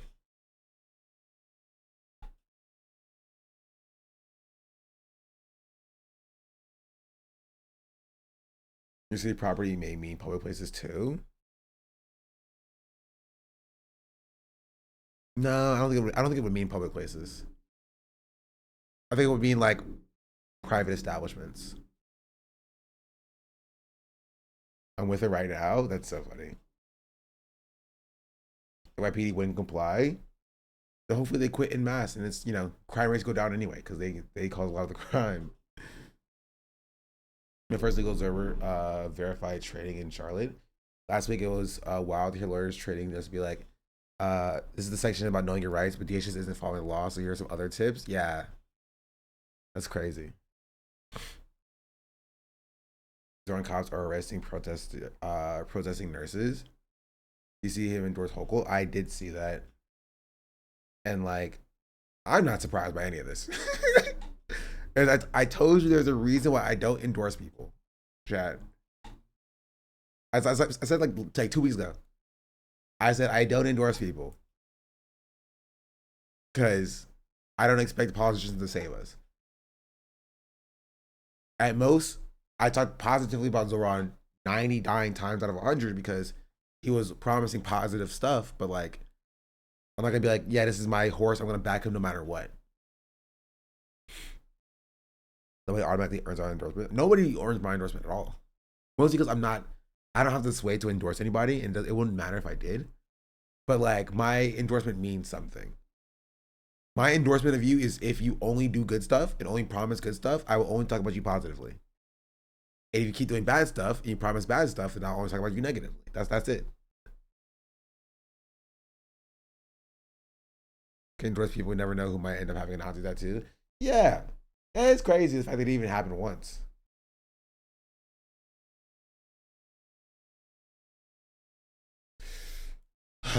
Anyway, back to the Ryan Grimm stuff. We can go back and forth on Ryan Grimm being stupid about this if we want to. Would you endorse Hassan if you ran for something? No. I don't endorse people.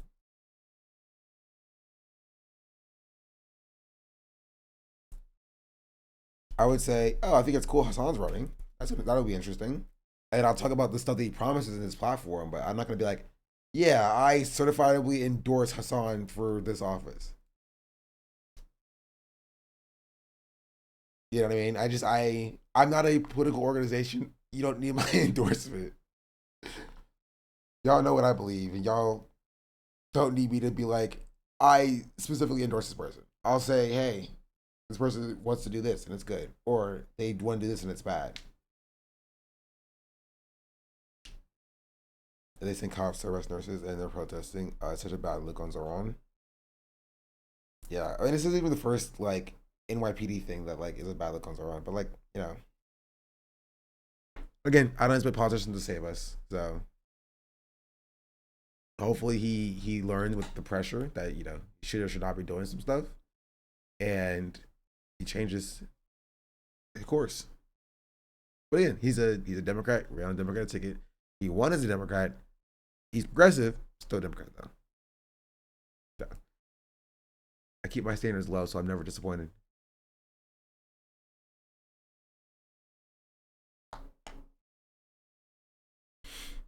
White people, because he goes on to say, then you had to steal a white person's job to get it, meaning your brain as a black woman is inferior to white people. Brilliant black women. Like, we're talking about Ketanji Brown Jackson. And like, not every, you don't have to go to school to be brilliant. I'm not talking about that. I'm just talking about the fact that she is. No, but I'm making a point. You don't have to go to school to be brilliant. But if we're just using that, I saw something on social media where this guy uses AI to break down the current Supreme Court and rank them based on a certain thing. It was brilliant. I wish I had it. I think I have it saved. And if I do, I'll send it to you, Donnie. Of who was deserving based on a scale, based on their experience with work, their internships, their. Yeah, I wouldn't. This might be an L. I wouldn't use Grok as like an example of this. Right.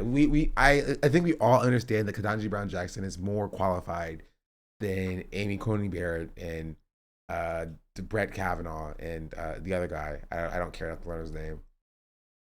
Like, you know what I mean? I don't think we need this to prove it.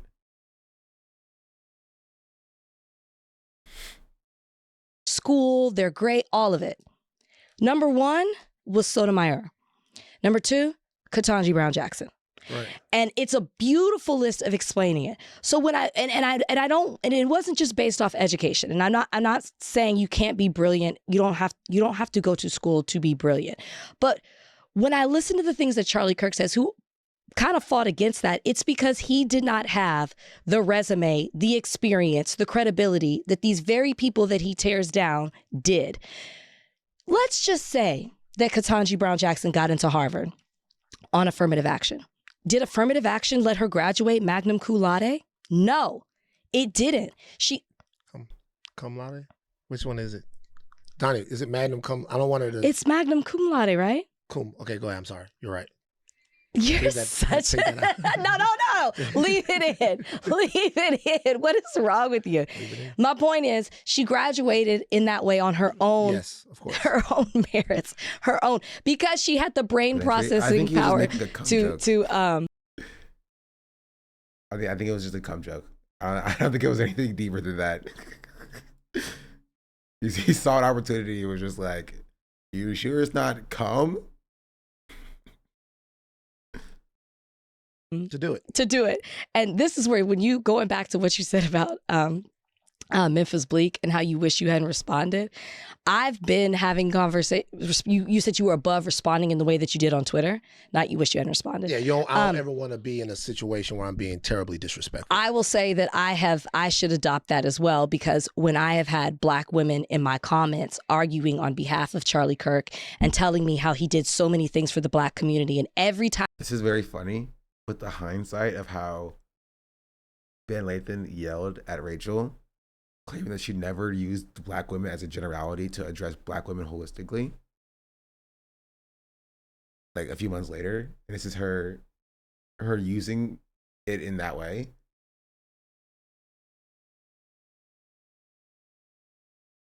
Just a good little context for what we talked about before. Time I say, I am willing to learn. Maybe I don't know. Can you please provide me an example? They never can. Mm-hmm. They never can. And when I give them the quote about what he said about Black, intelligent, prominent women, they say, yeah, that one I don't really understand, but this, and this, off subject. And I say, you know what? Maybe he was right. Maybe you don't possess the brain processing. Shit. I should be above that. Right. And if you're listening, I apologize for that. But it's just so obvious, my point, getting back to Emily and Ryan, that he is saying Black women are inferior. And in no way can Black women ever compare to white people, because if they do reach a status in a profession or success in some kind of way, they must have stolen that from a white person. That is the most racist thing. It exists for white people. Those jobs, those brain power. It assumes to say we know you have to operating on a different ideological framework that is valid in Ryan's mind.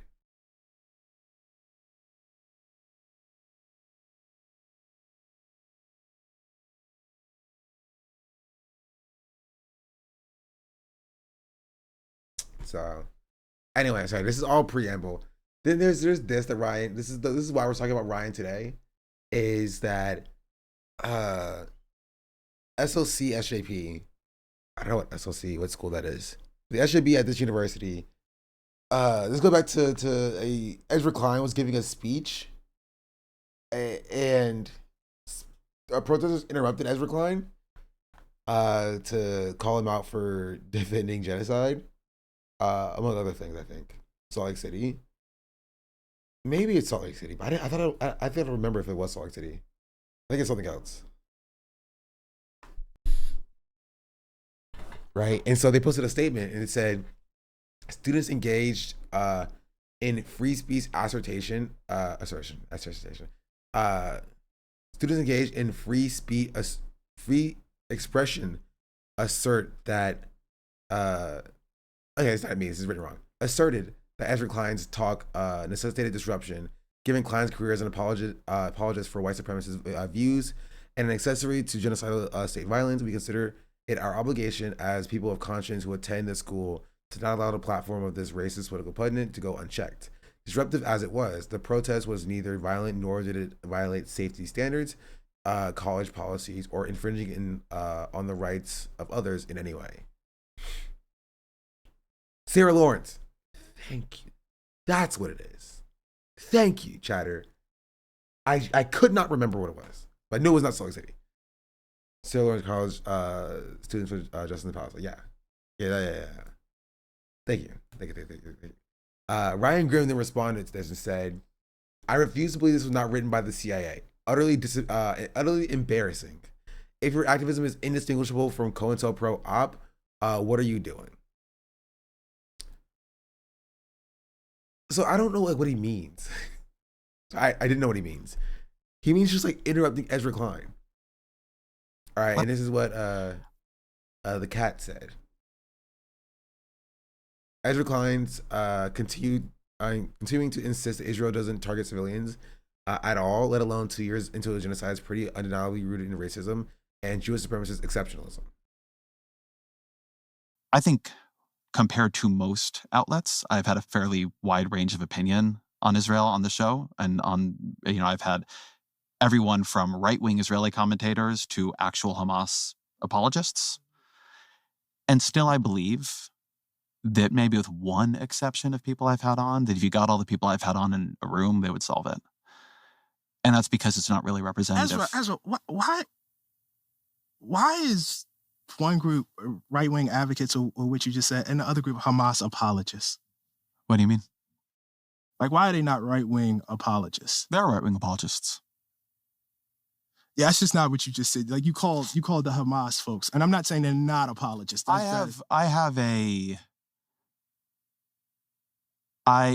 Compared to when I say I've had right-wing Israelis on, I mean people who support Netanyahu, not people who support Ben Gvir and Smotrich. I do not Hamas is a complicated organization. Right. I've tried to treat it on the show as a complicated organization. Right. I know you have. It did spend many, many years specifically targeting killing civilians. I take that as different.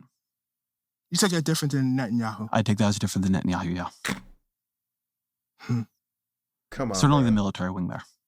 Do you not? Like, what did you think of October 7th? Oh, I thought it was horrific. It was absolutely horrific. I mean, one of the things I just said in an earlier question was... That's crazy. That's crazy.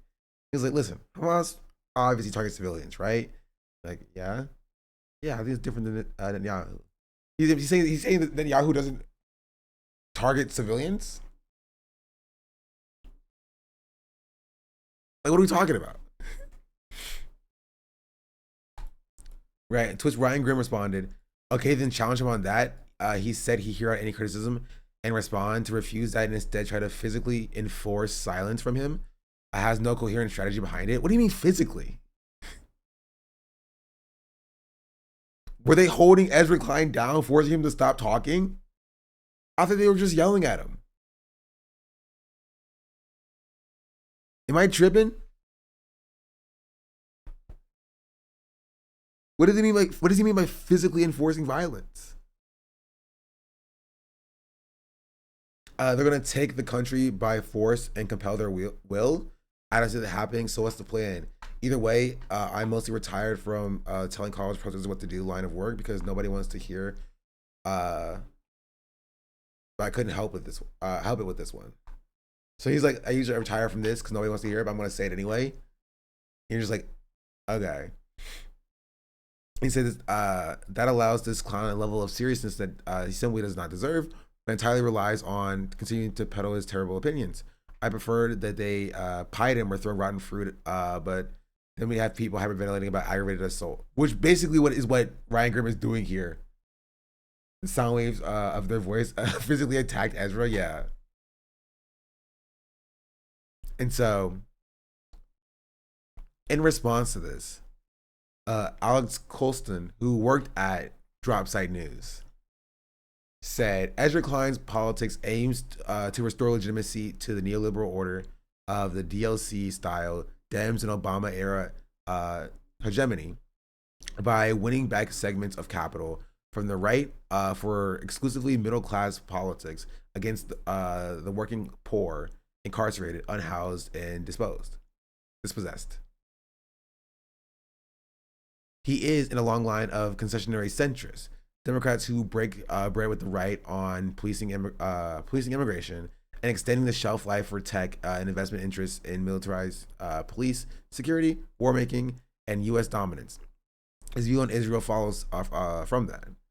Klein, not Ethan Klein, Ezra Klein, has been remarkably consistent in this respect since 2000s, leading the charge as an intellectually worthless, costed, wealthy, and foolish Democratic. I've never said that word before. I'm not even going to try it. Whose sole purpose is to increase the stock of the asset-honing constituents of the Democratic Party. He is, in other words, a liberal Zionist who's consistently wrong on the substance, complemented only by a born yesterday intellectual style of functioning as a cowardly weather vane for those in power, translating political struggle into a fairy tale bedtime story for the wealthy. He's a rearguard vestige of an old regime that has been entirely discredited. I like his prose. Apologetic just means apparatus, I think. He's too smart for us. I like it. I feel like I'm learning a lot. A clear ideological impediment to overcoming the existing class politics of the Democratic Party that favors the boss and the wealthy, and he is rightly viewed as the enemy of Palestinian liberation. Protesting and criticizing him may not be seem as apt or immediately necessary in the moment, but we can return to this question in the moment of restorationist project of the U.S. liberals' succeeds by pure inertia, and it will again be clear that this remains a problem. Asparagus? I don't remember the word to describe anymore. Yeah, asparagus.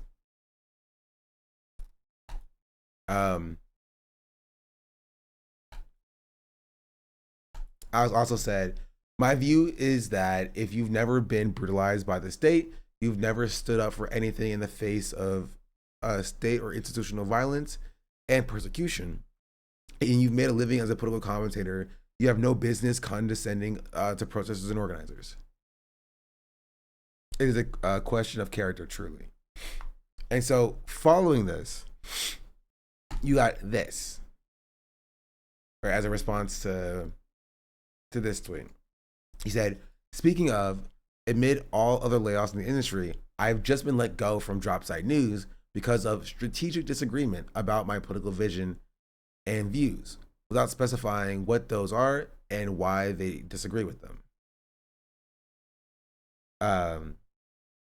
Nobody else has been on one of the flotillas to Gaza that was attained by Israel. Yeah. What could it be? It's just the subtweet at Ryan Grimm. He didn't see anything like truly off basis from what I've seen. Maybe it was Ezra Klein bad. Maybe Ryan Grimm was like, you can say whatever you want to say about me, but you better not be mean to Ezra Klein. Maybe it's that.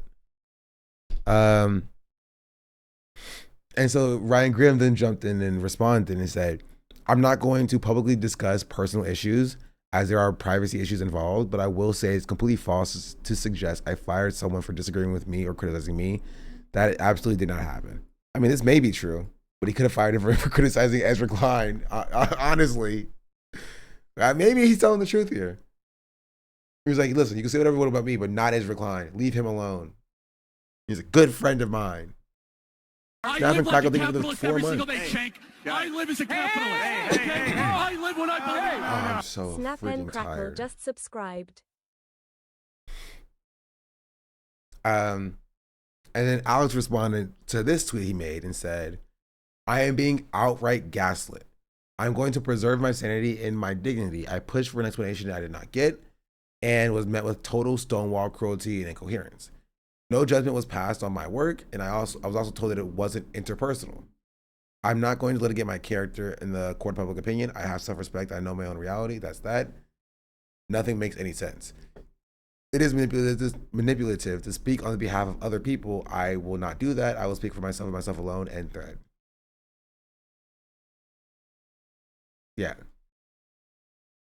So that was all preamble to how we got here, which is a journalist was fired for drop site news, very conveniently timed after they criticized Ryan Grimm specifically. He's been tweeting more since then. Alex or Ryan? I haven't been keeping up.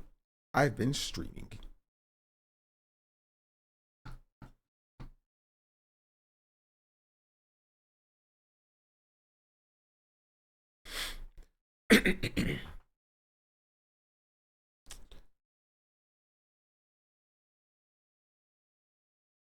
Yeah, I think it covers most of it though.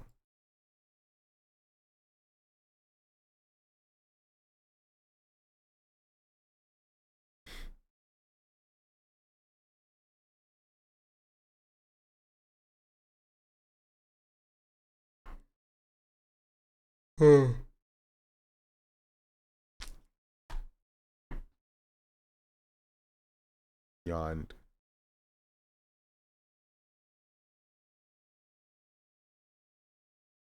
Oh, did y'all see this?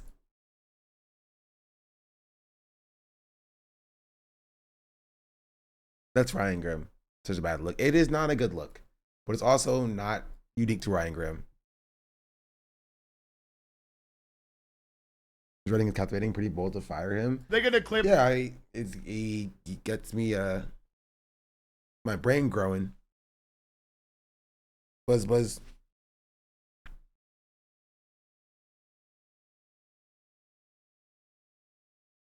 Because apparently there's also view botting allegations from the burnt peanut, or on the burnt peanut from the audience, and I guess this is him responding to it.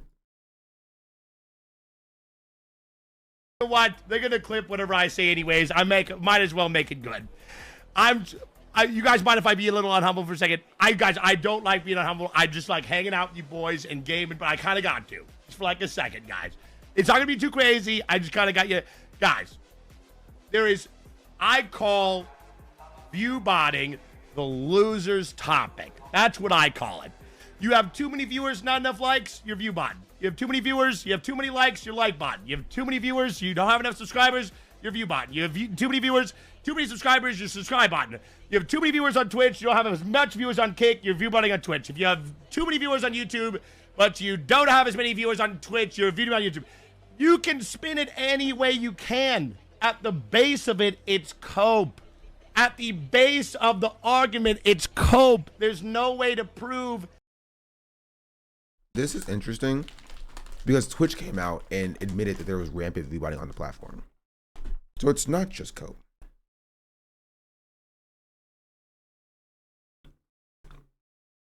Objectively, it's objectively not cope.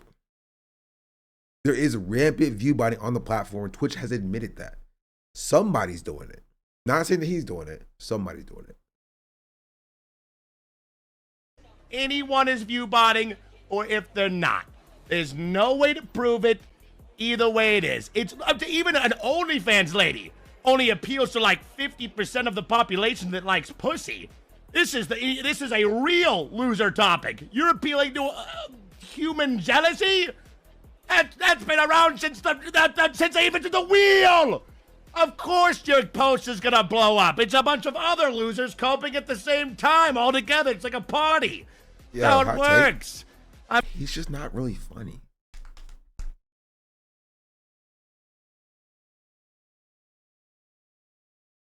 like there are people who I don't like, but I can acknowledge that are like entertaining. I understand why people like them, and so I just don't say anything about them.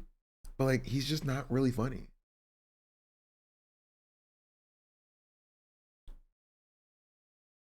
I mean, come on. I mean, is there anything lower? Is there anything lower? Jesus Christ. I'm telling you, is there anything lower?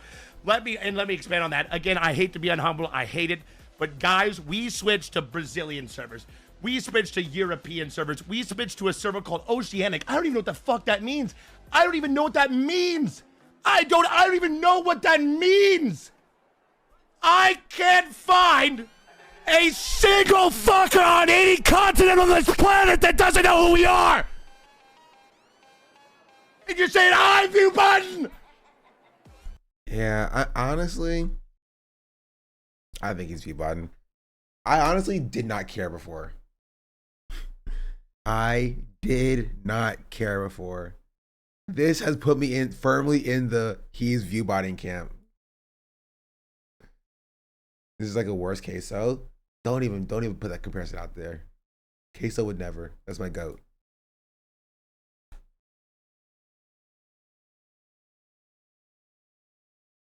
I watched Peanut for a few days when I was into Ark, but he's just too stupid. It's just not really funny. You know who he reminds me of, chat?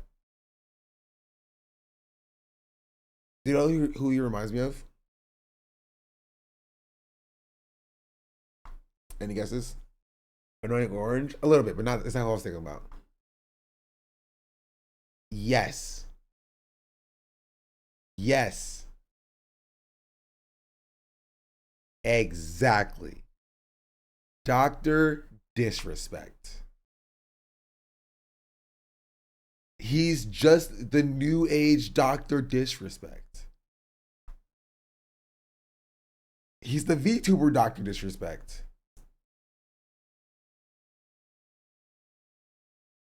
That's it. So that's that too. Gosh dang it, bro. Do I not have an original thought in my head? I haven't even watched this song in like 4 days.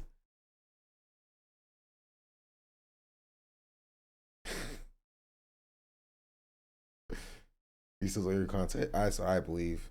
This is why I can only get my real takes once the song goes live. He's not trying to steal my takes at that point. Doc was too scared, so he put the shades on. A pre-steal, if you will. Indeed, indubitably. Anyway, I'm tired, chat. I was tired all stream. You're lucky you got this much of a stream out of me. I have an idea. I want to turn an area of my apartment into a little podcasting area, a little podcasting corner, a little casting couch, if you will. Aren't you going to take a break? It might still happen soon. Should not before your meeting. I probably will. Only have an hour or so. Podcast. I will be starting a solo podcast. I don't have a name yet, but it will be a solo podcast where I talk about. It'll basically be a more structured version of the stream, right? So like the YouTube videos are like stream cut downs. You're gonna get like 30-minute like segments of content where I do like a pseudo script. I'll script out points that I want to say, a topic to cover, and I will talk about that topic for 30 minutes, and I will post that on a separate YouTube channel or a Patreon or something. Because I like streaming because I like being able to talk about a bunch of different things, but it's so hard to cut regular content out of it. You know what I mean? It's so hard to cut regular like content out of my stream because I just jump around to so many different topics. But this will give me some level of planning that I can be like, okay, this is what I'm going to do and talk about this for 30 minutes and hit these points, this point, this point, this point, this point. That's the idea, at least. Or I could just not do that either. Why would I do that? Who wants to watch that anyway?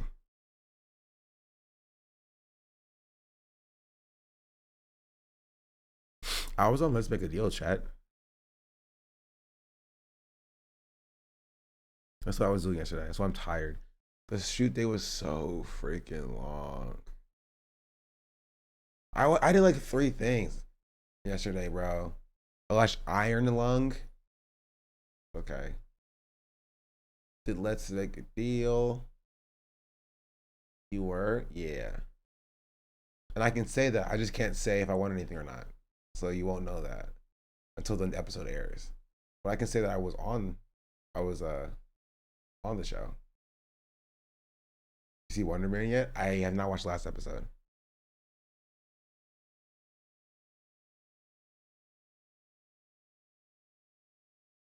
Tired. Alright.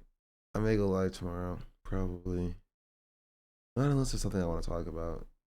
That may be something I'm better about, is that I just won't go live if there's nothing to talk about.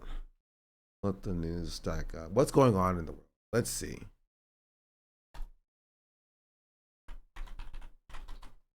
CNN. In an interview this week, President Trump was challenged on his assertion that he was, quote, starting to get great polls on the economy. He then backtracked, saying the polling. Oh my goodness, we're doing Trump lies. We're like 7 years into Trump at this point, and all we have is Trump lies. Yes, he's a freaking liar. Yes, he's a liar, bro. He lies. He lies. Yes, he's lying. He said the polls were great for him and they weren't. Gasp. Stop the presses. It's just a Tuesday.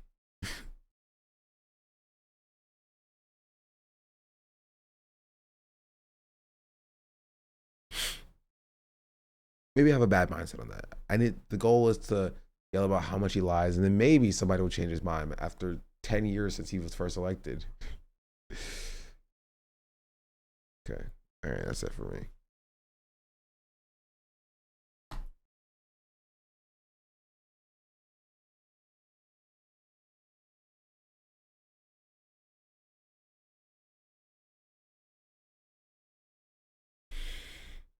All right.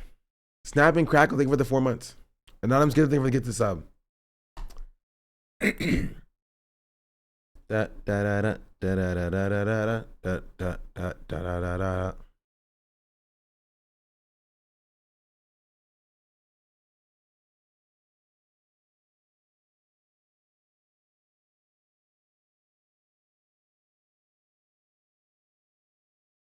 How are y'all doing? Are y'all doing well? I'm doing well. Play the music. Thank you.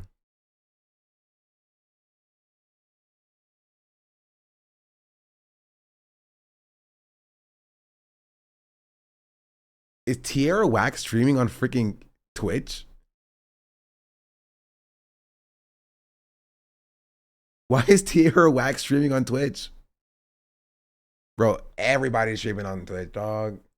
Everybody and their mama streaming on Twitch.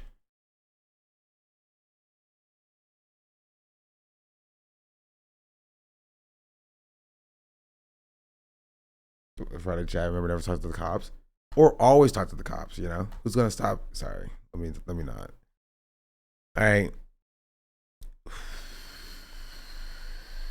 All right, I'll see you later, chat.